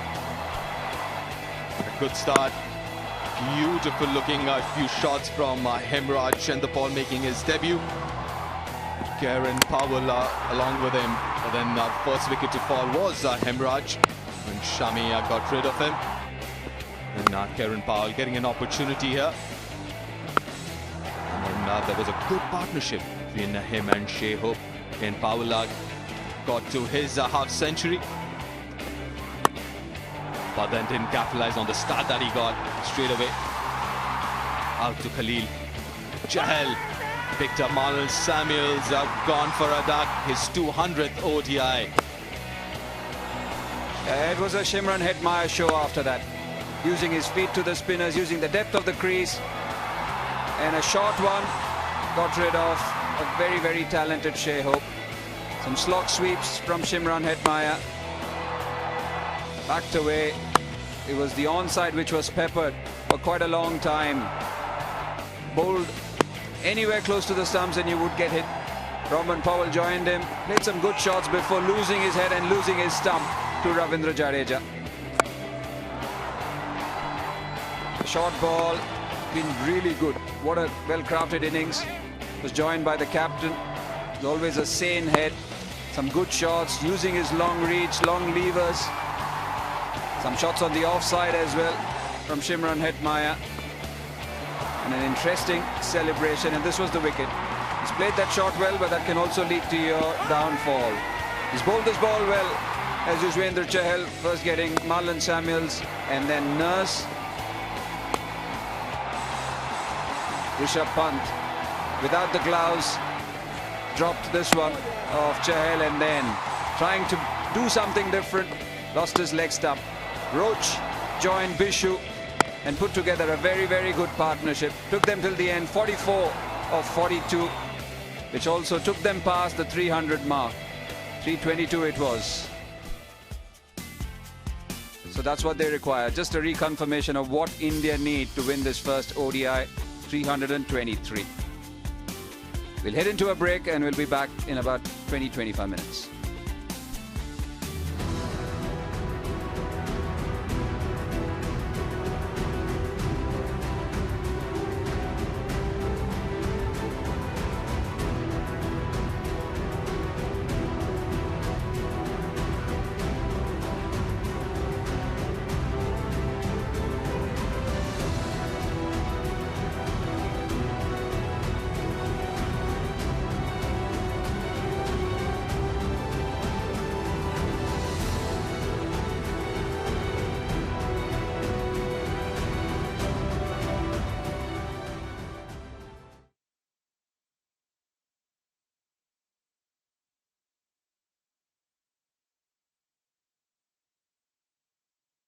Yeah.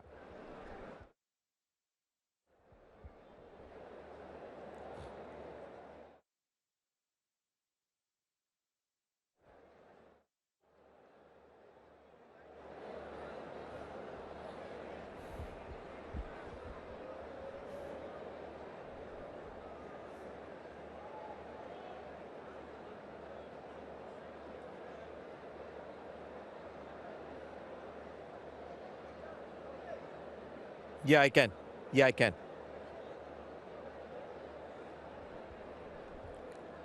अरे अभी तक आवाज ठीक आ रहा था, अभी break होने लगा.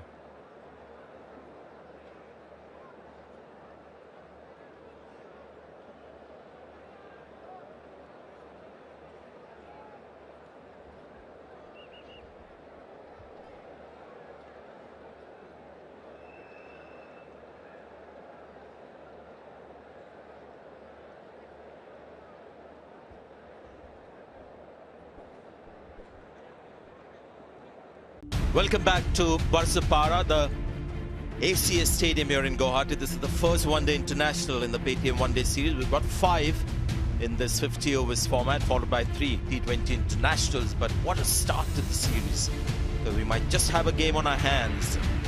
West Indies batting has finally fired on the strip, reaching 322 for 8. And when you have one batsman getting to 3 figures, that's the score that you generally achieve. Score over 300, and that last wicket partnership may have just taken that match even, made that match even more tight between the two teams. What an innings. He's got 3 of those now. Scores them quickly. It does. Deep Dasgupta and Darren Ganga here with me. What a player. Yeah, wonderful ability, natural stroke player. Shimron Hetmyer, very controlled innings as well. In the situation, exactly what the Windies required from a number 4. Well, Chahal bowled beautifully, picking up 3 wickets, the most successful of the Indian bowlers. 2 wickets for Shami, expensive 10 overs from him, giving away 81 runs. 2 wickets for Jadeja as well, 66 runs from his 10 overs, and a wicket for Khalil. Well, the first to go was the debutant, Hemraj, on the ball, dragging one onto the stumps, and there was Karen Powell. Got an opportunity, got to his half century and gave it away. Marlon Samuels misjudged this one, front foot going across. The judge LBW, and Hope was rushed. A short delivery from Shami. This was awful from Rockman Paul. And after the brilliance, Hetmeyer departed, not getting the distance on this sweep shot. Nush got right in front of the stumps. Chahal picking up his second. And then the third. Jason Holder trying to be a little too cheeky there. So that's what India need to take an early lead in this series. 323 of their 50 overs.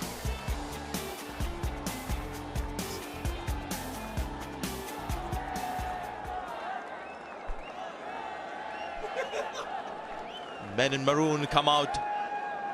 They'll be a little upbeat, I'm sure. He's walking in.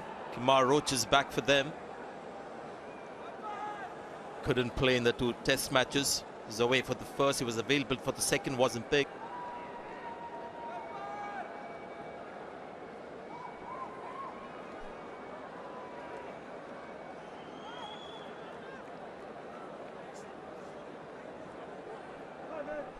And a formidable opening pair of Rohit Sharma and Shikhar Dhawan walking out.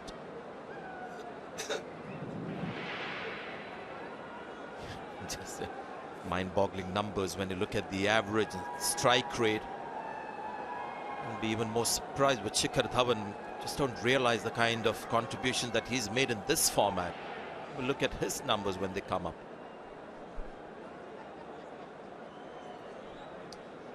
Two quality players at the top of the innings for India. Look at the strike rate, number of centuries, 15 Shikhar Dhawan, and then India's top 3, 69 ODI centuries. Yeah, it's incredible, the strike rate and the average. So it's something that slips a lot of people's mind, the numbers that Shikhar Dhawan has in 50 overs cricket. Looking forward to Kohli-Rohit. Just to contextualize the contest, yes, it's a good strip for batting. I think the total score by the Windies, good competitive total, but a lot will depend on the opening bowling pair of Kohli-Rohit and O'Shane Thomas, who's on debut as well. If they can prize early wickets, I think the Windies, they could get an opening to take control of this game. And a strip that the Windies bowler would love to bowl on, especially with the new cooker. Got pace, it got bounce. Looking forward to this contest here.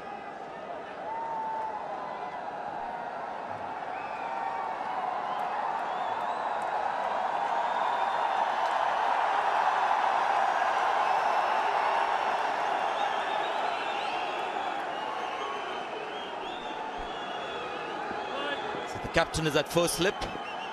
Right-hander on strike. This Kohli-Rohit. Reaching for that one was Rohit Sharma, coming up the toe end of the bat. You see Kohli-Rohit going there, very wide on the crease.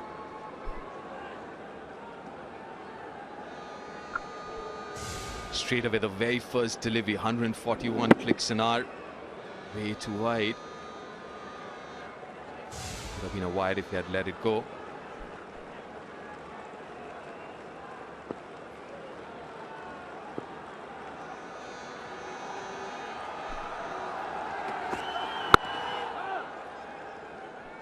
It's a good batting surface, especially for the likes of Rohit Sharma and Shikhar Dhawan.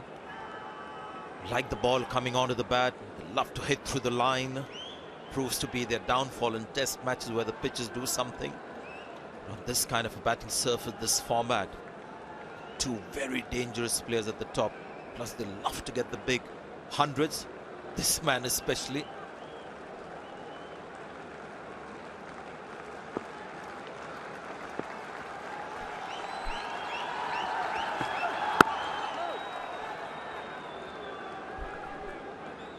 Will be interesting to see what length does Kohli-Rohit and O'Shane Thomas bowl, especially to Rohit Sharma, who loves pulling the ball. And generally, if you look at the length that the Indian fast bowlers bowled, was a tad bit on the shorter side. Generally, his ploy when he's batting at this stage, right at the start of the innings, is defend the good balls. Anything that's just short of playing, he tries to put the bowler up by going for that short arm pull. And if the bowler doesn't bowl a ball short enough, then he'll go over mid-off. It forces the bowler to go short, then he looks to unleash with that short arm pull. Kohli-Rohit, since 2015, he's played 5 ODI matches. Those 5 matches in the ICC qualifying tournament. Hasn't played a lot of wide ball cricket. And to the right-handers, what he will do is angle the ball in and probably get a couple to straighten. But he prefers bowling against left-handers. He's got a greater success rate bowling to left-handers.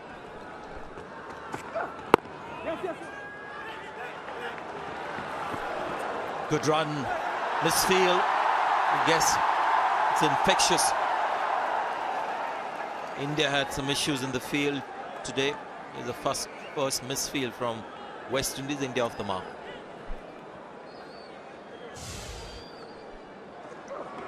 I'll admire the fielder. He can afford to smile after that misfield, after that magnificent 106.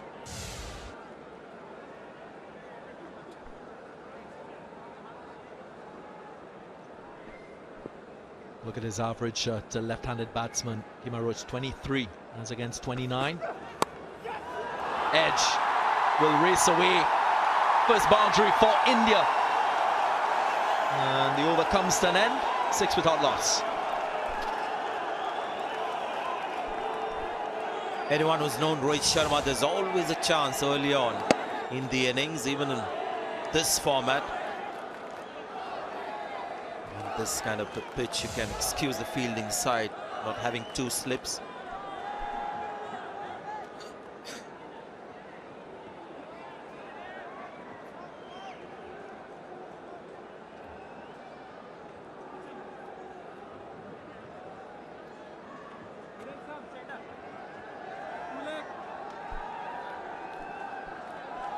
Required rate 6.47.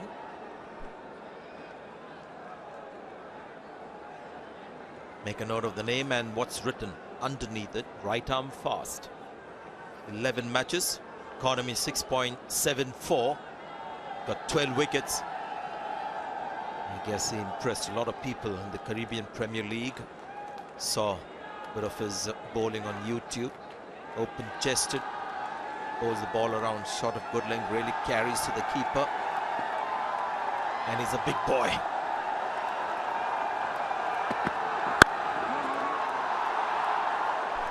Good fielding.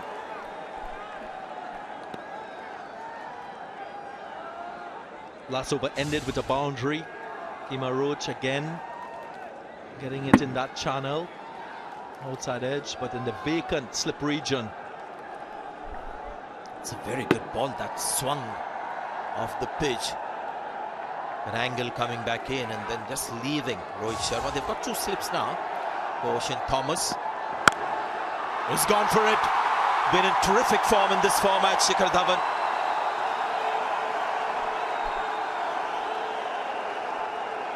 Pitched up, a little bit of room outside off stump. And Shikhar Dhawan has a go at it. Slashes it hard. It's the angle as well.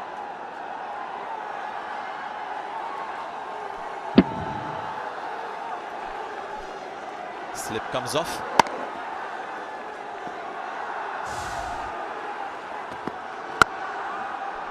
Oh, that was quick in the air too.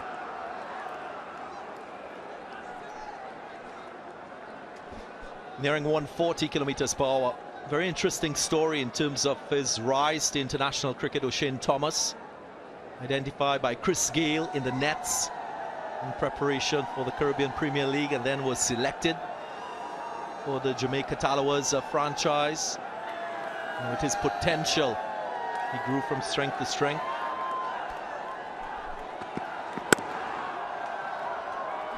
In this year's CPL, bowled some really good deliveries. In fact, he played against Chris Gale and got the wicket of Gale with in-swinging Yorkers and full deliveries. So he has the ability to swing the ball into the left-handers, away from the right-handers with pace. Chris Gale didn't drew that thing that he did earlier, spotting the talent.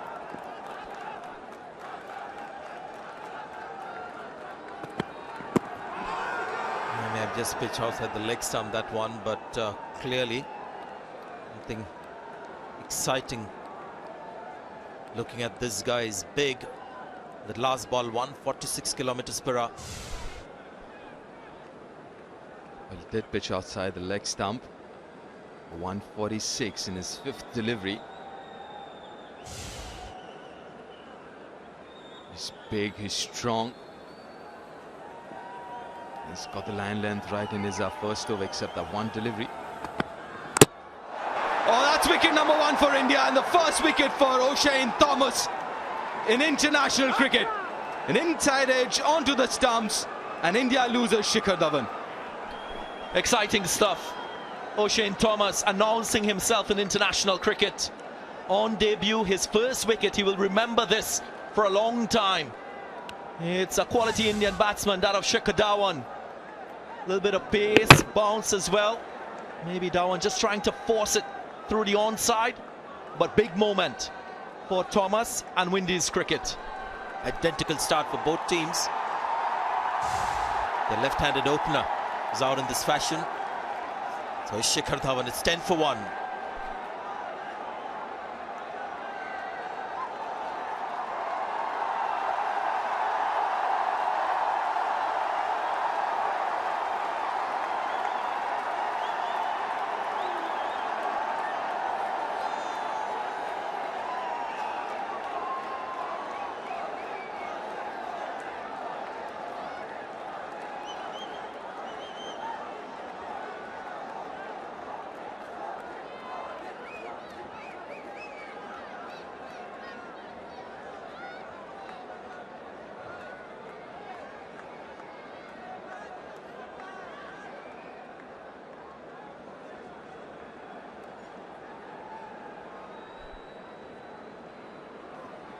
What a start for young O'Shane Thomas, bowl with speed.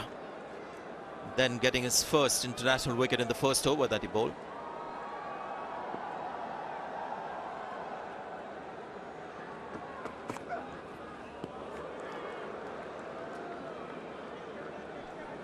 Two right-handers now for the Seamers to contend with. Rohit Sharma at one end and Virat Kohli at the other. Once again, this breathtaking numbers.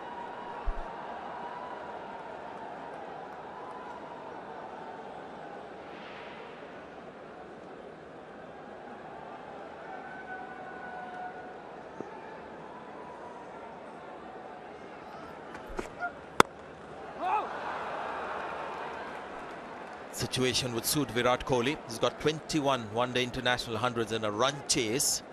India won 99% of the games. Here's Dhawan's wicket.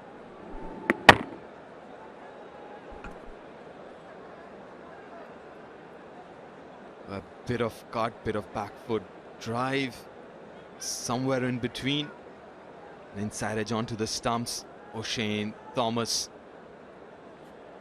Yeah, Darren, you spot on. He will remember that first international wicket. And look at that for excitement. Almost took off Shea Hope there. Clearly exciting talent and a very violent man as well. Just slapped his fellow player.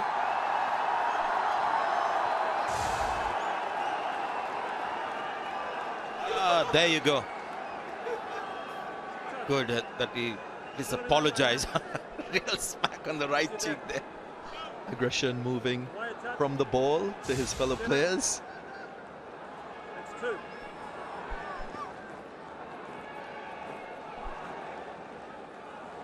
Yeah, this is exciting when you see talent of this kind at the international level. Nice to see how Virat Kohli deals with him.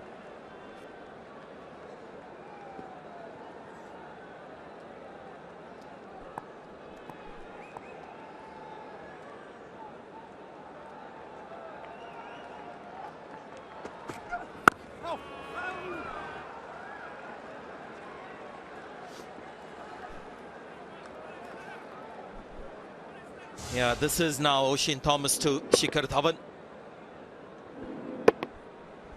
He went full first. Just trying to get Shikhar Dhawan getting accustomed to playing off the front foot. And the shortest delivery. Yeah, still that weight going forward. Cramped him. Leading to the inside edge. And the wicket.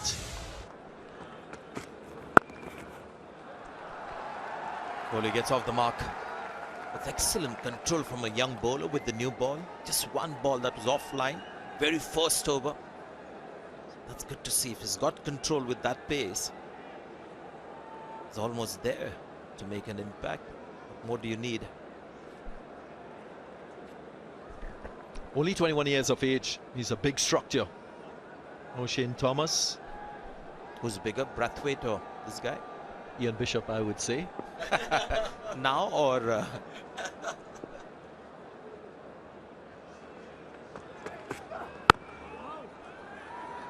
Three was gone. It's 12 for 1.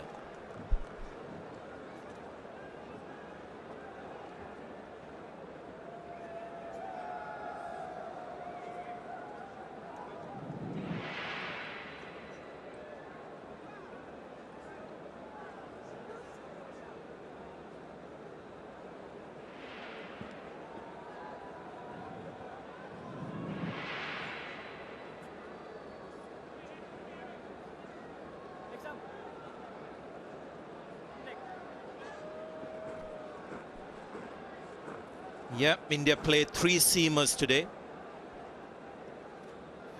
Few of them got some tap. Shami went at almost 8 runs and over. Not even almost, 8 runs and over. Virat Kohli comes back for the second. Loves to run feverishly between the wickets. Now he just eases into the innings. He's running hard between the stumps. For Shane Thomas, Jason Holder is opted for 2 slips. As you're well aware, this is the most vulnerable period for any batsman when they're just starting their innings. Now this is good. This is excellent from West Indies. You can see Virat Kohli also a little fired up. He's seeing this guy from the dressing room. I like the field as well. What the message Holder is trying to send to Virat Kohli. They've got 2 slips and the first ball is a short one.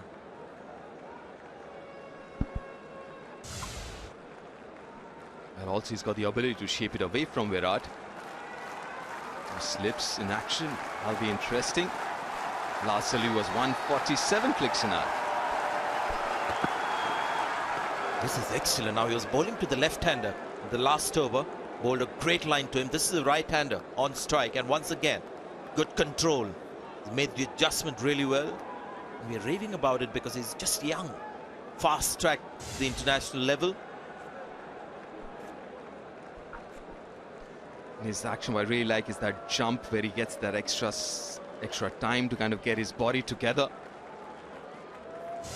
You see that control in the last over and a half that he's bowled.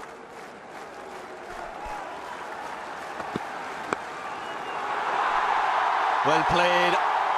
Slightly offline, straying onto the pads. That's the last batsman you want to do that. One of the very best off his pads. He switched on, Virat Kohli, seeing the ball early in his innings. Pace allows it to beat the man at fine leg. Still got the 2 slips.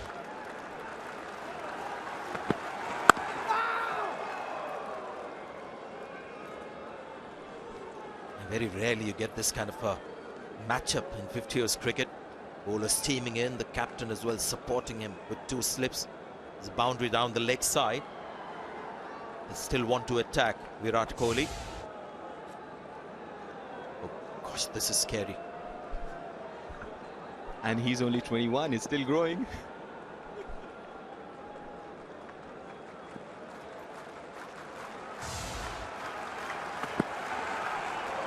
Another good delivery. 4 overs gone. It's 18 for 1.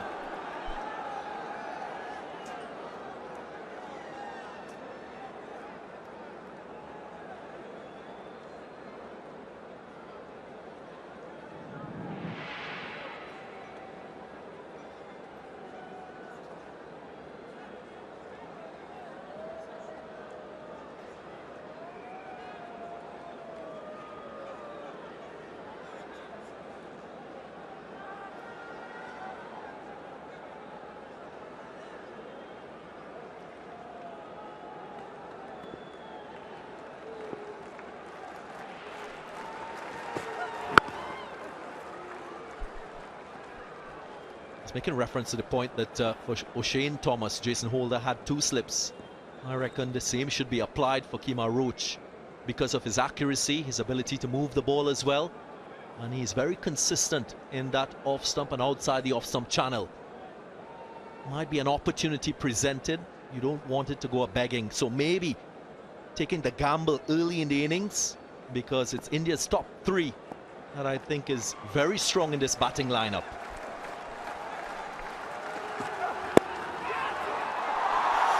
Slightly in the air, but well timed. He'll get 4 for it.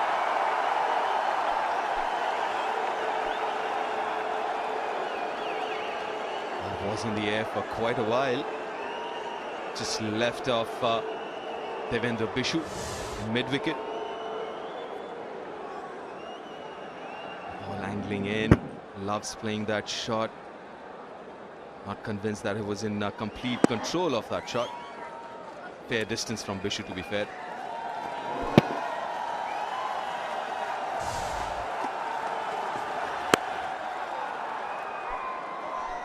Good point you made earlier about this being the wicket, the top 3 crucial players for India in 50 overs cricket.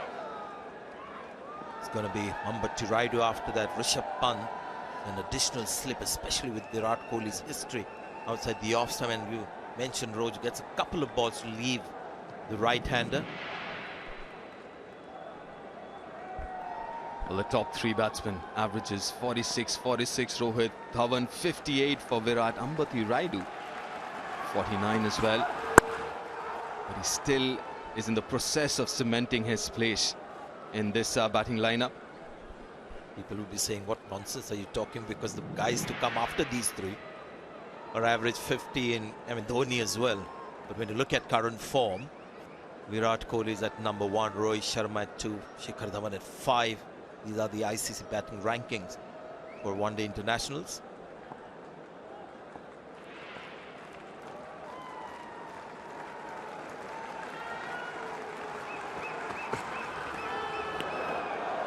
Good to see this being used as a weapon today. Indian seamers did it. In fact, Shami got the wicket of Shea Hope with a short ball. On a good pitch, on good batting pitch, this is a good variation to have. It's well-directed bouncer. And that's the reason why I mentioned start of this innings that the Windies bowler would enjoy bowling on this, especially with the new ball. The bounce that this pitch offers, the pace that this pitch offers.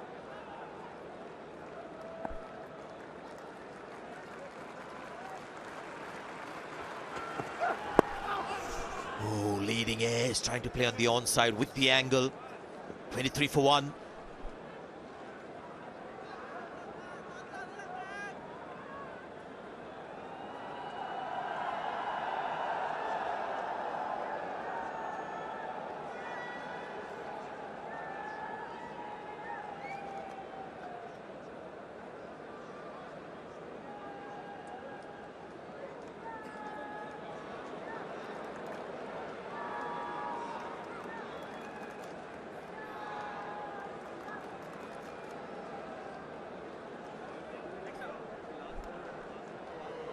This is a massive stadium, this. Got 3 tiers, with some size, every seat taken. This is what they came for. Virat Kohli. Dhoni to follow a little later. 2 slips still there. Rohit Sharma. He's gone for the full delivery. 147 clicks. Rohit Sharma just leaning forward. When you bowl with such genuine pace, you will always challenge a batsman, especially when he's new to the crease. Rohit Sharma, he's only faced 12 deliveries so far in the innings.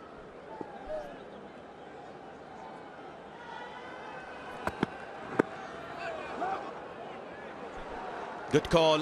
Rohit Sharma was a little late to respond. He did eventually. Now he says sorry.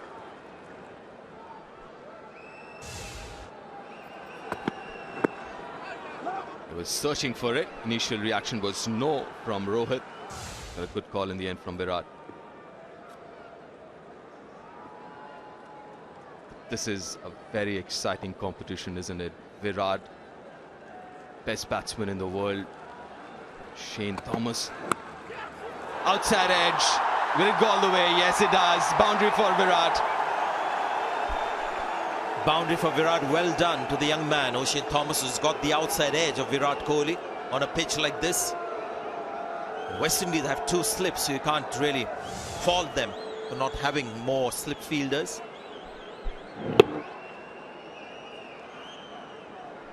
Was controlled, recognized that he was getting into a vulnerable situation, just angled the bat as well. The skill from this man, exceptional.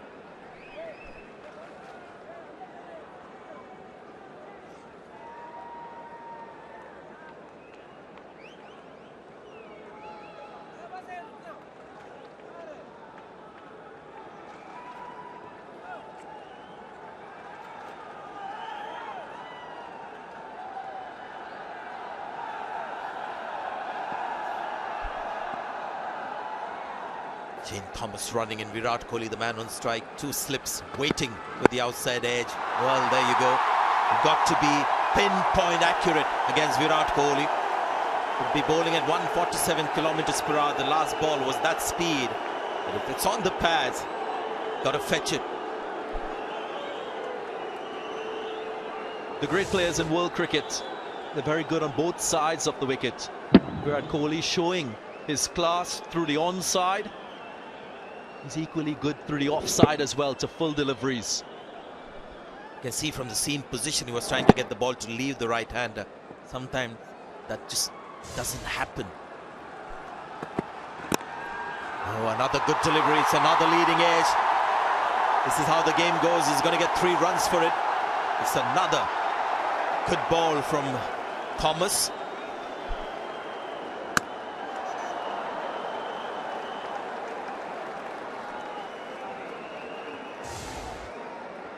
Was he playing on the onside? It seemed like that. Last moment he made that adjustment, going to play a lot straighter than where the ball ended up. Thickish outside edge. Marlon Samuels does well to prevent the boundary.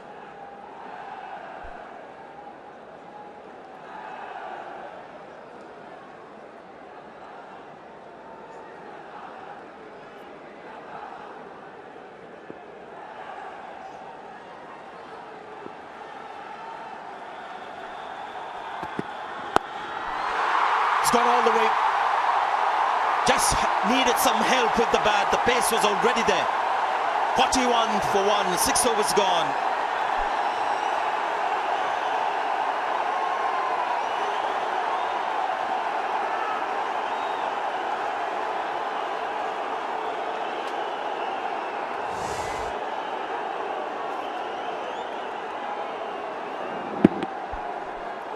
You can't bowl to Rohit there.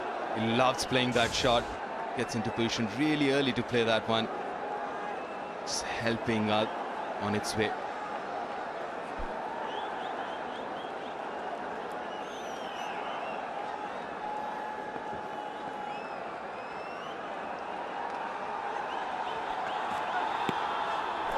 Another good delivery, just kicking from good line. This is Kumar Roach. Yeah, if you're bowling quick, your line has to be perfect. But these guys will just pick you up. And especially to Rohit Sharma, his most prized asset as a batsman is ability to pick lengths early. He's got so much time on the ball. Gets in position, still manages to get the swivel in.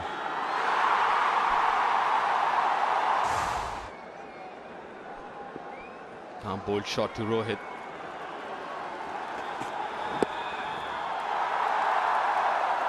That's where Kumar Roach's experience is showing. He hasn't really bowled a short one to Rohit so far.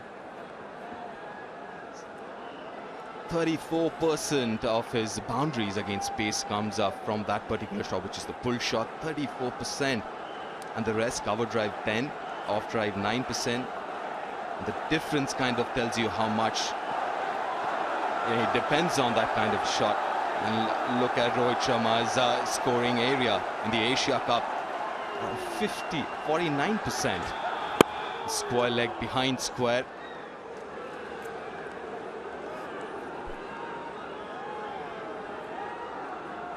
That's his scoring area, his bag and wheel during the Asia Cup.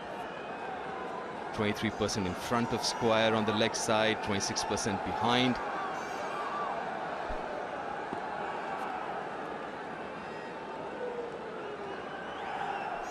%17% through that slip third man area.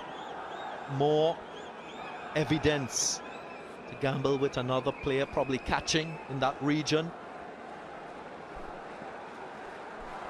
The captain. Oh, that's a brilliant shot. How good was that? Just pulling that one into the ground. Absolutely safe. Absolutely gorgeous. How good are those wrists? That bounced quite a bit. He had to keep it down. Look at those wrists rolling. Beautiful. Was in complete control of that. I must also add, he had a couple short deliveries before. What he did, he just took evasive action, left it alone.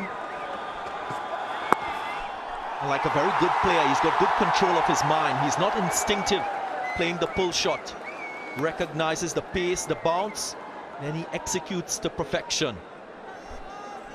In today's day and age, it's such a rare model as a batsman. Again, that short ball, modern batsmen love to hit in the air, as we saw with Rohit Sharma. He was intent on keeping the ball down. Loves to hit the fours, rarely looks to hit the big ones. That's how he gets those runs at the international level. Again, with that hook shot, you can see how focused he is on getting the ball on the ground. Risk-free batting.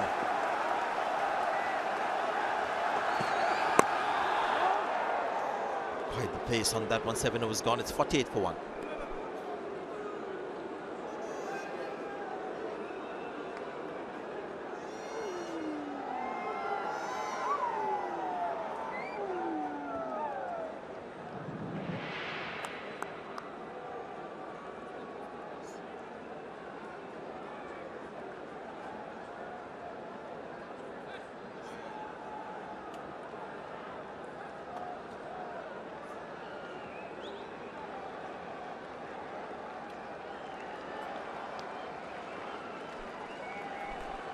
Well, earlier, India won the toss, and because there's always the expectation of dew on the ground, were happy to bowl first. West Indies were brilliant, 322. He's got another over after the last expensive one. Oh, he's flashing at that one. And again, pace and bounce, that speed. Last ball, 146. Extra bounce, maybe a bit of pace as well. Kohli cutting under this one. Opening up the offside. Not making contact. Might have been an opportunity for edge.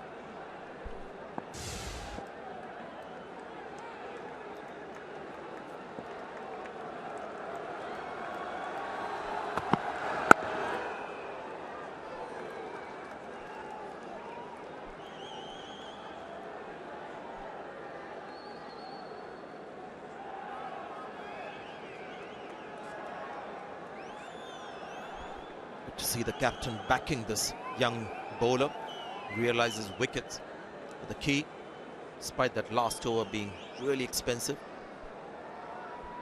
18 runs in the last over. It's given him another.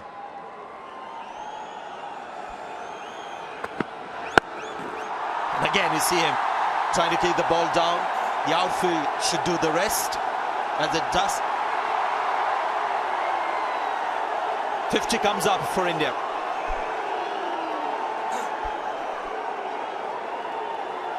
I don't think that particular delivery came onto the bat as fast as Virat was expecting, but was in control, waited for it. That split second extra, making sure he could keep it all along the ground. Pick up the gap as well.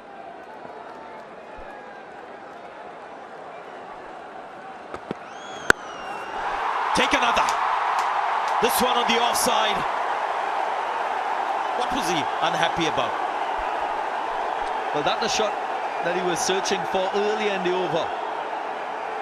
He didn't make contact on that occasion, but this time he makes sufficient contact and he gets the outcome. Wonderful execution. His option from the start was to go up and over.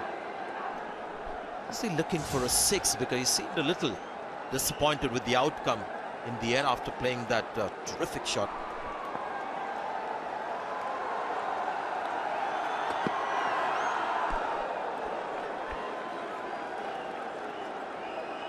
Well, there are a couple of fielders in that point region. You got a usual point and a backward point. So you're also expecting the bowler kind of pitch it short and a little wide as well, which he did in the delivery before. But what a shot. He's getting in the late 140s now. 149, 148. And this over already in the last couple of deliveries.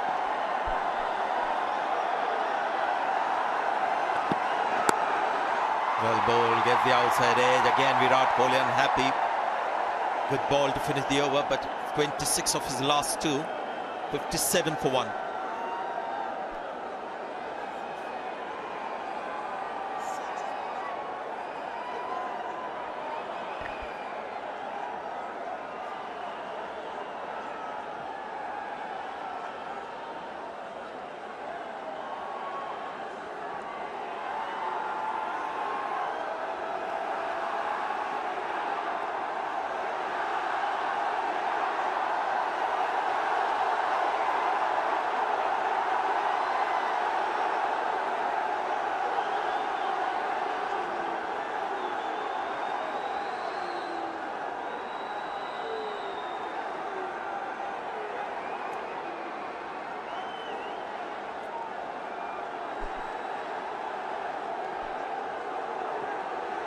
Kohli-Rohit.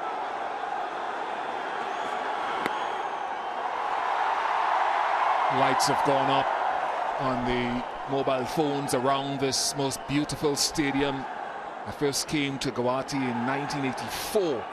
As a 16-year-old, it's the first time I've been back since, and I must say it's a wonderful new stadium. The old Nehru Stadium is where cricket used to be played. The Windies played there in 1983 and 1987. This is lovely. Some people will say so are these two. As batsmen.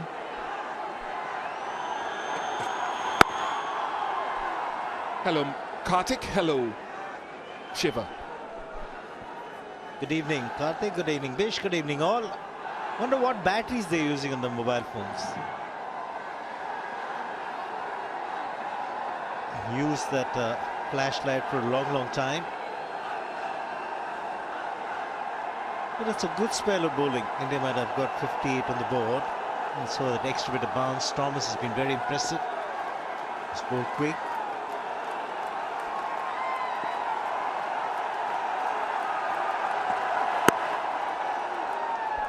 Shane Thomas was somebody everyone was looking forward to see. Ellis, very good evening to you, Bish and Ellis. You've seen a lot of him. We've seen him only on TV. So definitely was looking forward to seeing him. Yes, he's got the express pace, but against the likes of Rohit and Virat, it's also baptism by fire, isn't it? On a good track, you err in length or line, they're going to punish you. Yeah, I've got a point on that, on O'Shane. Andrew Richardson, the former Jamaica fast bowler who unfortunately didn't get a chance to play for the Windies, is the man responsible for the development of O'Shane Thomas.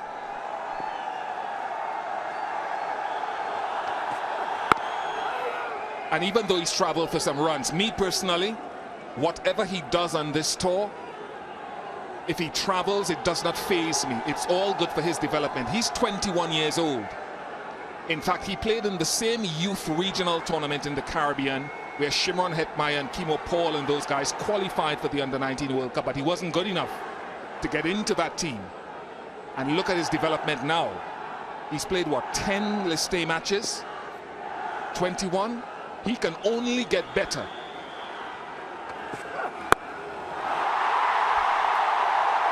Speaking of better, he's already good. Rohit Sharma. That brings a 50 partnership as well, that boundary, and how effortless was it? Just so easy on the eye, and it's an oft repeated expression for somebody like a Rohit Sharma. Just makes it look so simple. Just a delicate flick.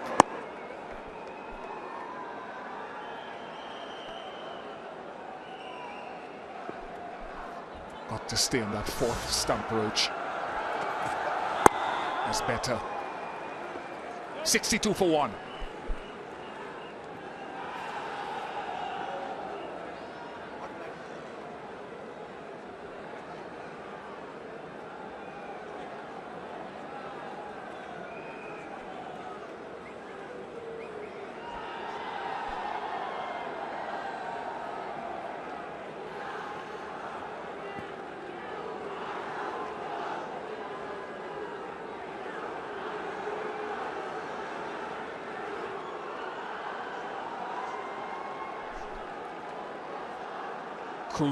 Crucial period of the Windies bowling effort. The captain brings himself into the attack, and we saw how well he bowled in the test matches, or in the test match just concluded, and how well he's been bowling all year in test match cricket in particular. He's very good in the qualifiers.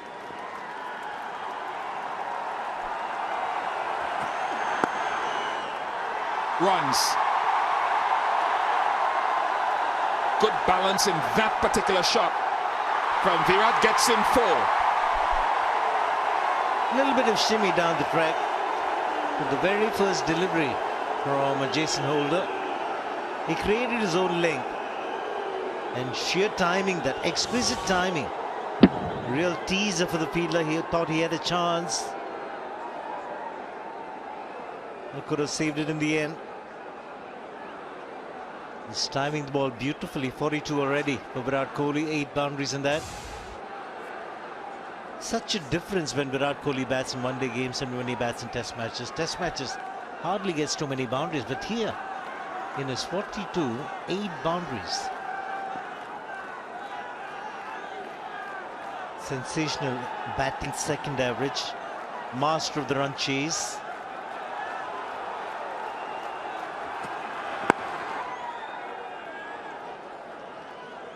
He's got to be careful, little careful with the head position. Virat Kohli tends to call outside off stump. Again, we saw that in the last test match. He's sensational, the run chase, the strike rate and the average. Unbelievable numbers those. That's why India prefer to chase, just because of that. Virat Kohli numbers.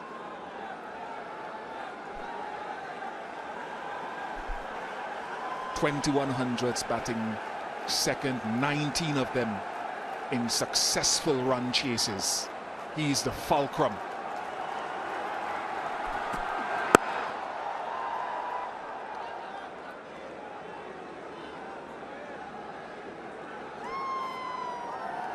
Coming back to O'Shane, and what I meant was that on a tour like this, you're tested, you're examined properly, because the wickets are good, the opposition obviously is world class. They're number 2 on the ranking, some of the best batsmen you can bowl to, especially the top 3 which we're talking about, Shikhar, Virat. So it'll be a great learning experience for somebody like an O'Shane Thomas. Speed through the air, definitely he has. But in India, on those tracks, if you miss your lengths, if you miss your line, you can travel. And that's what I meant when I said it'll be a baptism by fire, but it's also a great learning experience. Yeah, I was just basically agreeing. I wasn't taking your statement as contentious at all. I think we're both agreeing on the same thing. He can only learn. He's 21, only 10 limited overs list day games. So he really is here ahead of his time. Oh no. Kohli-Rohit, usually very, very good in the field. Whatever it's been in the breakfast of the two teams today, it's catching. Got the feeling he was looking to throw before it collected the ball. Nobody's going to steal a single. The ball was travelling very quickly to short man like Kohli-Rohit. Maybe just taking his eyes off the ball. Bonus boundary puts pressure on the bowler, who's conceded 2 boundaries in his very first over, Jason Holder.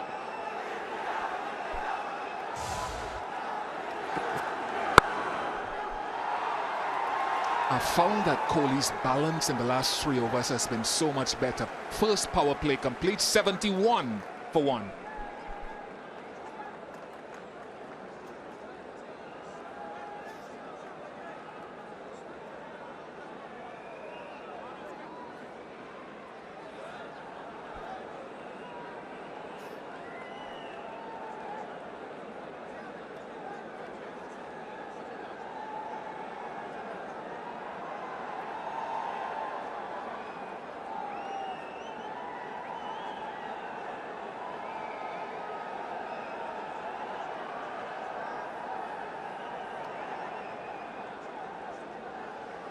Good beginning for the run chase ahead of the Windies in the first 10 overs as India.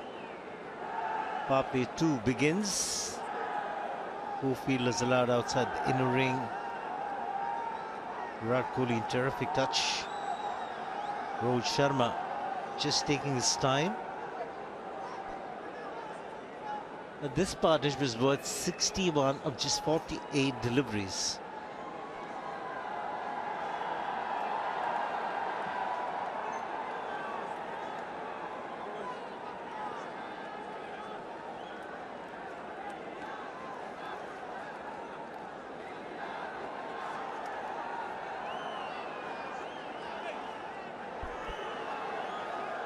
Excellent economy for a spinner. Under 5, bowling in the middle overs. Not be getting too many wickets every game, but he just creates pressure. Those are the numbers that suggest that he creates pressure from one end. Seen a little bit of Ashley Nurse, not a big turn of the ball, but very steady with the line and links that he bowls. Windies now not over-attacking, nobody in slips. Quite happy with the defensive field sets.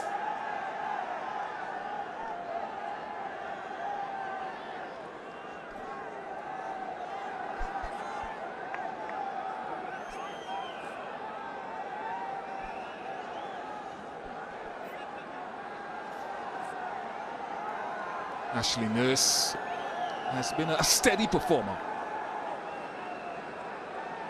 Economy rate just about 5.5.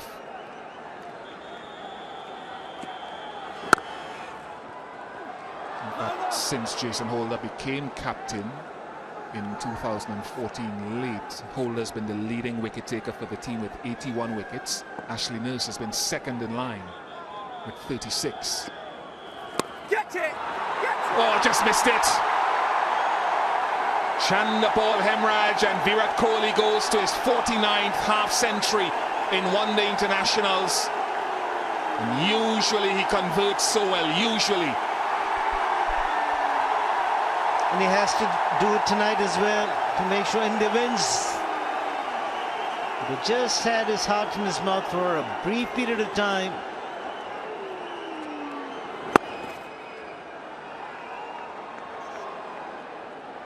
He went hard at that shot, making sure he cleared the infield, who was charging in. Another half century against his name, studded with 10 fours.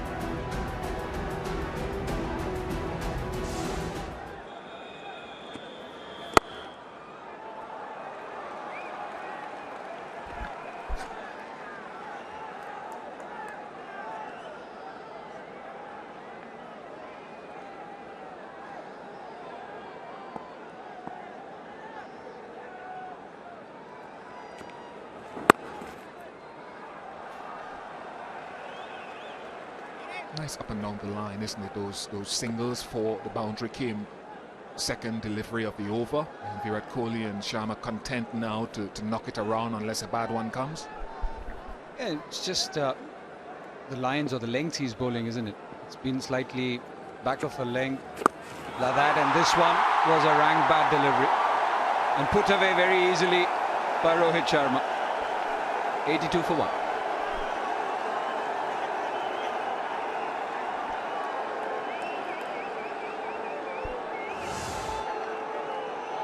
Such a fantastic player.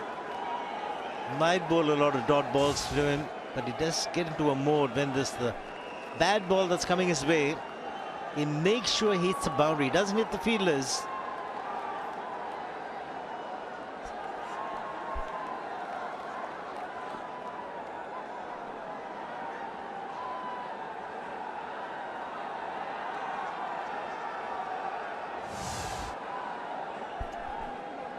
A short delivery, doesn't commit himself too much, Rohit Sharma. Even when he runs down the track, it's quite late. And this one, he had a lot of farm area to put the ball away to. There was no deep square leg.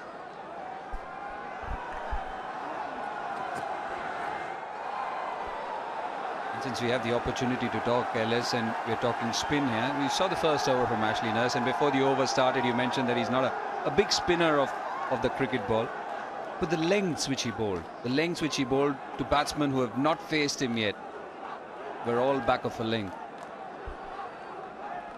I think it goes for most spinners playing in this short version of the game today. The apprehension of getting hit down the ground for a six. Just get the feeling most spinners are reluctant to bowl a fuller length because they're worried that the batsman hit them straight down the ground for a six. But if they're trying to do that, there is a chance of them making a mistake. But if you bowl short deliveries, you're going to get cut and pulled. Very little chance of the batsman making a mistake. We saw even the Indian spinners were back of a length. The people with the reputation of hitting it big.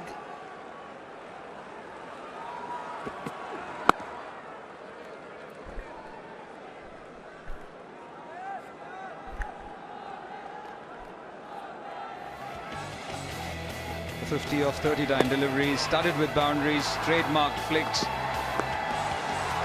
Was fed on the onside and he doesn't let them get away.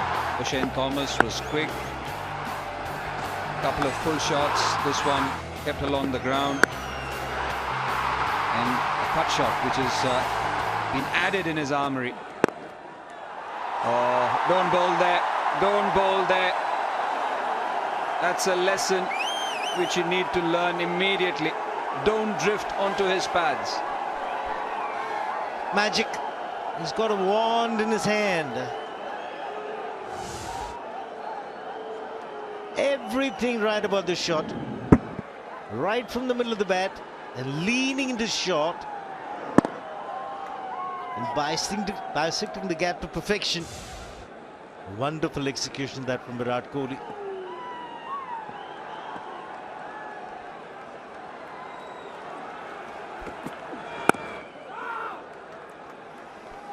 The early part of the innings, Virat Kohli had the tendency for his head to fall over to the off stump in the last 3 overs, especially with the shot from mid-wicket. He gets into terrific positions. He might play a lot of dot balls, but he makes up for it by hitting boundaries. A high percentage of boundaries in this innings so far.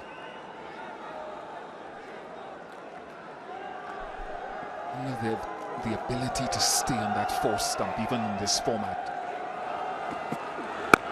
Just there, just repeat that 2 balls in a row. Don't get greedy as a bowler and try to get into the stumps. Although Holder got him LBW in the test match. I agree with you, Shiva. He was falling over just a touch. Virat Kohli early in the inning.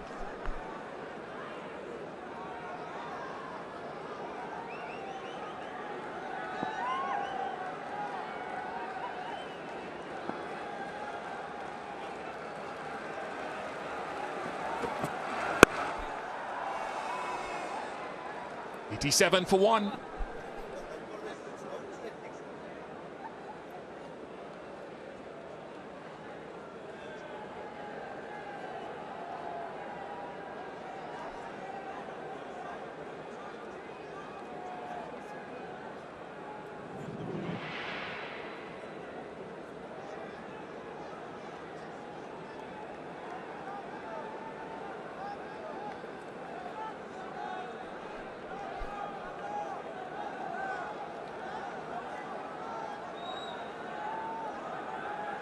'18 has been outstanding relative to other outstanding years.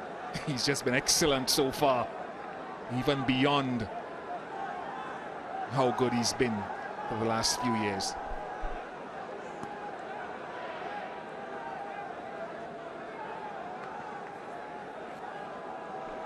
You guys are excellent, especially at talking about spin. Anything but so much about spin. This is a big tour for Ashley Nurse and Devendra Bishu. The Windies want guys who can take wickets in the middle of the innings, like Chahal does with Kuldeep when they play together, Rashid and Moeen Ali. But these two as a combination, Bishu and this, haven't been getting those volume of wickets. Been economical. And it's quite evident in the way they operate, isn't it? Somebody like a Nurse, whom we are talking about, especially his previous over.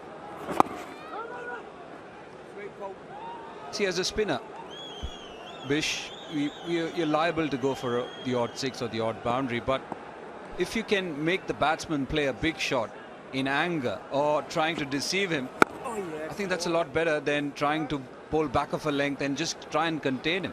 If you want to take wickets, you should be tempting the batsman a bit more, possibly taking a few more chances as a bowler. If your job is to just contain, then what he's doing is right. But when you want to look for wickets, then you need to entice the batsman into playing a shot, and that happens only when you throw the ball up. And I'm not saying that you just need to throw the ball up just for the sake of it, but you need to have specific lines and plans to bowl against a specific batsman. Set fields for those kind of deliveries, and then see what happens. Because in the middle overs, most teams are happy just giving runs, not try and take wickets, and that's where Chahal and Kuldeep Yadav have been so good.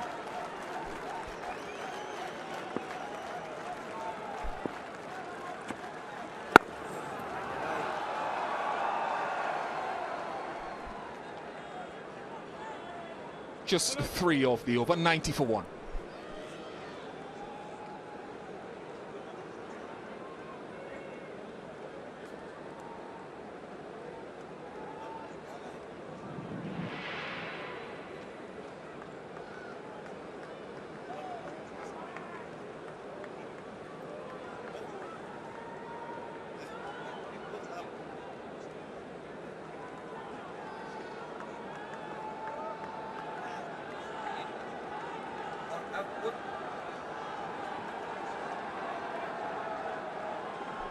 Over 233 to win India.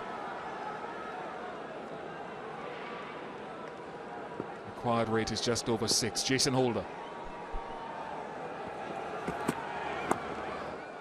Talk a lot, Shiva and Karthik, about Virat Kohli, but Rohit Sharma in the last 2 years averages 60 while chasing with 500s. 19 centuries in total, but the last 2 years in particular, he's made a significant contribution to India's success.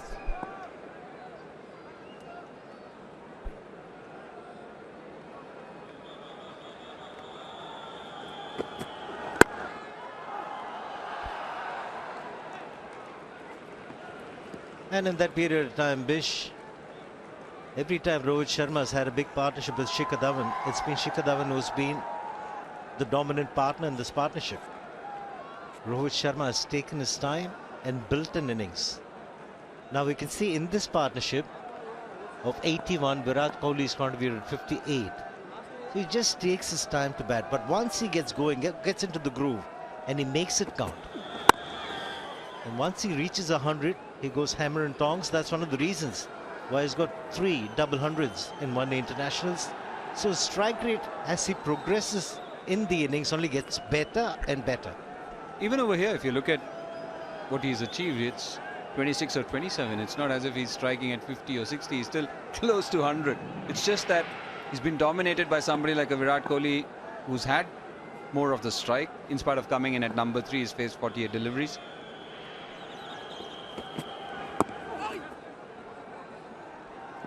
And as LS mentioned, you sometimes don't feel the rate at which he goes through the gears, Rohit Sharma, and that's possibly the ease with which he bats. So you don't make out that he's going at a frenetic pace. Windies will look to Bishu to get into his work at sometimes soon. Chandrapal Hemraj can bowl some left-arm darts.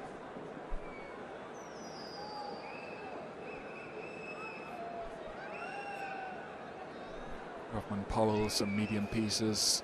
Sam Mills Who knows?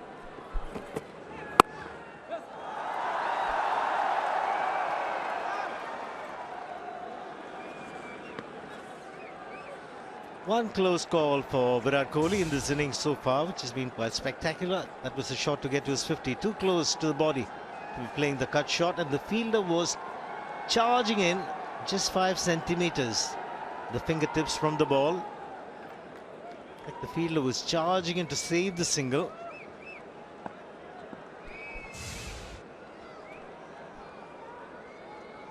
Very, very close, 5 centimeters, says technology. 93 for 1.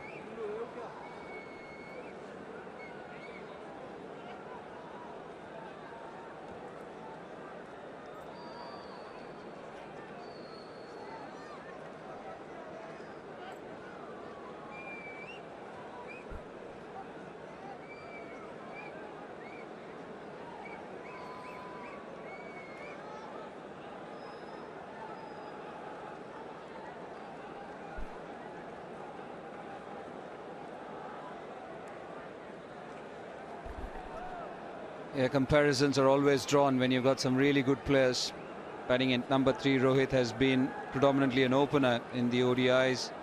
189 games, an average. There's a difference of 12. In terms of double hundreds, no one close to that man. There should be another column. Like you have hundreds, you should have double hundreds as well for Rohit Sharma. 3 of them. And 35 hundreds. Wow. That's just an amazing number which Virat has.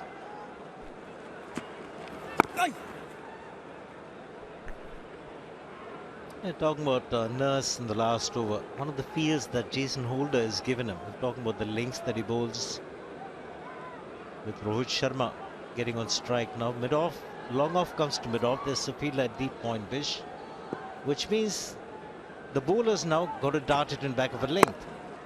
And the batsman keep working for singles just like that.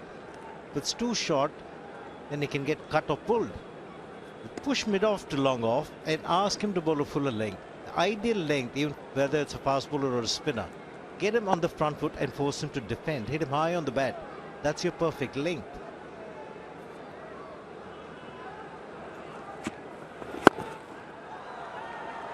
And somebody like a Virat Kohli will create his own length by stepping out like this. So once you have a deep point, the tendency from the bowler is to bowl back of a length.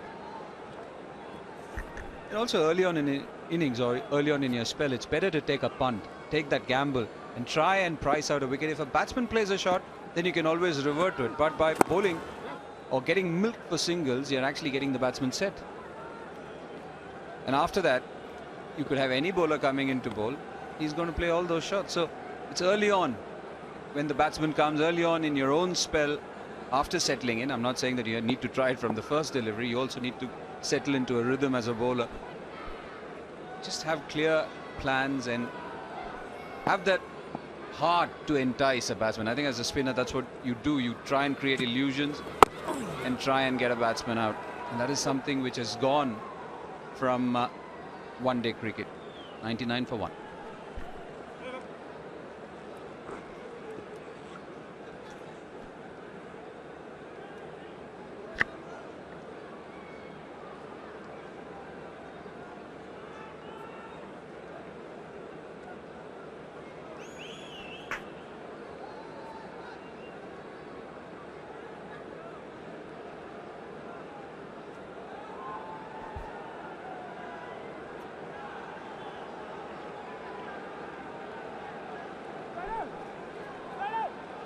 Yeah, these days when Virat Kohli plays a substantial innings, he's breaking records.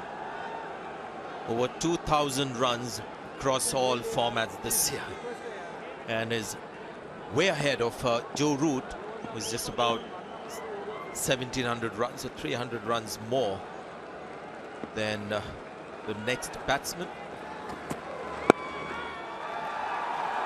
Really such a big impact player in all 3 formats, which is a rarity. Test match we've seen his contribution in England recently. 50 overs, he's got a terrific record of winning matches single-handedly sometimes for India.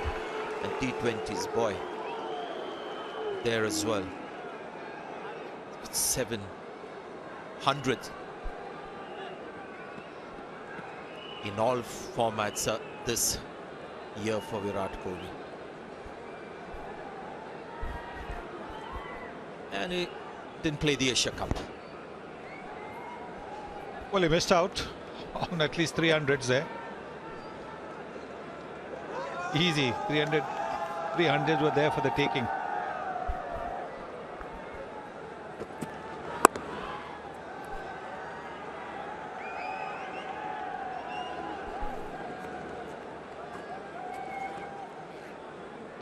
Rohit Sharma, Shikhar Dhawan got 200s each, I think, if I recall correctly.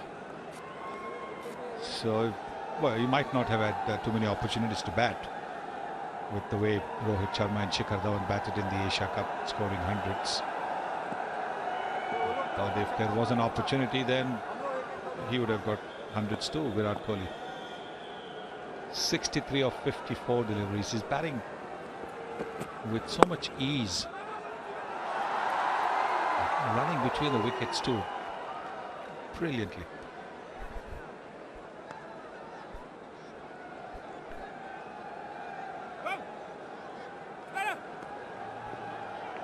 No runs in one-day internationals this year. Johnny Bairstow's got 1,000. Joe Root is nearing 1,000. Jason Roy 155 short of 1,000. Shikhar Dhawan, Virat Kohli also in with a chance to get to 1,000 ODI runs this year.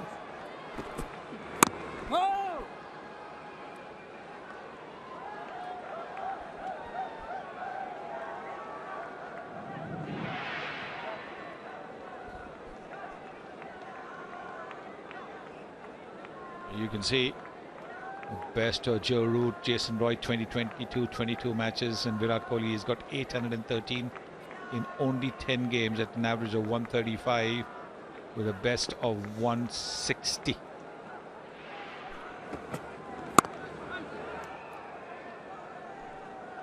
He's getting runs so easily, and those big scores so often you tend to forget his hundreds as well. That 160 not out in Cape Town in South Africa, when India mauled South Africa after losing the Test series 2-1. Yeah, this is Virat Kohli, one-day international in 2018, and all away from home. just dazzling numbers.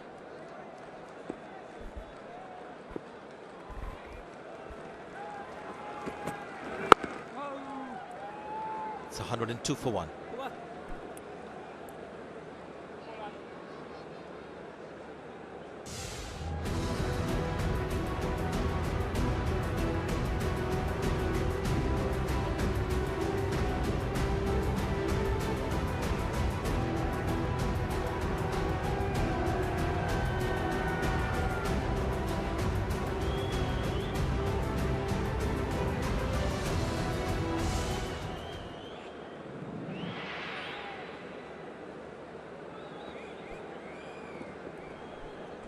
It began with just about 6.5 runs needed to win this match, and that same required rate has been kept by India in this run chase. Good move by Jason Holder to get Devendra Bishu on the attack. If you look at what transpired when India bowled, Chahal was the most successful bowler, the leg spinner, 3 wickets to him. Similar effort required here by Bishu. They need wickets, the Windies. Give themselves a chance of winning this game.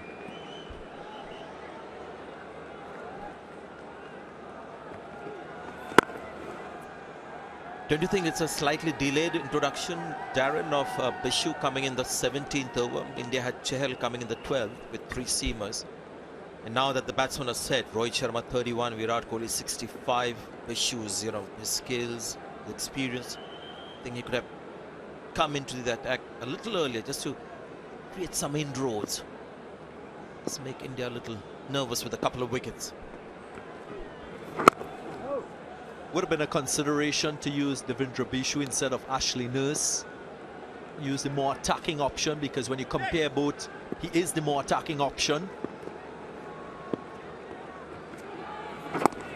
We've seen early that this surface allows a little bit of turn, so he's got to try and create an opportunity for a wicket and take it as well. Bishu, to me, I think he brings that ability to create opportunities for wickets a little more than Ashley Nurse. Also, I think you've got to take into account the possibility of dew, which will make it harder for the spinner to grip the ball. So try and get your spinners as early as possible.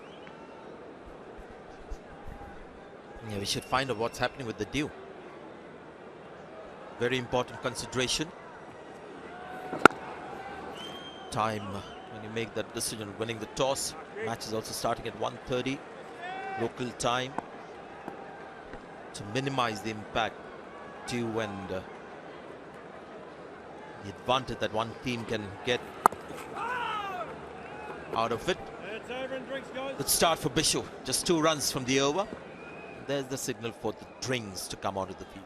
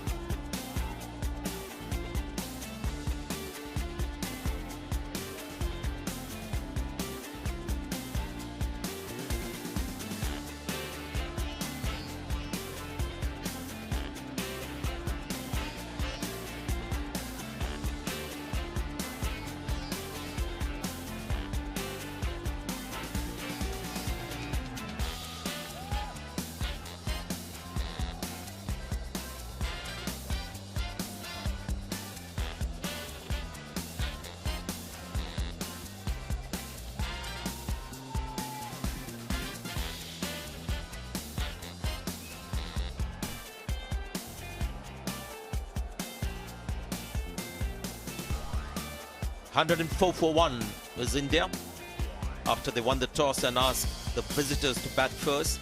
West Indies putting in their best batting performance on this trip. An impressive 322 for 8. Etmai getting 106, his third one, the international 100. Powell also looked good. You can see the number of balls also they took to get those scores. Chahal once again the pick of the bowlers, economical wicket taking. And in reply, India 104 for 1. Virat Kohli 65 not out. Rohit Sharma 32 not out.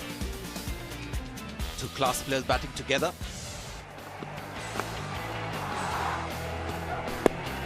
Well, you can't really afford to bowl on the pads. He uses the bottom end so well. And this is a swivel hook of Rohit Sharma, the pull shot.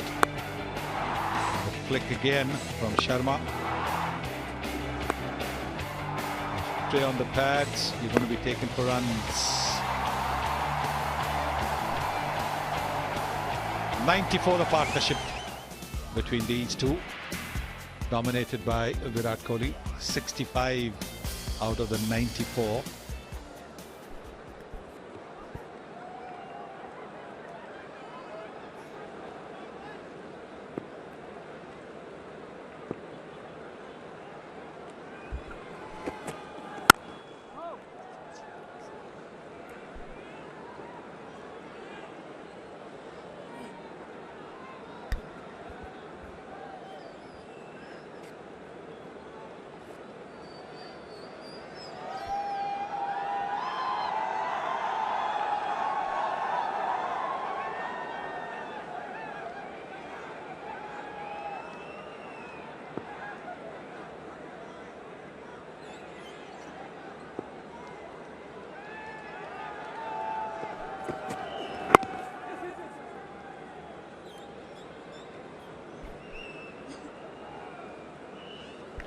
Virat Kohli has been playing really good through the onside.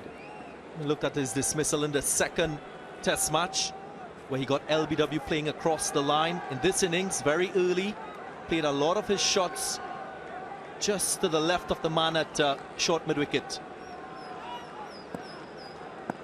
in this region here. The great players, they make the adjustment so quickly. And what he's done is try to play the ball straight in the V's. Another fine boundary from him.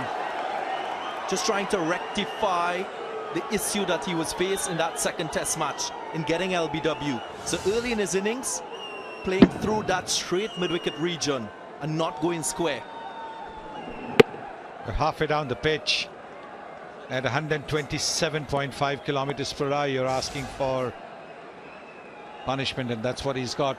Jason Holder, when he bowls it a fuller length and wicket to wicket, he can keep the batsman quiet.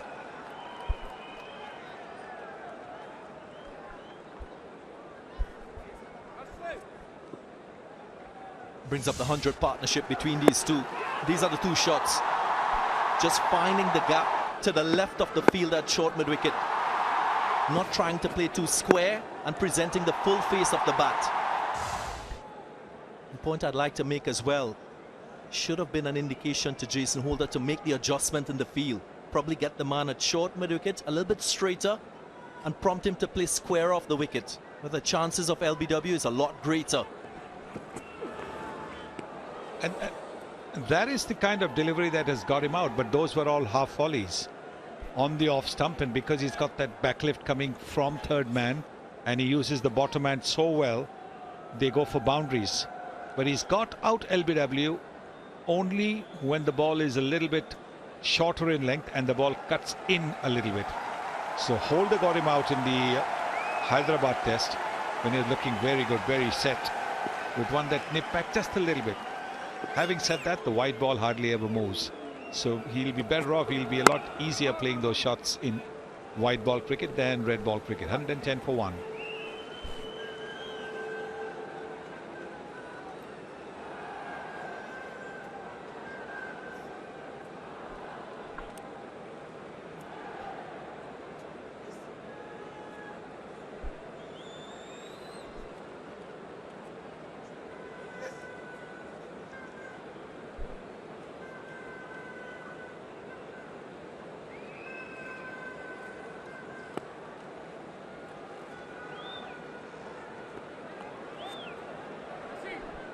India's looking good. It's a good chasing team. And Virat Kohli knows that sometimes when it's a dead rubber, he gets his team to bat first, just to give them something different, shake them out of their comfort zone. He had an impressive start, Bishu, in the first over. Oh, there you go. Placement. Just to the right of that fielder at long off. You can't keep him quiet. Wasn't a bad delivery, but just a little bit outside the off stump, and he's cleared his front foot just a little bit. And again, the bottom hand. Look at the way the bottom hand has come into play as he opens the face of the bat slightly. Another bottom hand shot.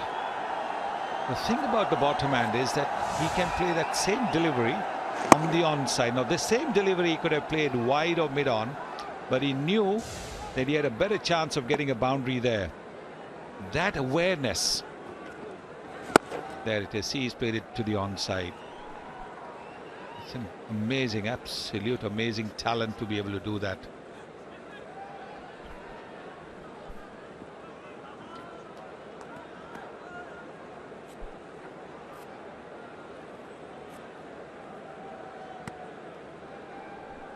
You can see how West Indies are thinking. That's a good move. Jason Holder's come at first slip. Only wickets can actually put a bit of a stumbling block for India in this run chase. Sunil Gavaskar was making an excellent point about this ball being played on the offside for 4, wide on the offside. Same kind of delivery, more or less, plays on the onside.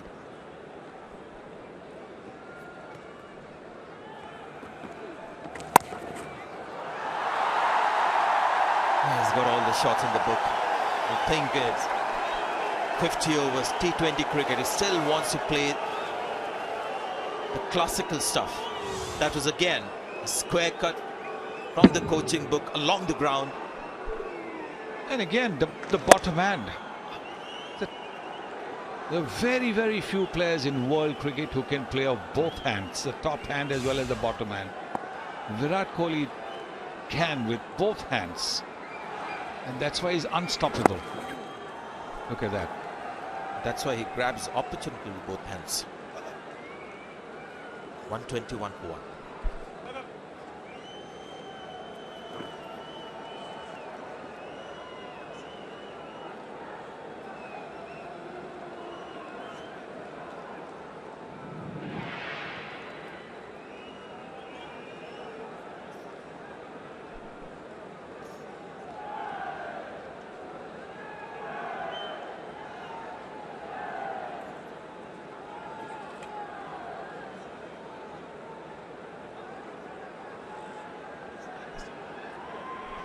Yeah, the average there in that list of Virat Kohli is just ridiculous. 138.17. Zaman is good news for Pakistan. He's got some runs in the test matches as well. Got a double 100 recently against Zimbabwe. Comes back for the second. The other great feature about him. However hot and humid it would be today. It's not stifling hot, but I've seen him get 100 at the Wankhede Stadium. Impressive conditions and running hard between the wickets. Which Sharma is also feeling it. What a great 100. Batting in the Asia Cup was never easy with the heat and humidity in the UAE. But Rohit Sharma scored a terrific 100.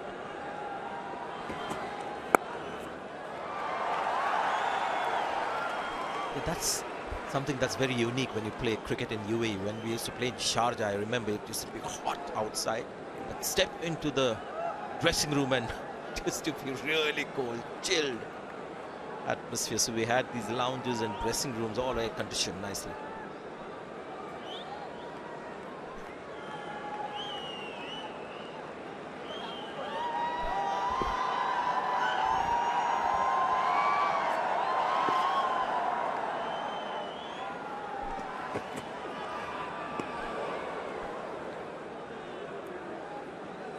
Rohit Sharma, he's been playing a supporting role to Virat Kohli, something which a lot of young cricketers should look at, not trying to outdo Virat Kohli, who's on the other end, looking to get the job done for the team.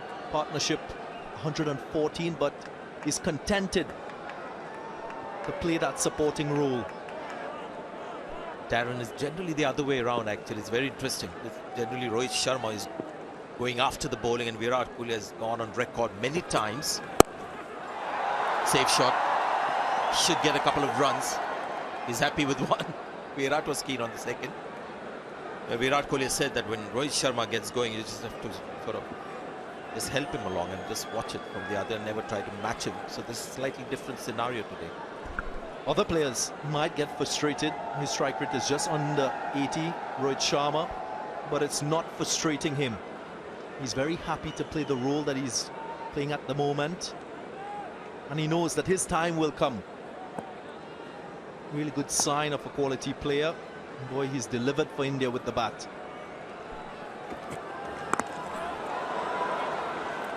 Three times in this innings today, after playing a shot, you've seen this kind of a reaction. There's one on the offside, which he got 4 runs for, which is slash.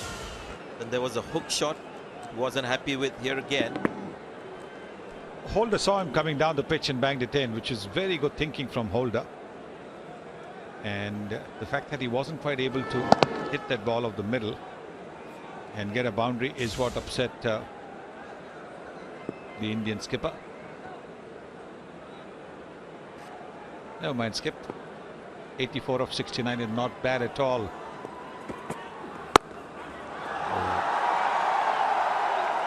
Get a single. It's 127 for 1 after 20 overs.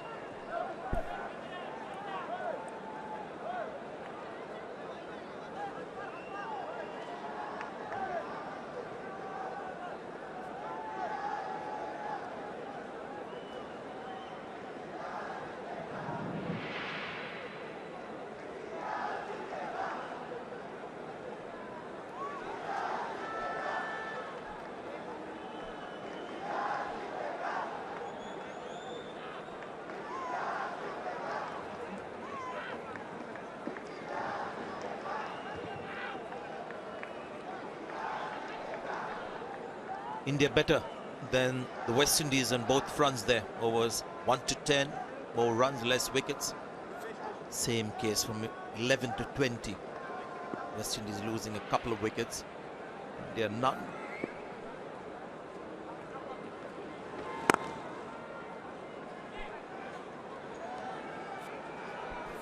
We've been talking a lot about the second power play. Over 11 to 40 and teams having the ability to take wickets. This has been the biggest problem for the Windies in ODI cricket, not having the penetration to break a partnership or to get themselves back into the game. India ahead at the moment. Who does Jason Holder turn to?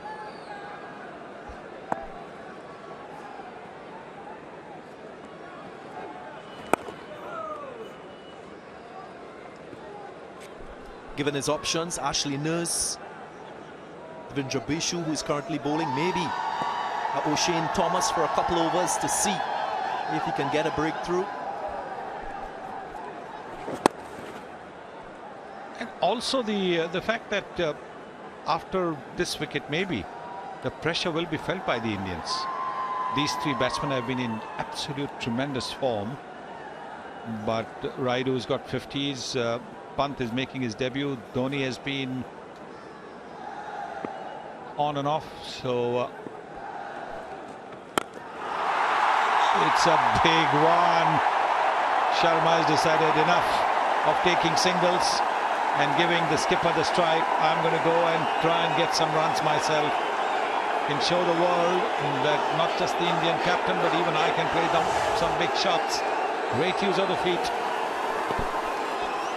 This guy oozes class, Rohit Sharma. Every stroke he plays looks picture perfect. Wonderful use of the feet, good contact made. Makes it look very easy.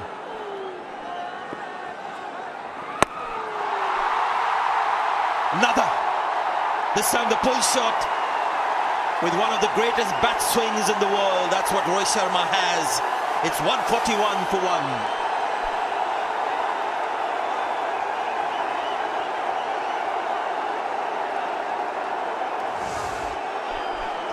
Look at the flow of the bat. That's a gift. Look where it finishes. Goes the full arc, where the power comes from. Virat Kohli gets it from his wrist. This guy gets it from the full arc of the bat.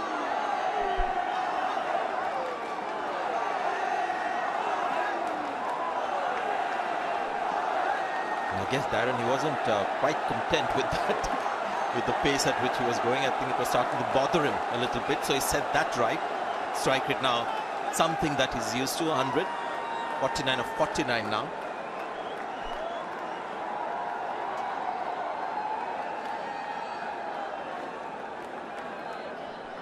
Let's see now what happens there. O'Shane Thomas is back for his second spell. Virat Kohli was there when he had the new ball in his hand. He's batting 85. Same bowler back again.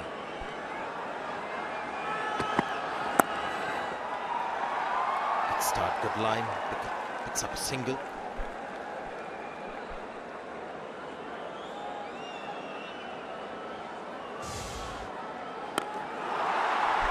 Use of the feet to hit that big six. Then he pitches a little bit short, not too short, and quickly swiveling and hitting another six. That is Rohit Sharma's class. Off the front foot, off the back foot. When he's on song, the music is absolutely delightful.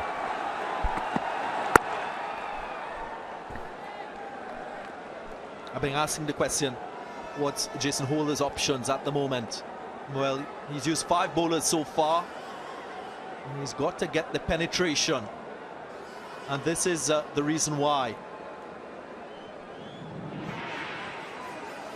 Talking about the second power play, over number 11 to 40. Look at where the Windies are. Down at the bottom. Just about 2.8 wickets in that period.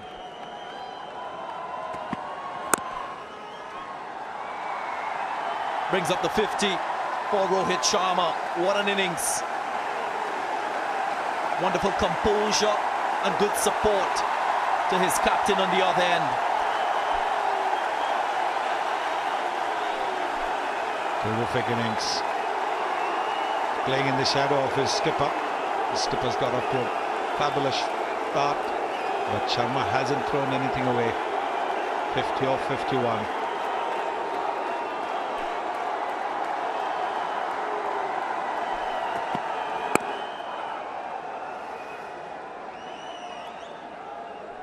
Scores of 52, 83 not out, 111 not out, 48, and now 50 not out for Rohit Sharma. Current form is pretty good.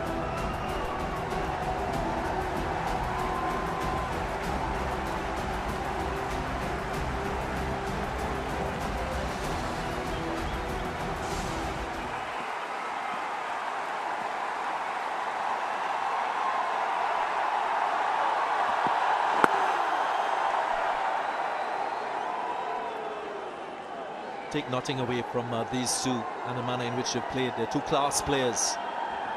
Just feel that Holder has to come up with something different. What he's been doing, I've been looking at this Windies team and the ODI team in the last couple of years. Just been a lot of sameness about their approach in this middle overs. Maybe the approach shown in T20 cricket to have shorter spells and rotate his bowlers a little bit more through the middle overs, to try and just not let the batsman get accustomed to his bowlers. He's not created an opportunity. It's all been India and the class of these two.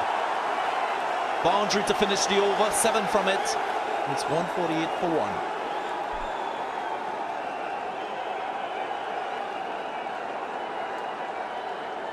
1. Shane Thomas had bowled a pretty good over till this half volley. Between extra cover and mid-off. Gorgeous shot. 148 for 1. The partnership 130. 138, I beg your pardon.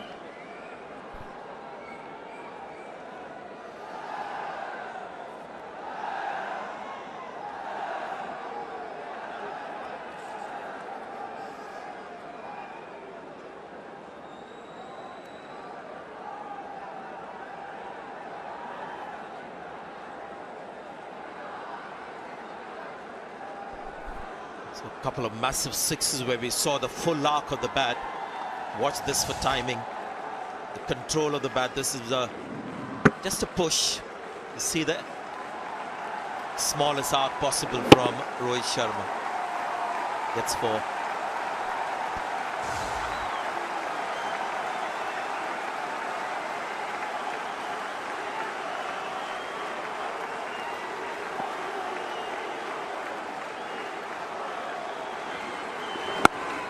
I've been talking about ways to get wickets. I've not seen any of the Windies bowlers change their angle. They've all come from over the wicket, maybe bowling a couple of deliveries round the wicket as well. On a nice batting surface, it's good as a bowler to use subtle differences. Maybe run wide of the crease, closer to the return crease, change the angle, set different fields. Good point, Darren. I think, as you were saying, there was something to just try and induce a wicket. If not, change of angle, maybe an additional fielder inside the circle. I also think when you have a set pair, it's good to create a facade as well if you're not getting opportunities. Change the dynamics of the game. Maybe an extra thought into a batsman's head might just prompt him to make a mistake. But you've got to be proactive as a captain and a team in this situation. Yeah, that is one area they could plug. Get somebody, maybe one fielder from the leg side onto the on, stop that run there. Have that deep fielder in between extra cover and that fielder to save the single. Might just get the batsman to play across the line. Yeah, and changing the angle. Probably coming round the wicket as a leg spinner and prompting the players to play through that onside. Maybe if you pick the wrong length, could get a return catch, or maybe hitting the ball uppishly in that mid-wicket region.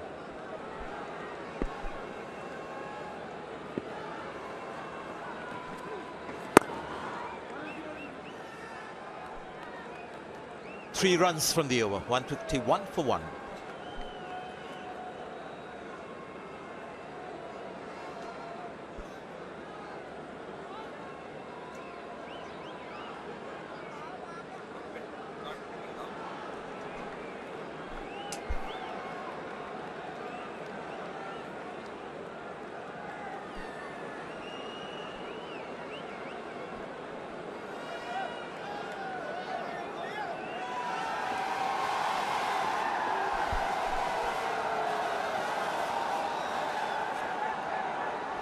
Both these batsmen have put on a masterclass of stroke play.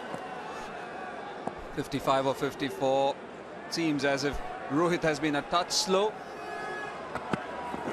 because Virat has gone at a very good pace. 89 of 79. You generally don't associate that kind of batsmanship with him. But what a partnership this has been. 141 of just 128 deliveries. Big target to chase, but they've made it look very easy thus far. Good evening once again to DDG and Ellis. Thank you, Karthik. But if you're sitting in that Windies dressing room, you're still in this game. You know, wicket here, maybe a couple of wickets here, because India still needs 172 of 160 deliveries. So the asking rate is still above 6. But what a classy knock this has been from Rohit. Not his usual kind of an inning, ODI inning from Rohit. Styroff slowly realized that Virat is in good flow. Try to pick that single up and give Virat as much strike as possible, but plays some delightful looking shots in between as well.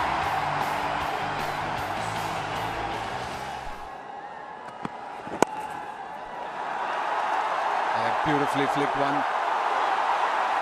How do you stop that? Two fielders there, did their level best, but still couldn't stop it. Virat Kohli at his very best. The timing, placement, everything in that shot. Thomas going wide of the crease, costing delivery. Oh, this bread and butter. Two fielders in the deep. How good is he at finding the gap? Wonderful. Also India's best second wicket partnership against West Indies. And a word on Shane Thomas as well. The first 4 overs were in the high 140s, nearly touching 150. The second spell, I think the average would be around 133, 134. Been a drastic drop in pace from Shane Thomas. Last delivery 132.4.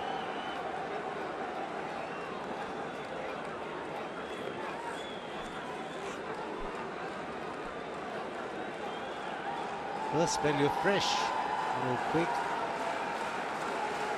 But endurance will be tested in these humid conditions in your second and third spell, which is showing on Thomas. And he's been very expensive as well. Almost 8.5 runs to the over. Is it gap? No, just the 1 run. And just talking to Ian Bishop off air, he mentioned that he's accustomed to playing only 4 overs cricket, and that's how he's been picked here. So those 4 overs were quick. And as a bowler, we all know, unless that it's about endurance, isn't it? It's about bowling.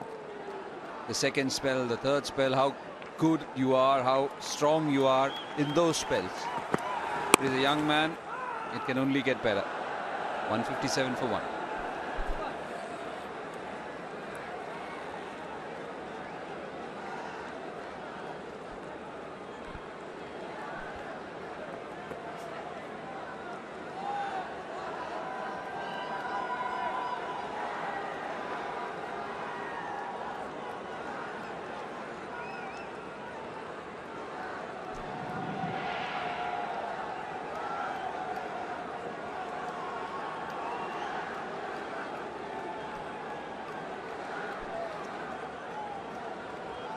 Always been ahead of that asking rate, the Indian team, courtesy this partnership.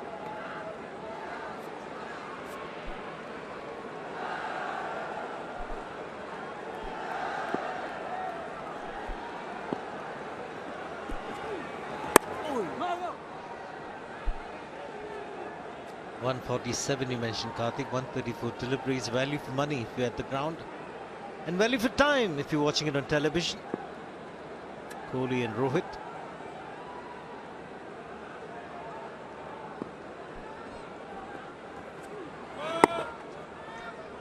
Oh, Devendra Bishu. Ellis will have a special word for a leg spinner. I've seen him in the test matches. His front leg lands at an angle. See that angle that he's landed at. It's a biggie. Good call from the umpire. And a free hit with Rohit Sharma on strike. He's already got 3 sixes.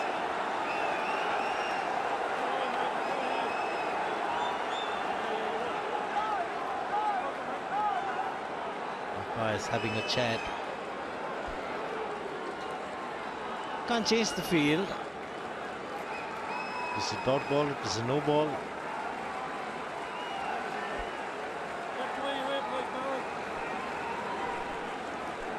Right, so you can't even move a few yards. So they were on single saving. They were inside the circle. Isn't that a touch harsh? Because technically it still covers whether you stand at the 30-yard circle or whether you're inside. So free hit it is. No ball again, and this has been crashed through covers. It's dreadful, this. Overstepping again. Doesn't take any credit away from the shot. Fabulous execution of the drive from Rohit Sharma. And he's overstepped again. He's under a great deal of pressure. Just trying to get the ball across to the other end now. Bishu smashed and smashed really hard. A partnership also goes past the 150 mark. Just stood there, just waited for it. Rohit Sharma, and crash.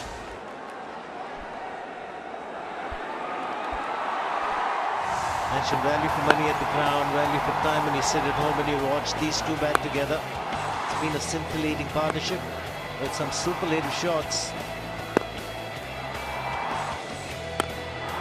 Going big. First time he tried the big shot, he got a couple of sixes. The bowler earning in length. Too good, too good. Like you mentioned, Karthik, it's real masterclass. Now getting back to the field set for the free hit. The fielders were inside the ring. Some of them asked to come a few yards inside. Doesn't mean that the umpires take a look at it where exactly the fielders are standing every ball inside the ring. Asked to come in about 5 paces from the circle. And now they'll have to remain in that place for another delivery. I feel it's a touch harsh, to be honest. As a bowler, you've got nothing. You've bowled a no ball, it's a free hit. Technically, it still covers a mid-wicket, whether they move a couple of paces this side, that side. It's not as if they were at a standing position, which was a standing short extra cover or catching mid-wicket. So, what do you do as a bowler? This time, he took the mode of running down the track. Last delivery, just stood there, just waited for Bishu to deliver. This time possibly preempted a slower delivery.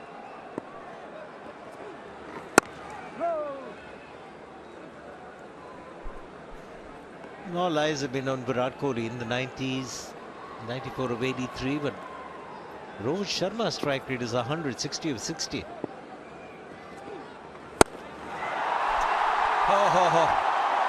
Take that. Slightly short, it was not too short, but he's so good at playing this short arm jab or pull or whatever you call it. He's done that once before. Beautiful shot. It's more of placement. Didn't want to muscle it. Just wanted to get it over the mid-wicket fielder. There's a huge gap in the deep there. One bounce and into the boundary.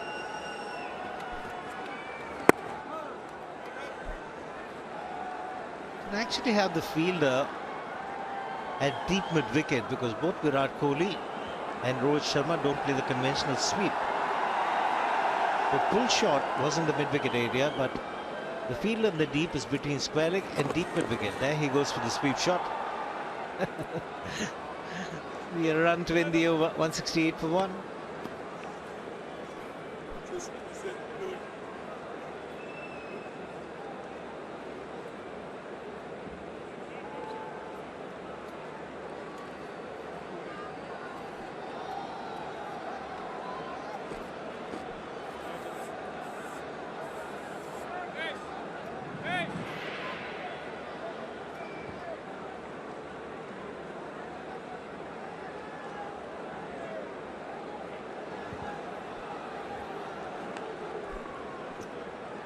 This has been the match summary so far. Windies were asked to bat first, racked up 322 for 8, could have been a lot more. Courtesy that scintillating 100 from Hetmeyer. Chahal was the pick of the bowlers, 3 for 41. Karan Powell and Holder to making ideal or decent enough contributions. India in reply, coasting at the moment, 168 for 1 at the halfway stage of their innings.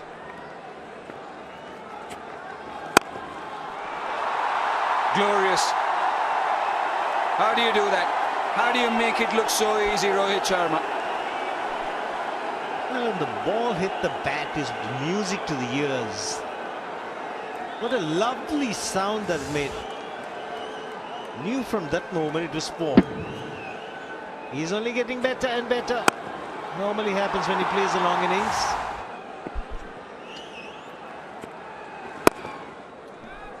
There won't be music to Ashley Nurse's ears, the way Rohit and Virat are going on now with this innings.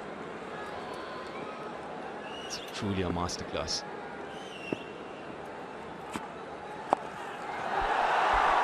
There's the sweep. Well done. Well played. Nice. Did you predict that he won't be playing? It's not seen Virat or Rohit Sharma play the conventional sweep shot. It's a slog sweep that's employed to really good effect. This is one shot that the Indian batsmen, a lot of them can develop and make it very difficult for the spinners. Now deep spell comes in for Virat Kohli.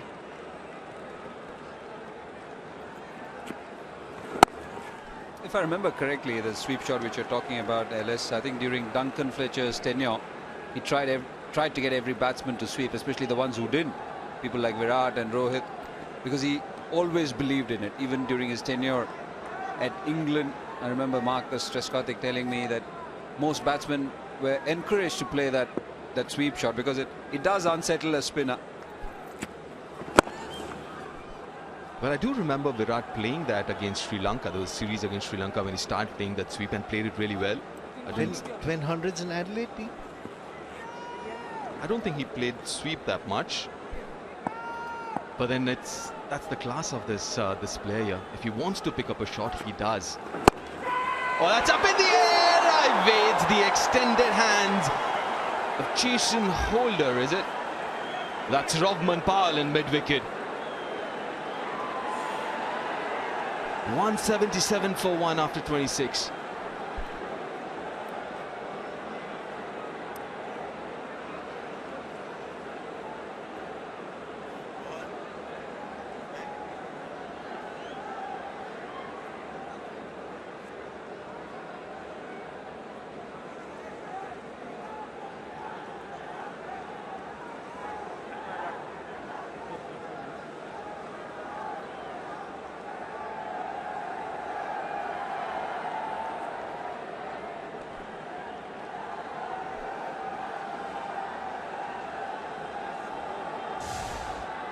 A heart in his mouth moment once again for Virat Kohli, looking on as the ball evaded the extended hands of Rovman Powell.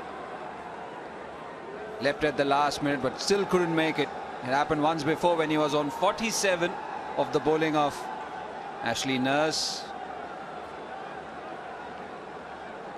Three shot of his 36th ODI 100, Virat Kohli.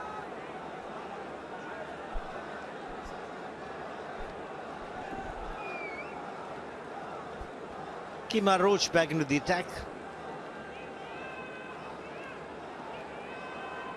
Rohit Sharma will be the man on strike. Accelerated in the last few overs. Rohit Sharma getting a lot more strike, a lot more boundaries. There's been a big difference in the modus operandi of Virat Kohli today. He's moved in towards the bowler, hence the strike points are so ahead of where Rohit is. Rohit is generally laid back, plays very late, and hence you can see such a stark difference in the strike points of both these batsmen. Not too much difference when it comes to strike rates. It's been the silent partner, Rohit Sharma. When you bowl there, he's quite up to the task. That brings Virat Kohli on strike.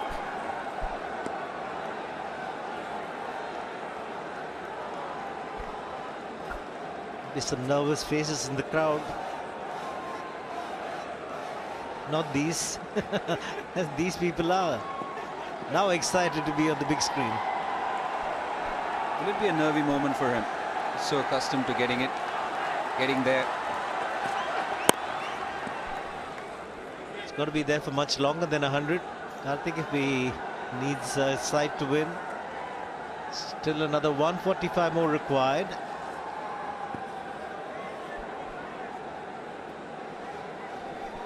Well, I'm sure he'll be looking at that milestone, but he also realizes that he needs to carry on. More often than not, he's actually finished games once he's been out there, got that 100, especially chasing down big totals like this one.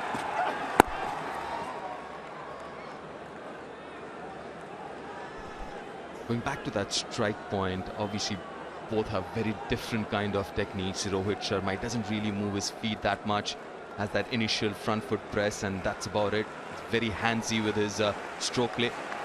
On the other side, Virat, who depends a lot on his footwork, whether it's on the front foot or back foot. The crowd egging him on.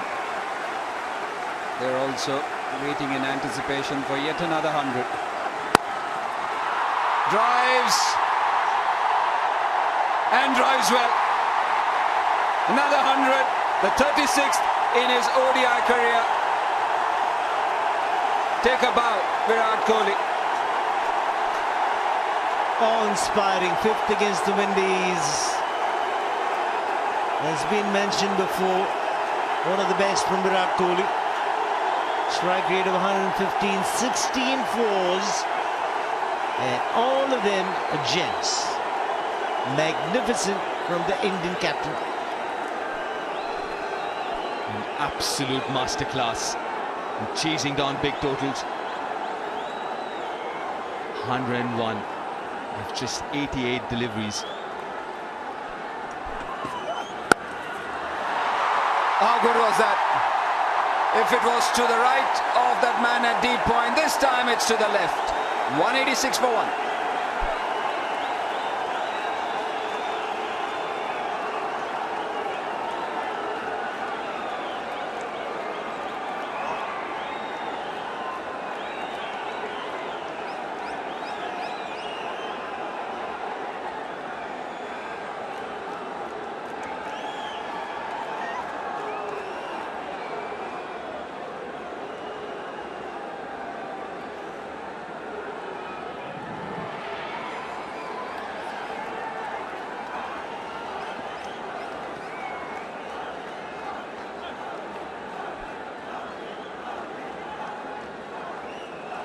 Made it look very easy, Rohit and Kohli.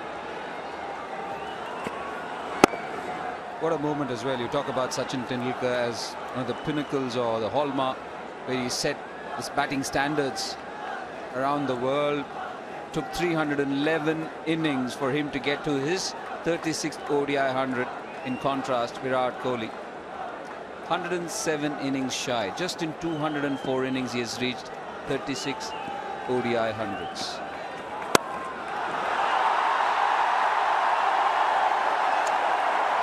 Take another 4. Well, it's criminal.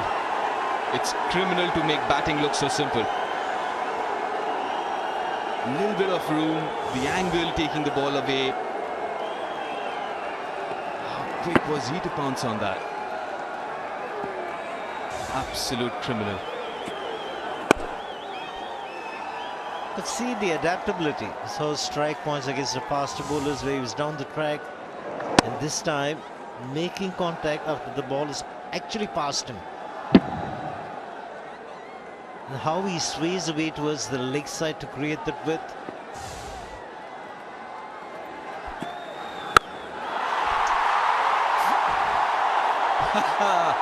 How many runs do you want for that? A gift taken gleefully. They're not going to give it back, are they? It'll take a little bit of time retrieving that. But what a hit. He's catching up with Virat Kohli. 79 of 71. Strike rate is pretty good. Only gets dangerous. 4th, 6th for Rohit Sharma.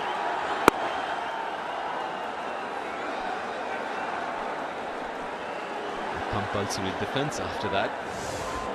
That's a full toss, accepted. But the distance, that is massive.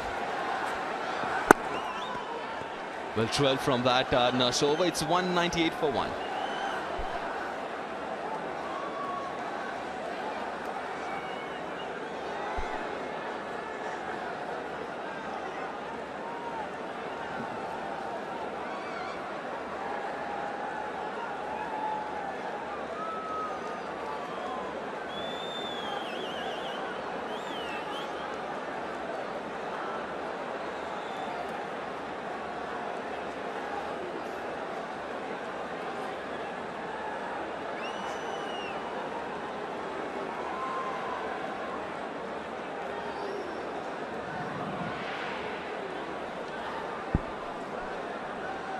Some big numbers there.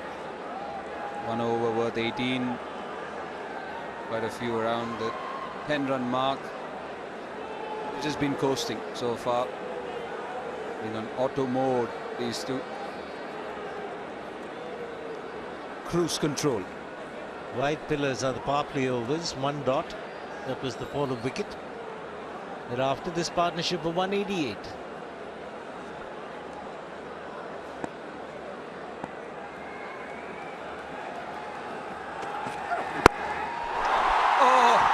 That was one thing missing. A 6.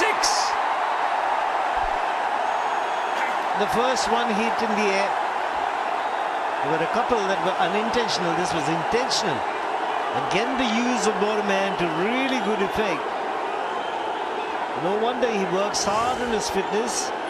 He's fit as a fiddle and he's strong as well. Right from the middle. Away she disappears. Sensational. What stands out is the effortlessness with which both these batsmen have batted today. I accepted that the wicket's been good. Bowlers have been trying hard. There have been some very good deliveries this patch like that. This one has gone past the fielder. Marlon Samuels at covers was hit hard. It's too close to the bat. A 6 followed by a boundary. Got a feel for the bowler. Up against two really good batsmen and no help from the fielders. Should have been easily stopped this one. Marlon Samuels let it go right through his legs. So batting of the highest quality can do, demoralize.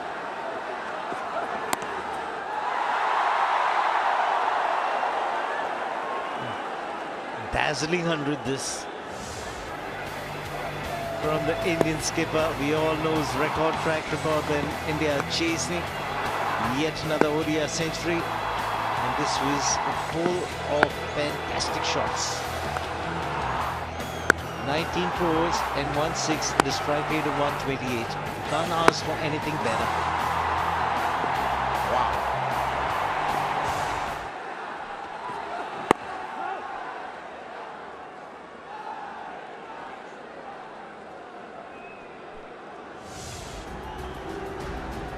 There you go, 36th ODI 100 for Virat Kohli. A great moment that is. Virat and his magic wand.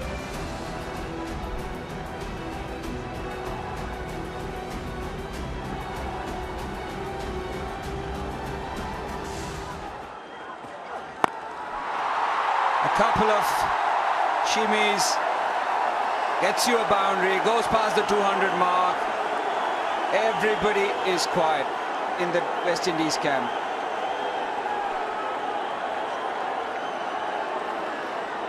First time a partnership of 200 against the West Indies for any wicket. They're just toying with the bowling now, stepping out and smashing these short deliveries at 138 clicks. Well, this is becoming too easy. That's why they're regarded very highly world over. Outstanding ability and turning those ability into numbers.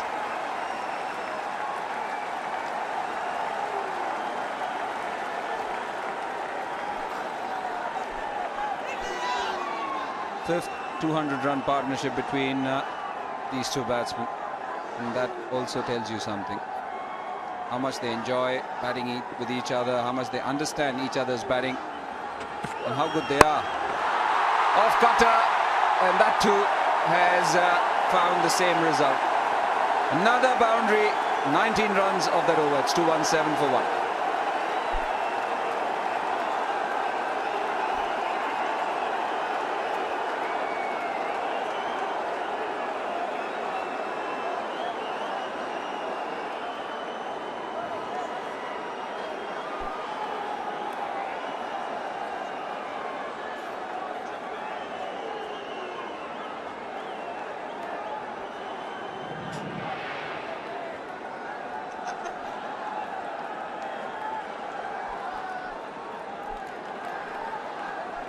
Virat Kohli, 36 in 204 innings. The games could be 212, but the innings 204. Sachin Tendulkar at the top of the perch, 49 hundreds.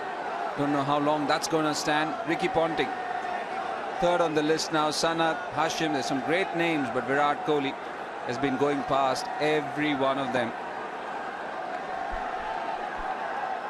And averages almost 59. He's got the best average on that list. They're having fun here, both these batsmen, making it look really easy. They could be having fun, but as commentators, we're running out of superlatives, boys. I've got no adjectives left. I guess it's time for Ellis to open his dictionary and Professor Ellis, enlighten us with a few more adjectives. I probably said when Virat was batting around 70 or 80 that the magician has pulled out his wand. I thought I said it. You said it at different times.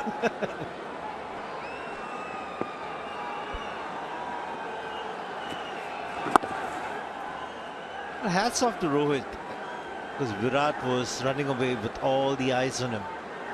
Rohit was sedate to begin with, didn't have too much to strike. But he was never going down on his strike rate, Rohit Sharma. Oh, but it turned too close to cut. The first real mistake that he's made in a long time, Virat.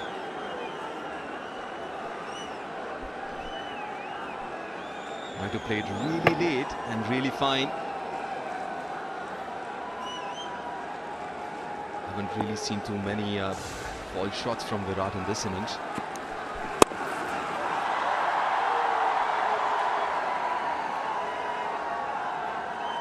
A lot of credit must be given to Rohit Sharma on the way in which he's paced his innings. It's very easy. He's got the ability to go and run a ball. He's taken 23 deliveries for his first 20 runs, then 25. And you see, gradually he's accelerated. That's why he gets those daddy hundreds. 220 for 1.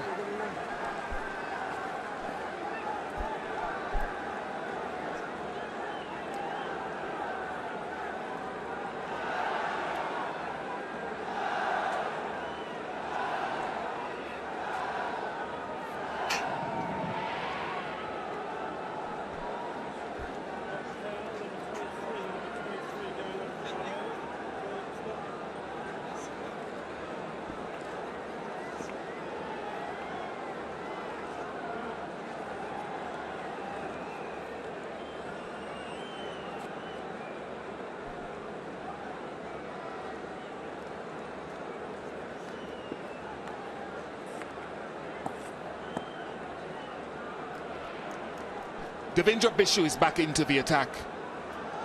5 overs for 41. Catch it! Make that 5 overs and 1 ball for 45. There's such little margin for error when you're bowling to a batsman in supreme form like Virat Kohli. Wasn't really a bad ball.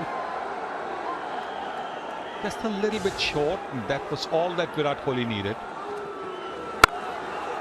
And look at that! Look at that!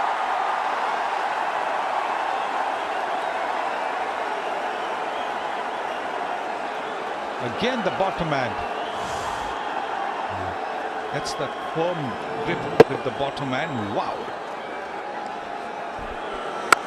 Shot of the highest caliber from Virat Kohli, showing his class and the big gap between himself and the other international batsmen in world cricket.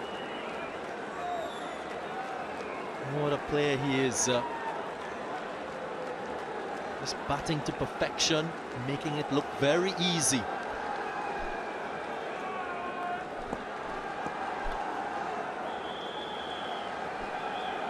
Jason Holder has just slowed the pace of things by running all the way to Bishu to pass on some advice.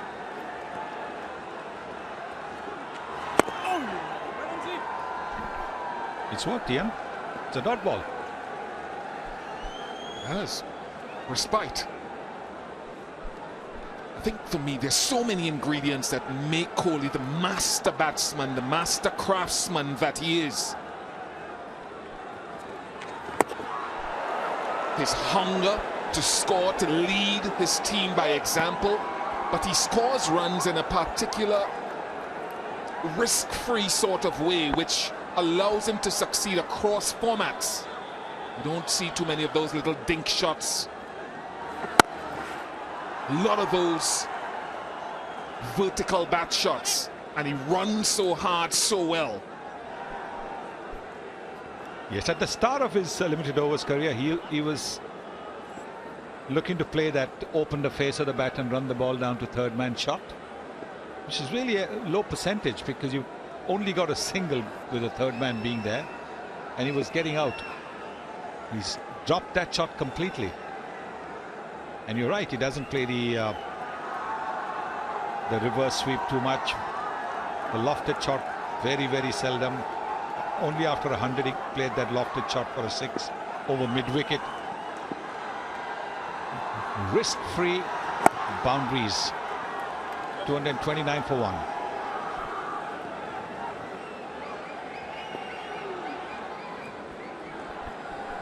It's a big problem now for Jason Holder because he was expecting Devendra Bishu to do something like what Yajwendra Chahal did. But instead, look at what Bishu's gone for, 8.33 per over.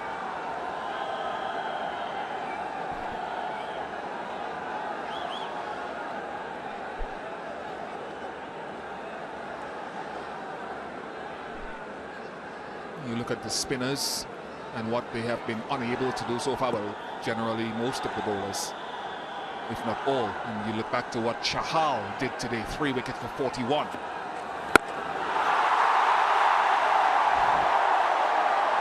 This is beginning to look like a beatdown. They just cannot put a halt to the flow of runs. It's like taking candy from a baby. That's how it's looking. Virat Kohli doing as he please in this innings. Wonderful use of the feet. Gets to the pitch of the ball. Didn't try to overhit it. Wow.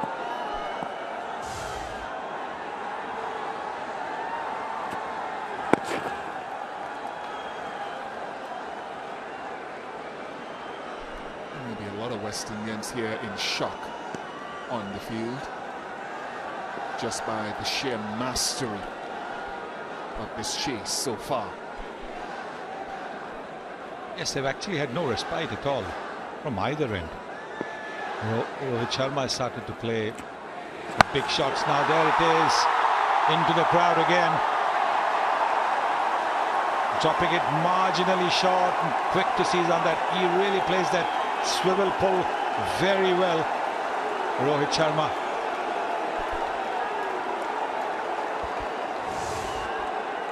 Six shy of another ODI century. He scored 8 of those so far in run chases. Could possibly be his 9th.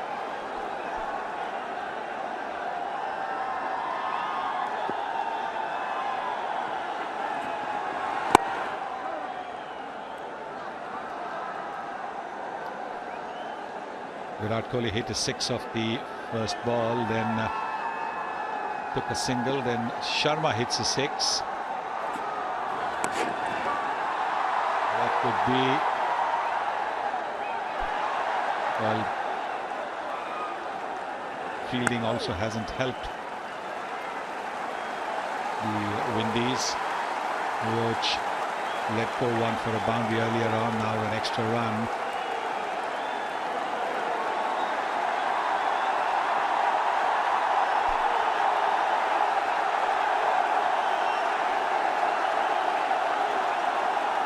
.96 to Rohit. And that's a century. Number 20 for Rohit Sharma. 19 runs from the over. What entertainment. What batting from both these Indian batsmen. 100 of 84 deliveries for Rohit Sharma. 20th 100 for him, 248 for 1.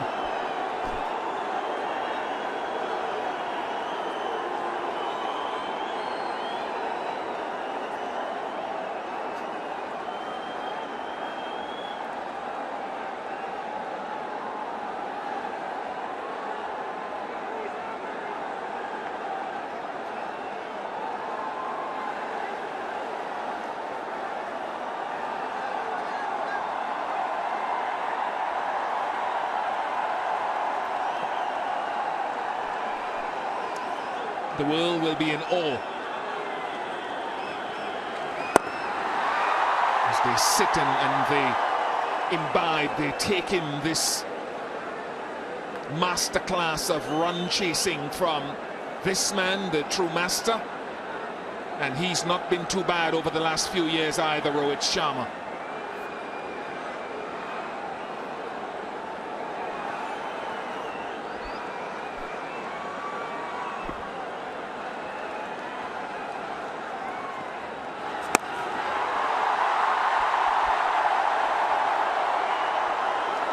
It's very well done by O'Shane Thomas.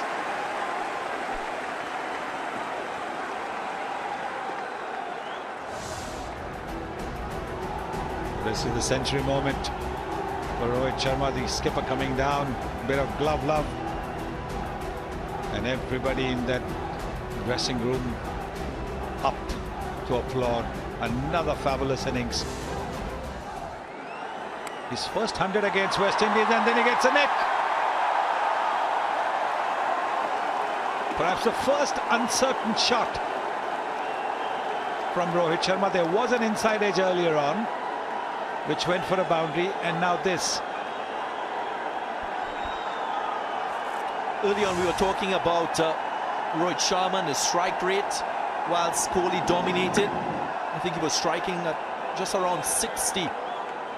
Just look at how he's blossomed in the situation. In the context of this partnership, the strike rate very similar to that of Kohli, and achieving an amazing landmark yet again.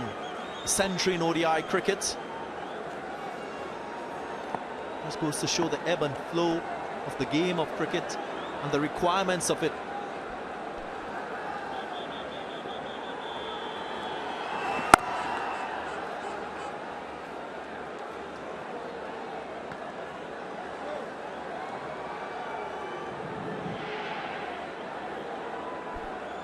.188 deliveries, that's all it's taken for this 246 run partnership. And he's gone. Bit of turn. Very good stumping that by Shea Hope.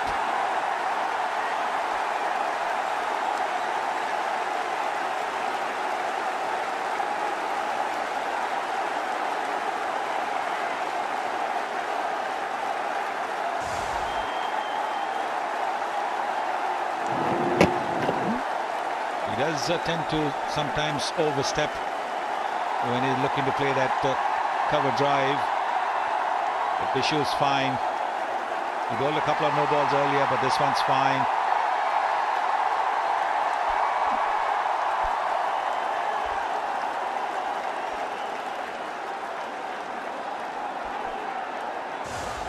Kohli has already reached the dugout.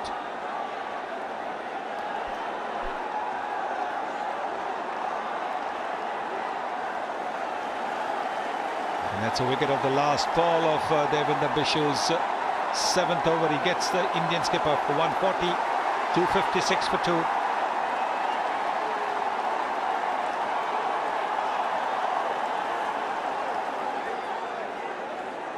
It's also called for drinks now.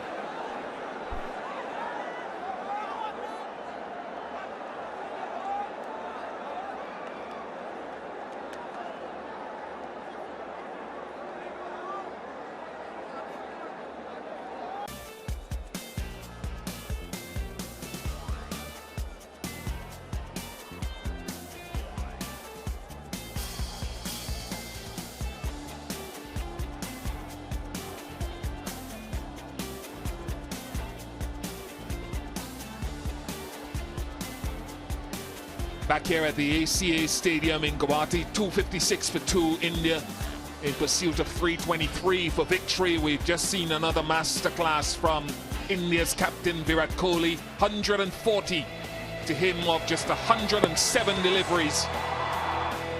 Truly has been magnificent, particularly in run chases. Deftness of the touch, the gap finding, the sheer confidence of his stroke play has been a sight to behold once again.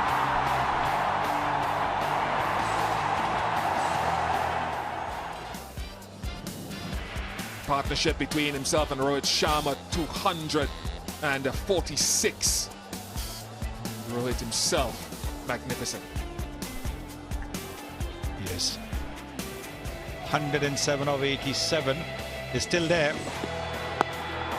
Started off with that swivel pull shot, then the flick, and again the swivel pull shot. He plays that so well. The lofted shot for a 6, and then the pull shot, the extra cover drives, and that is getting to 100. It's been masterful. It's been an exhibition of cricket shots of the highest caliber. The Windies bowlers have all taken a beating, apart from the skipper, Jason Holder.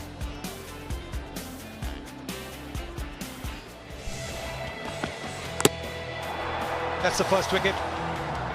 O'Shane Thomas making his debut, getting the ball to bounce a little bit more, the inside edge going on to the stumps from Shikhar Dhawan's bat.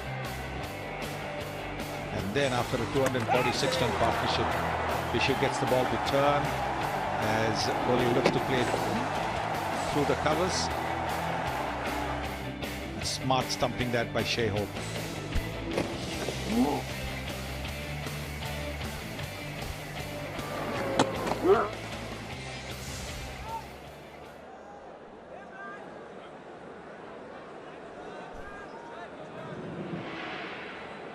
One of the more talked about batting positions in Indian cricket over the last while. Ambati Rayudu comes in at that number 4 position, which has been under discussion and under the microscope. Virat Kohli said yesterday that he feels this man has grabbed it while others have not. Jason Holder's back.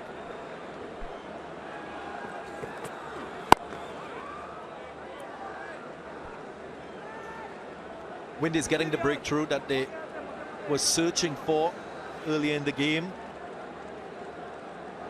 It was a huge partnership that has really placed India in a dominant position. Makes it very easy for the likes of Ambati Rayudu, Rishabh Pant, who is on debut, and even MS Dhoni.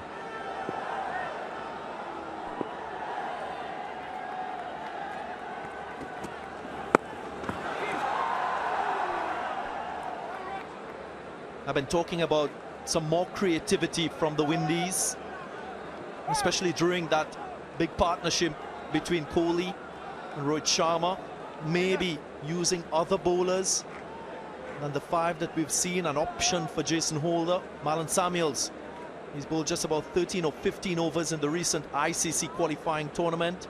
Rovman Powell as well, who's dubbed as an all-rounder in the Caribbean, not used with the ball. So sometimes you've got to do something against the run of things just to get that opportunity or breakthrough. Raidu is off the mark. Well, I think there's Chandrapal Hemraj who bowled some left-arm darts as well. But the first thing the Windies need to get right is to get Nurse and Bishu getting into wickets, because they need their specialist bowlers to be operating in those middle phases of the innings with more telling impact.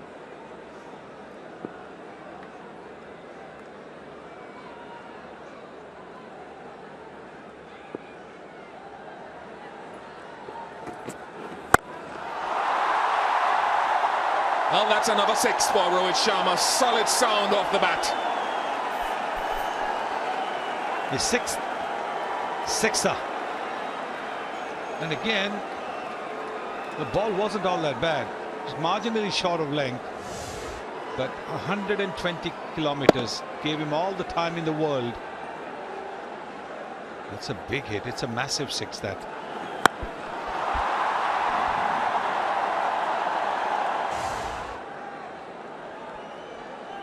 Third man is coming up. A man has been pushed back to wide, deep mid-wicket.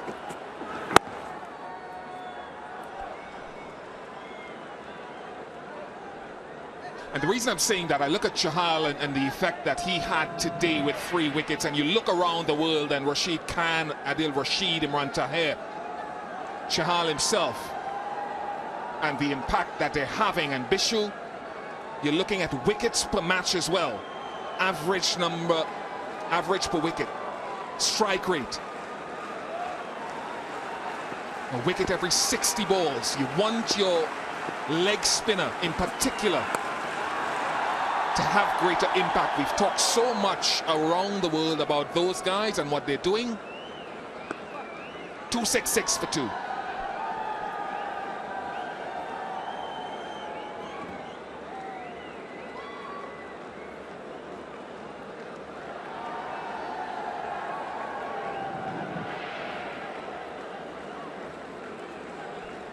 .322 for 8. It looked like India would be really stretched. They'd be pushed. They now need 57 of 96, and they've got 8 wickets in hand.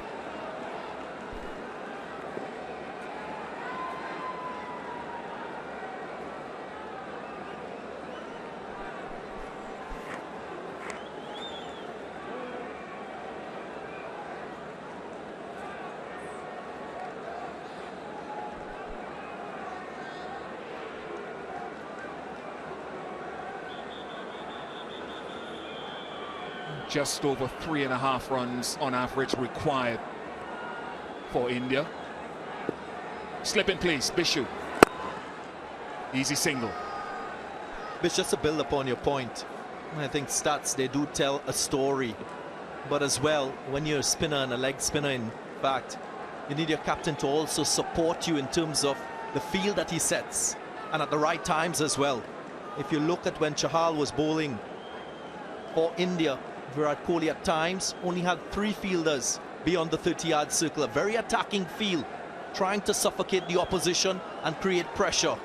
Very different to what we've seen. And the field placing by the Windies. Yes, I know it's Virat Kohli and Rohit Sharma,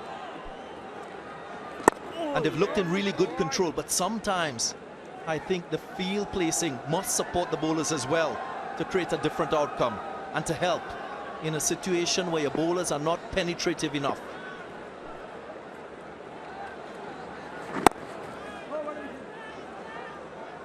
Oh, there's no doubt. There's no doubt about the combination of leadership and the experience of the bowler himself, who's been around long enough to almost demand at times what he needs to be bowling to.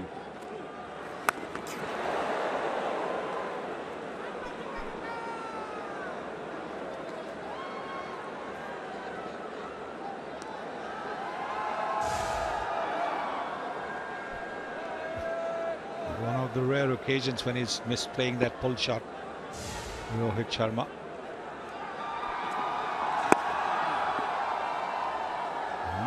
It's a good over this. It's a good comeback. Let's see what one wicket can do, and that to the wicket of the best batsman in the world.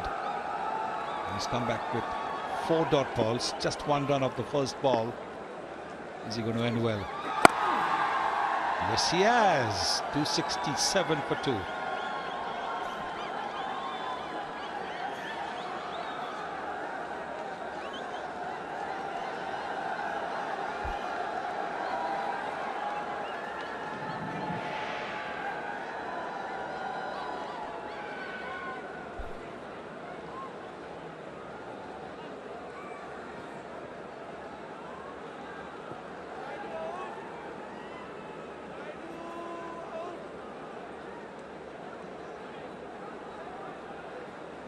Once again, India showing their extraordinary ability with the bat. We had 323 to get, and we thought this would be a tight game. India just making a mockery of the target. But actually win this with almost 10 overs to spare.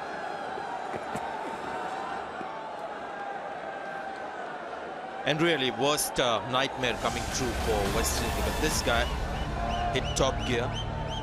And along with him, Rohit Sharma did, so there's no escape. Absolutely fabulous innings.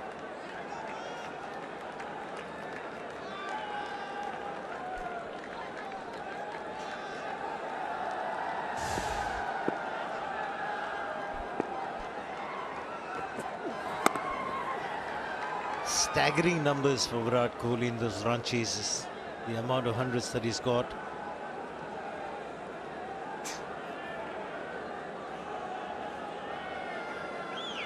We've been genuinely lucky to have been here tonight, working on this game, watching Virat Kohli bat. 140 today. Game against Pakistan. A lot of people will remember. It's an outstanding innings as well.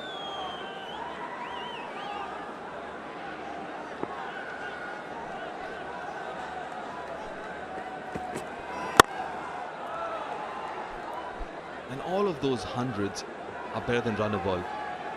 And today his batting was in a different league.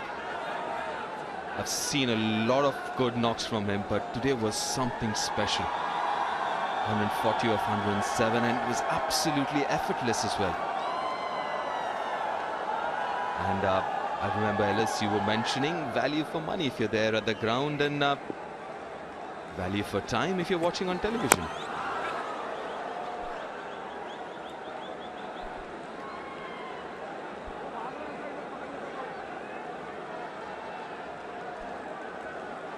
Dominated the bowling right from the moment he arrived at the crease. The strike rate is always going to be spectacular when he's in complete control, Virat. Relaxing at the moment. Interesting to see how he rates this 100 later when we get to talk to him.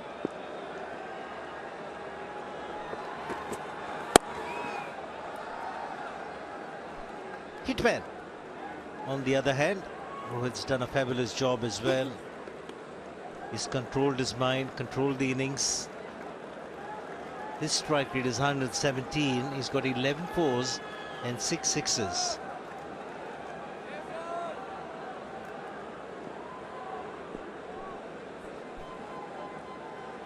.54 runs to get, so some batting for Ambati Rayudu, who's been given the vote of confidence by the captain as the number 4 batsman for India.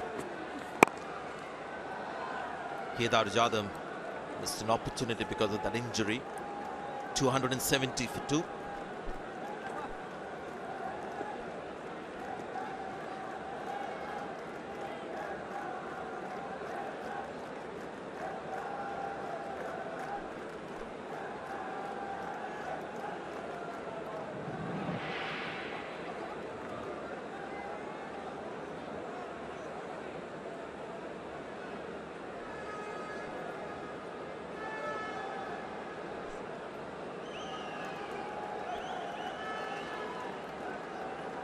Yeah, 14 overs to go. 3 seamers and 2 spinners, a bit like the combination India had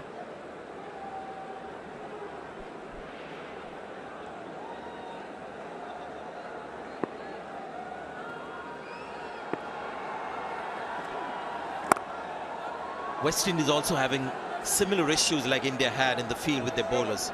Not too many other options, so they had to bowl the 5 overs, and somebody like Ashley Nurse going for 63 but still ended up bowling 7. So a lot of these bowlers, despite being expensive, could not be taken off. India as well had to bowl Shami's full quota, going at 8 runs and over. So I guess on these kind of surfaces, always handy to have a part-time bowler who can take the load off. So somebody's going for runs. Well, they do have an option in Rovman Powell. Hasn't been used so far. India as well have to cater to that, have one bowler, and that's why Kedar Jadhav, with his bowling performance in the Asia Cup, was almost sealing his place in that World Cup squad, because his bowling in the Asia Cups came so handy. Another big one! Almost got the 3rd tier, just missed it. It's a bowler you can just stand and admire.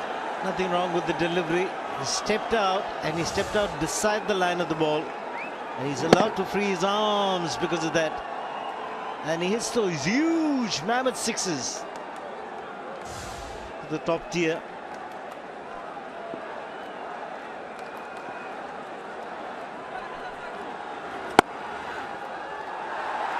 .93 6.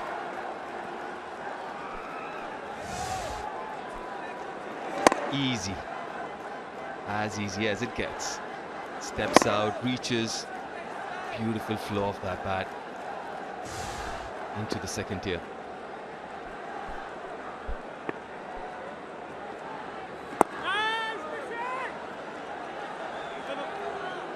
.278 for 2.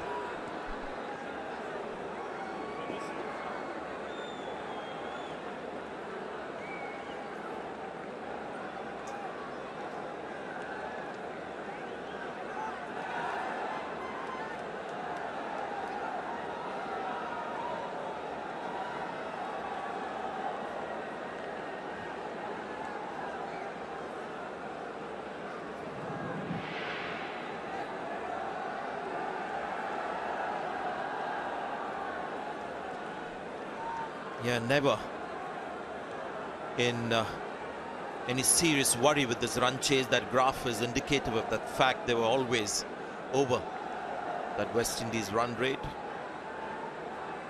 I know this is a good batting pitch. West Indies not the strongest team in the world, but India is likely to chase down 323 with 7 or 8 overs to spare. Bowled a couple of spell. Young Thomas. Let's see how Rohit Sharma tackles him now. It was more Virat Kohli taking on the heat of O'Shane Thomas. Gone fine. The leg glance.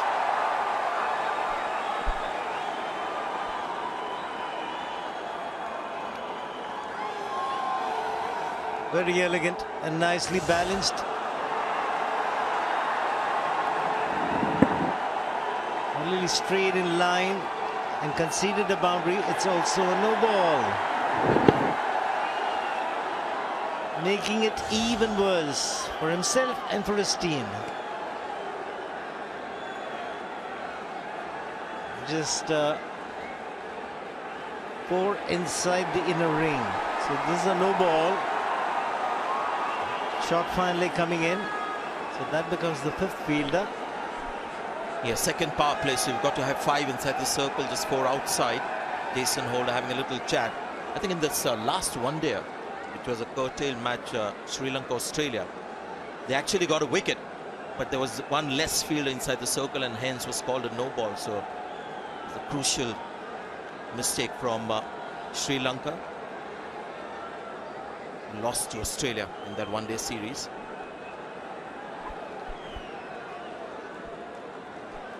It's going to be a free hit. Yeah, and they had only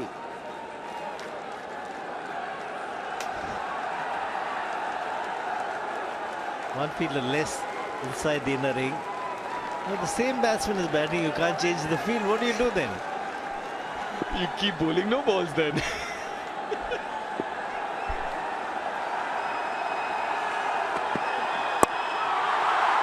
Oh dear, this could be out. He makes a good catch now. Oh, beg your pardon, so sorry.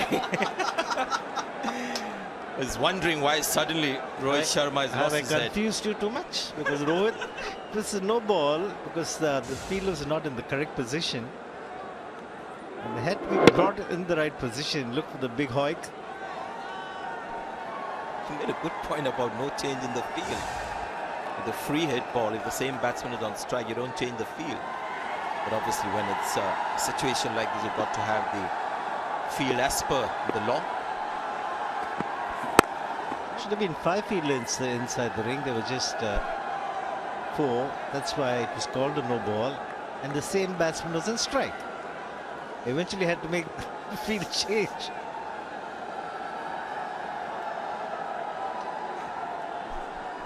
Who was the umpire that spotted it? So tough, isn't it, for umpires to look at so many things on the field.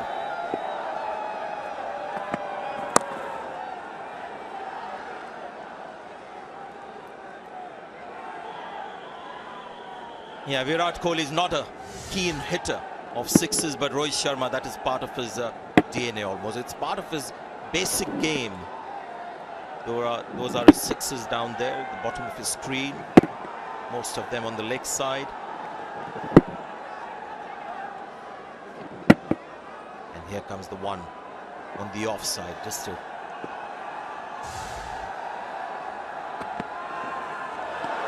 give us something different. Right down the leg side. And then the sixes package. One thing to note was it was not premeditated when he hit the sixes against the spinners. The stepping out happened after the ball was released. Shot finally in position, so the shot was certainly on for Rohit Sharma. But that's not a shot that he usually plays. Paddle around the corner. That's more like him. Won't find the gap this time around. Get a single. But talking about Rohit, he's played a usual Rohit Sharma innings, but Virat's innings was so good, kind of overshadowed even Rohit. Rohit in full flow is a treat to watch. He's on 129 of 105, is still striking at 122. That's inconsistent with him.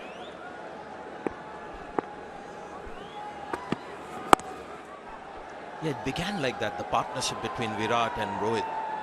It was always Virat, the aggressor, getting the runs quickly, faced more balls as well. Whether he managed that is another matter, but it's generally the other way. Darren Ganga also mentioned how Rohit Sharma was happy to just play second fiddle. Generally, it's the other way around. When Rohit Sharma starts getting runs and he gets them quickly, Virat is happy to play second fiddle. The equation was a little different today.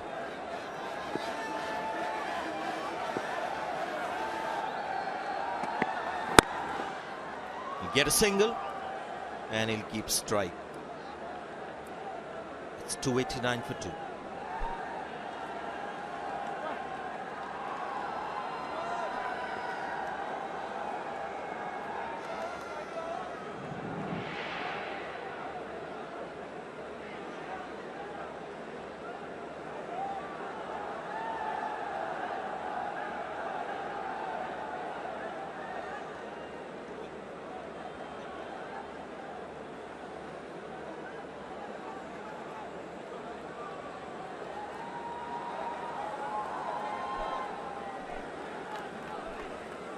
Yeah, maybe that's something you could question about West Indies, whether they should have gone in with a sixth bowler just to take the load off people like Bish, who has gone for 7.4 economy rate, Thomas 8.57.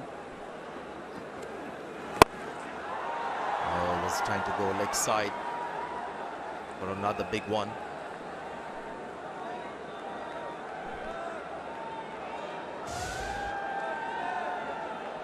Slogged sweep attempted. Rohit Sharma. And I believe this is an area of concern for Windies. Picking wickets. Ambadi Raidu's time now. Played it down the ground for a boundary. Effort from Rovman Pal, but wasn't good enough. Exceptional play of the spinners. He just cleared his front leg to be able to get a nice throw of the bat. It's pure timing. He played a lot straighter than the wide mid-on.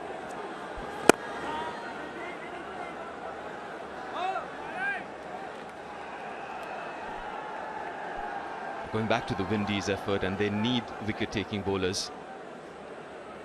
It was 322 on board, was a very decent total. But if you're not going to pick wickets, and especially teams like India, you will struggle to win our games. And they also have a few things to think about. Conceding over 300 runs, 322. Because Virat and Rohit have batted exceptionally well, it looks very easy. Excellent point, Ellis. India having conceded 322 runs is a cause for concern. Have they played the right bowling combination is the big question. Yeah, obviously that was, I think, an error on India's part. They might look to change that. I'm a little concerned about seam bowling getting into the World Cup. No problems with the spinners. India is starting to find their middle as well. Kuldeep Yadav didn't play, but if you take Bumrah and Bhuvaneshwar Kumar out, the other seam bowlers in contention, we're going to talk about that. 294 for 2.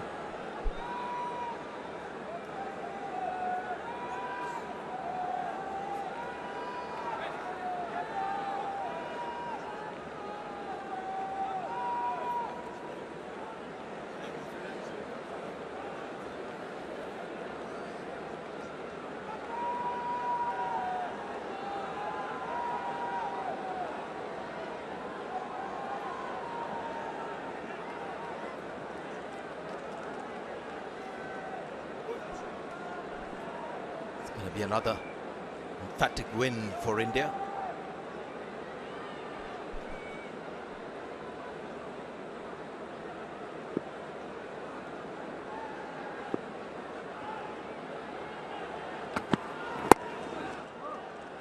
Yes, I mean, today, excellent batting conditions, so you can understand the opposition getting 300 and more against India, but I was starting to say this, Bhuvaneshwar Kumar, Bumrah, they'll be back, automatic picks for the World Cup. But after that, the seam bowlers in contention, when you look at Mohammad Shami or Umesh Yadav, Khalil Ahmed, Mohammad Siraj, and all these guys are not your reliable, dependable seam bowlers in white ball cricket. They may have a great tournament, but when you start off, you're looking at only two bowlers that you can rely on and can be predictable with the way they bowl.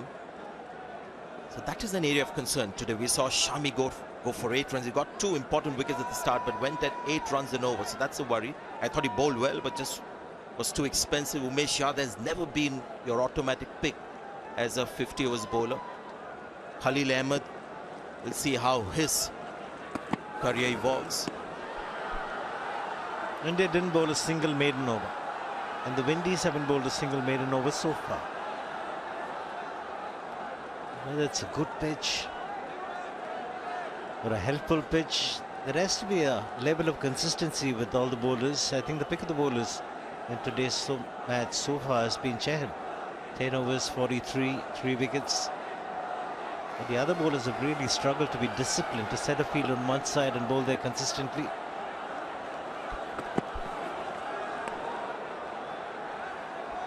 Well, mentioned about the 2 automatic choices in Bhuvi and Bumrah. I guess that's one of the reasons why 3 seamers played in this game, and I won't be surprised to see all 3 of them playing right through the series, because obviously that's an area of concern when looking at backup options.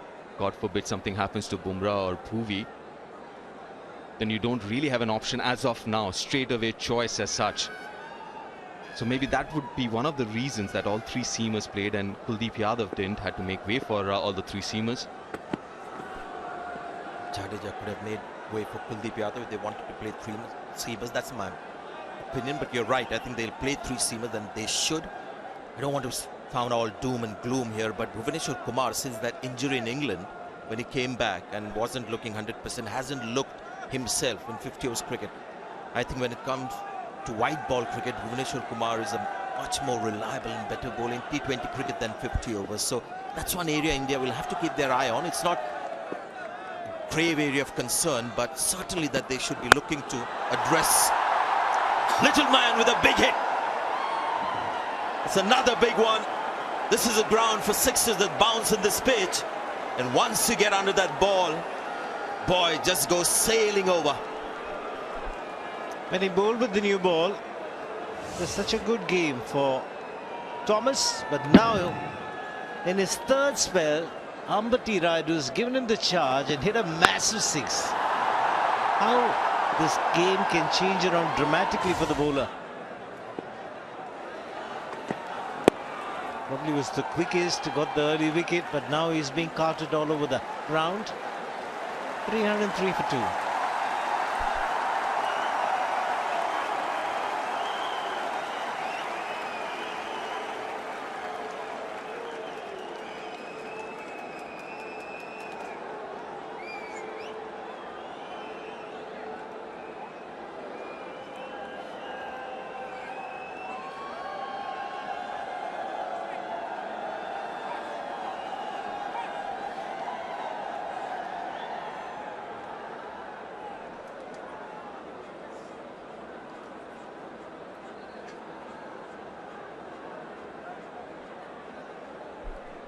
Just 20 runs required for India to win this first ODI in this Paytm series. Indication from umpire Paul Wilson that the last power play is on doesn't make any difference to the way Indians have batted today.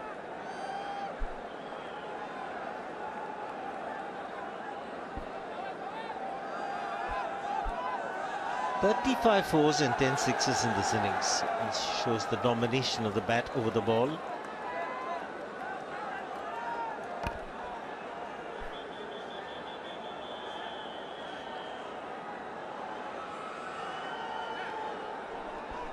Rayudu at number 4, but let me also chance my arm, get myself a decent little innings. Chandrapal Hemraj making his debut, didn't get too many with the bat.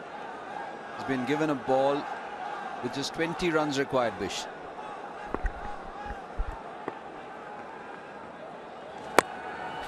You mentioned that he could have had a ball earlier. I think we go back 20 or so overs. Not a big spinner of the ball, bowls darts, but with that partnership was going with Kohli and Rohit Sharma. Just that change up, I thought, giving him the experience of a few overs at this level would be important. These are aerial views from the drone camera around the Barsapada Stadium, the ACA Stadium here in Guwahati. I think the Windies will reflect on their innings. It was a good effort to get over 300. Only the 5th time they've done it since the last World Cup. But they were in a position to get more. Only 68 of the last 10. And they lost a clump of wickets at one stage. So they'll know that whether it would have made a difference or not, there were probably 25 more runs there for the taking. I actually thought possibly 45-50 runs, the way Karen Powell started or the way Shimron Hetmeyer was playing or batting at one stage. It was very easy for them to have nearly got to 350, was my opinion. 306 for 2. Over.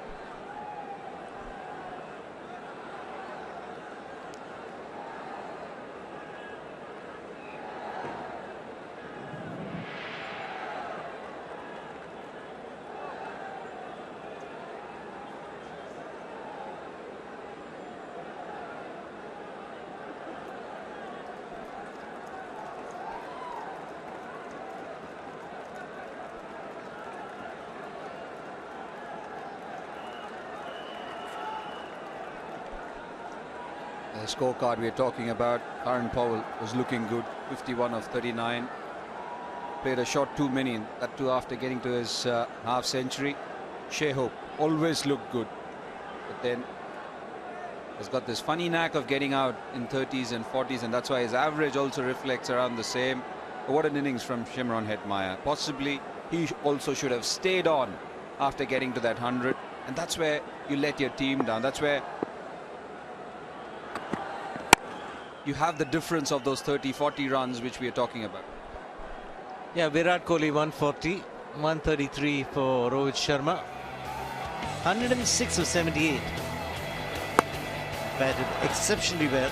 High percentage of runs coming through boundaries and through leg side as well. This young man made his presence felt. The attack to the opposition. The celebration time, but he should have gone a lot longer. He was out in the 39th over.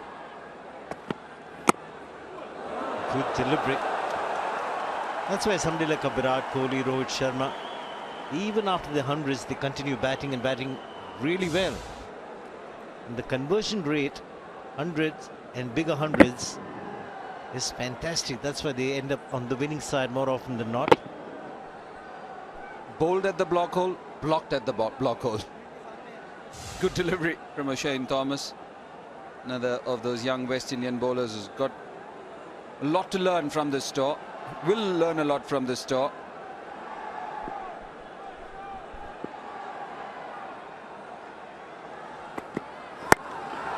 Full toss. Does it have the legs? Yes, it does. He is just cramping up a bit. He wants to deal in boundaries, Rohit Sharma. And not for the first time, we've seen Thomas, who's a little tired in his second and third spell bowling a full toss. An easy put away for somebody like Rohit. More importantly, in the gap to be productive.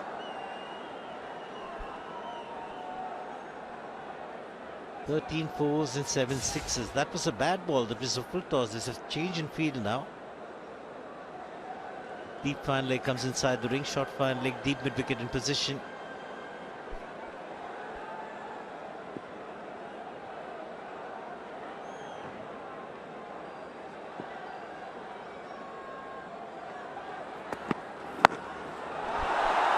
Craftily done. Don't generally associate those kind of shots to Rohit Sharma, but he's in that kind of a mood today. Just manipulating the field. He got a Yorker earlier in the over. Whipped a full toss down to mid-wicket. And knew with a short fine leg up that Thomas had intended to come full again, or attempt to. And just manipulated the field. Very early signals to the bowler that he was going to play that shot.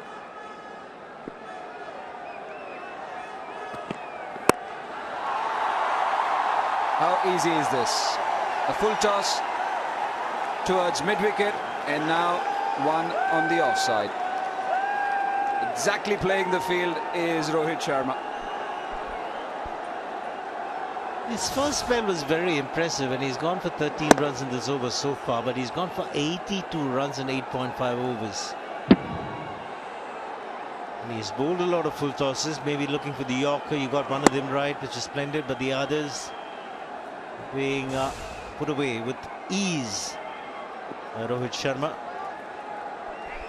Most runs conceded by a debutant from West Indies. Ellis and Bish.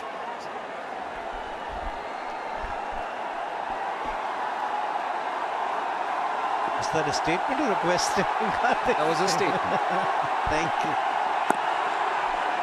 Piece of trivia. 3-2-0 for 2.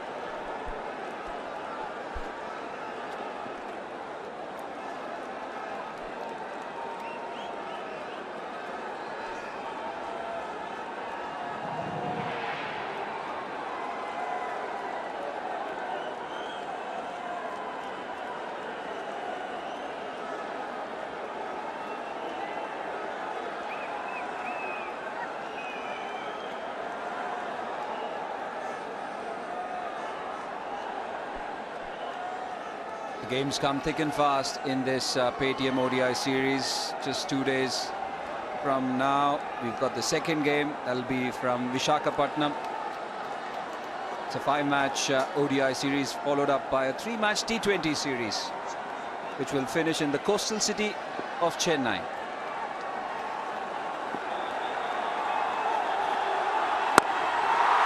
Big hit, and it'll stay that way. 150 up for Rohit Sharma.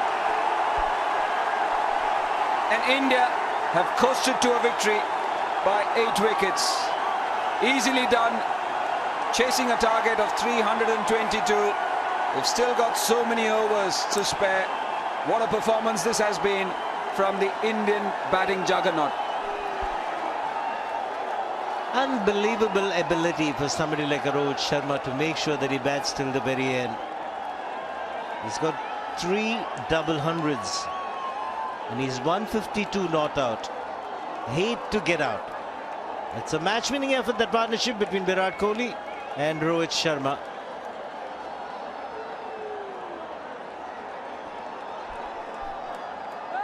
An excellent run chase once again, not surprising that Kohli and Sharma have showed their class, their quality in good batting conditions against an attack that they've shown the Windies how much they need to upskill.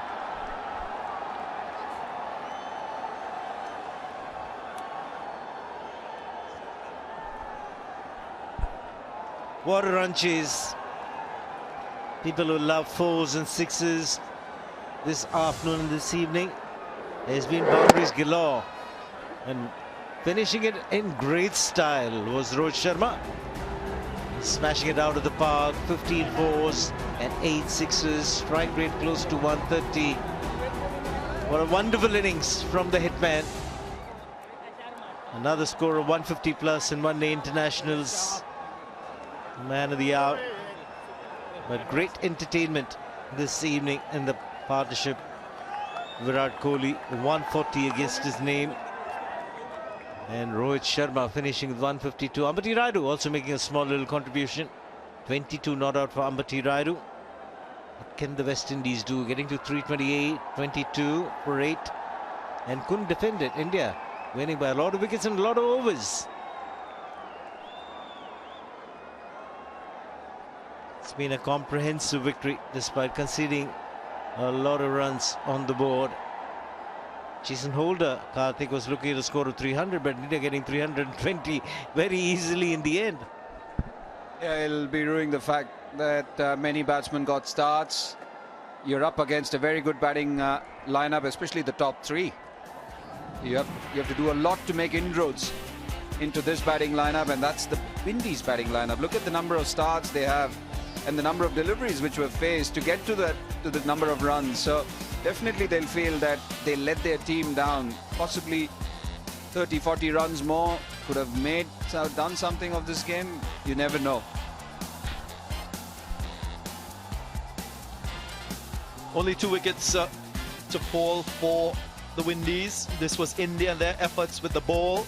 2 wickets for Mohammad Shami, 3 for Chahal, who was the pick of the bowlers, 2 for Jadeja, and 1 for Khalil. Yep, that's what it was. India winning handsomely. But let's go down to Sanjay Manjrekar. It wasn't a day for the bowlers. A lot of them, taken to the cleaners. But there was one bowler who stood out. He got wickets and he didn't have to pay too much of a price for it. I've got Yuzvendra Chahal here with me. It's been a batting day. And, one of those days where the bowlers really suffered. You were the lone exception. Why? Especially on this wicket, especially on this ground, you have to vary your pace. Because when a ball a little bit old, so it will be a little bit gripping. So especially you have to adjust it according to the batsman. Like there's a tall batsman and the lefty batsman where you have to bowl. And you know that they are only, I think they are looking for the sixes at that time. So my aim, I am not giving the little bit fuller ball. Do you also feel that you have to bowl differently against teams like, say, West Indies or Australia, England? Do you think there is a certain kind of style in the way they get runs and accordingly you're sort of mentally prepared before the game? Yeah, definitely, because they are very strong guys and all. You can't bowl a little bit fuller to them. And sometimes you have to bowl a little bit slower in the air. And if ball is spinning, so might be if someone is hitting, so a little bit different. after a long time, you had a slightly different bowling partner in the spin department because Kuldeep Yadav and you have been the potent force. So how was it? Kuldeep Yadav not playing, you was on your own with Jadeja. I played with the Jaddu bhai in Asia Cup, so whenever we are bowling, Kuldeep so also played there. yeah. So obviously, like I always miss Kuldeep. So yeah, with the Jaddu bhai, always like whenever I bowled, so I told Jaddu bhai you can bowl a little bit slow on this wicket because a little bit gripping and all. And when I was bowling, he was like, how's the wicket? And because we always talk to each other, and before the match, even Kuldeep. So it's like you can say like a good trio. And when Rohit and Virat are batting in that fashion, what happens in the dressing room? All you guys, what do you talk about? Is there a lot of fun, enjoyment? Like the spectators, we enjoy when they're batting together. No, obviously, like, even on the way they batted and all, like, definitely you don't want to bowl to them. And yeah, it's obviously enjoy like on the winning side, and you can see like two legends are playing like this. So I think it's like that time was once upon a time like it's like going like a PS4, you're playing a PS4. Well, congratulations, well bowled, and all the best for the next match. Thank you, sir. High scoring game, but India were in control right through the run chase. Shikhar Dhawan went early, but then a superlative partnership between Rohit Sharma, who was undefeated with 152, and Virat Kohli 140 made it easy for India in the end. Everybody going for runs. To take a look at the economy, it was Jason Holder who had the best economy, which was 5.63, and the lack of wickets as well. Just the 2 wickets going down made it easy for India and very, very difficult for the Windies bowlers. So first Paytm ODI, Windies 322 for 8. Everyone thought it was a good score, but India didn't. They thought it was the one that they can achieve easily, which they did in the end. Sparkling hundreds from Rohit Sharma and the skipper Virat Kohli. India winning but comfortably and are leading the series 1-0.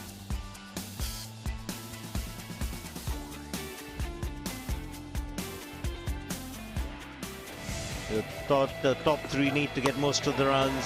Rohit Sharma getting off the mark in that fashion. Shikhar Dhawan got a boundary. Then the shortest delivery at that over and the extra bounce, defeating the defense of Shikhar Dhawan. Thereafter, guys, we were there for entertainment. Well, post that was Virat Kohli-Rohit Sharma show. 246-run partnership, their 5th double 100 partnership. A scintillating knock from both the batsmen. Played some glorious looking shots. All this while didn't seem like they were trying to split on the merit.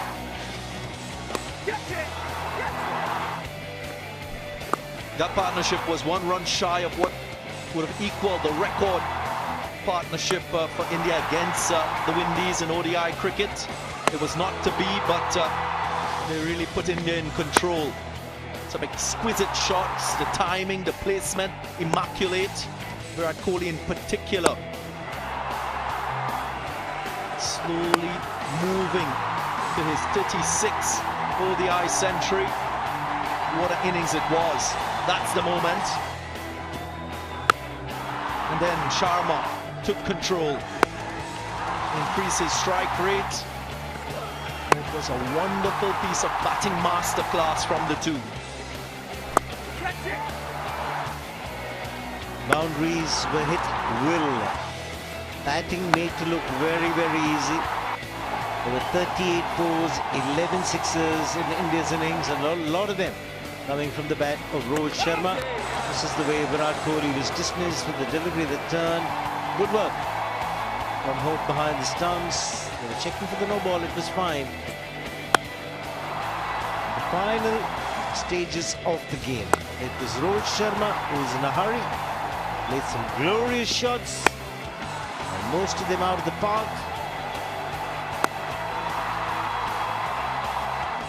And the winning hit, finishing it with a 6. India register an emphatic victory.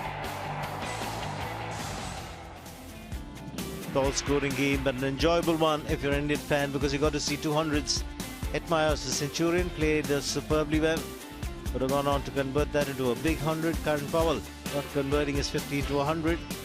Windies could have got a few more, but India chased it down very easily, winning it by 8 wickets.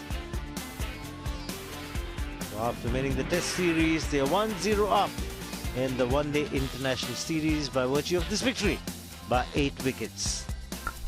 The second one-day will be in Visakhapatnam, but before that we'll take a break and come back with the presentation.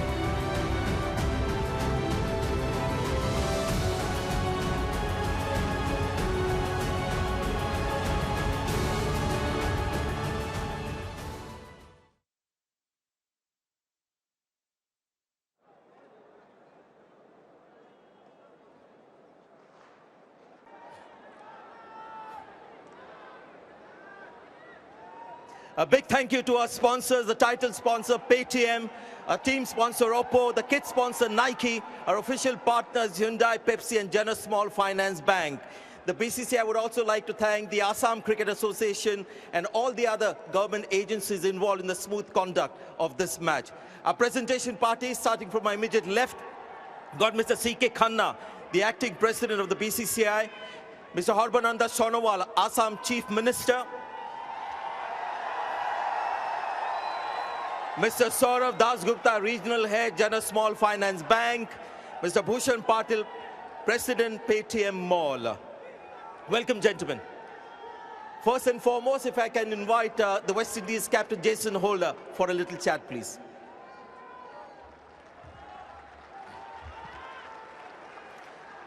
Well, got to bat first on a good batting pitch and got over 300 runs. You must have been very happy considering the way, your batting shaped up in the test matches. Yeah, extremely pleased with the guys went out and bat. Credit to Shimron Hetmeyer getting 100. It's always good to see a young player coming in and doing well. Obviously, Karen Powell got us off to a pretty good start as well, and pretty much everybody chipped in from the lower half down. And, I felt it was a decent effort up front with the new ball. Obviously on a track like this, with the ball trying to skin on when it likes to take effect, it becomes a little bit more difficult. Our spinners, weren't as effective as we would like them to be. Just a matter for us, to just go back and just reassess our plans, try and limit some more scoring. At the halfway stage, did you feel that you could have maybe got a little more? 322 was a great effort, but considering the batting strength of India and the pitch, maybe 25-30 runs more, you thought? Yeah, I probably would agree. At the halfway stage, I said to the guys, we only probably par. It's a matter for us to use the new ball as best as we possibly could. We got an early breakthrough, but credit to Kohli and obviously Rohit. They played those standing innings. They really took the game away from us, and they batted right through to the end. So. Looking back in hindsight, you just need one or two more partnership breakers, and I never know we could have been back in the game. We enjoyed watching Hetmeyer bat, his third one-day international 100 at a strike at a 140. Tell us something about him. Exciting, he's obviously one of the young, exciting players, I was really pleased for him, especially after the test series which he had, a few tough dismissals obviously, and the way he showed, the character he showed, today was, outstanding, he really backed himself, he was going at more than a run a ball, as you said before, and just a matter for him, to go a little deeper, probably if he had batted another 5-6 more overs, it would have been, the 3-4 that we've been looking for, but, still a young team, probably the inexperience showed, hopefully we can come back in the second one day and play a lot better.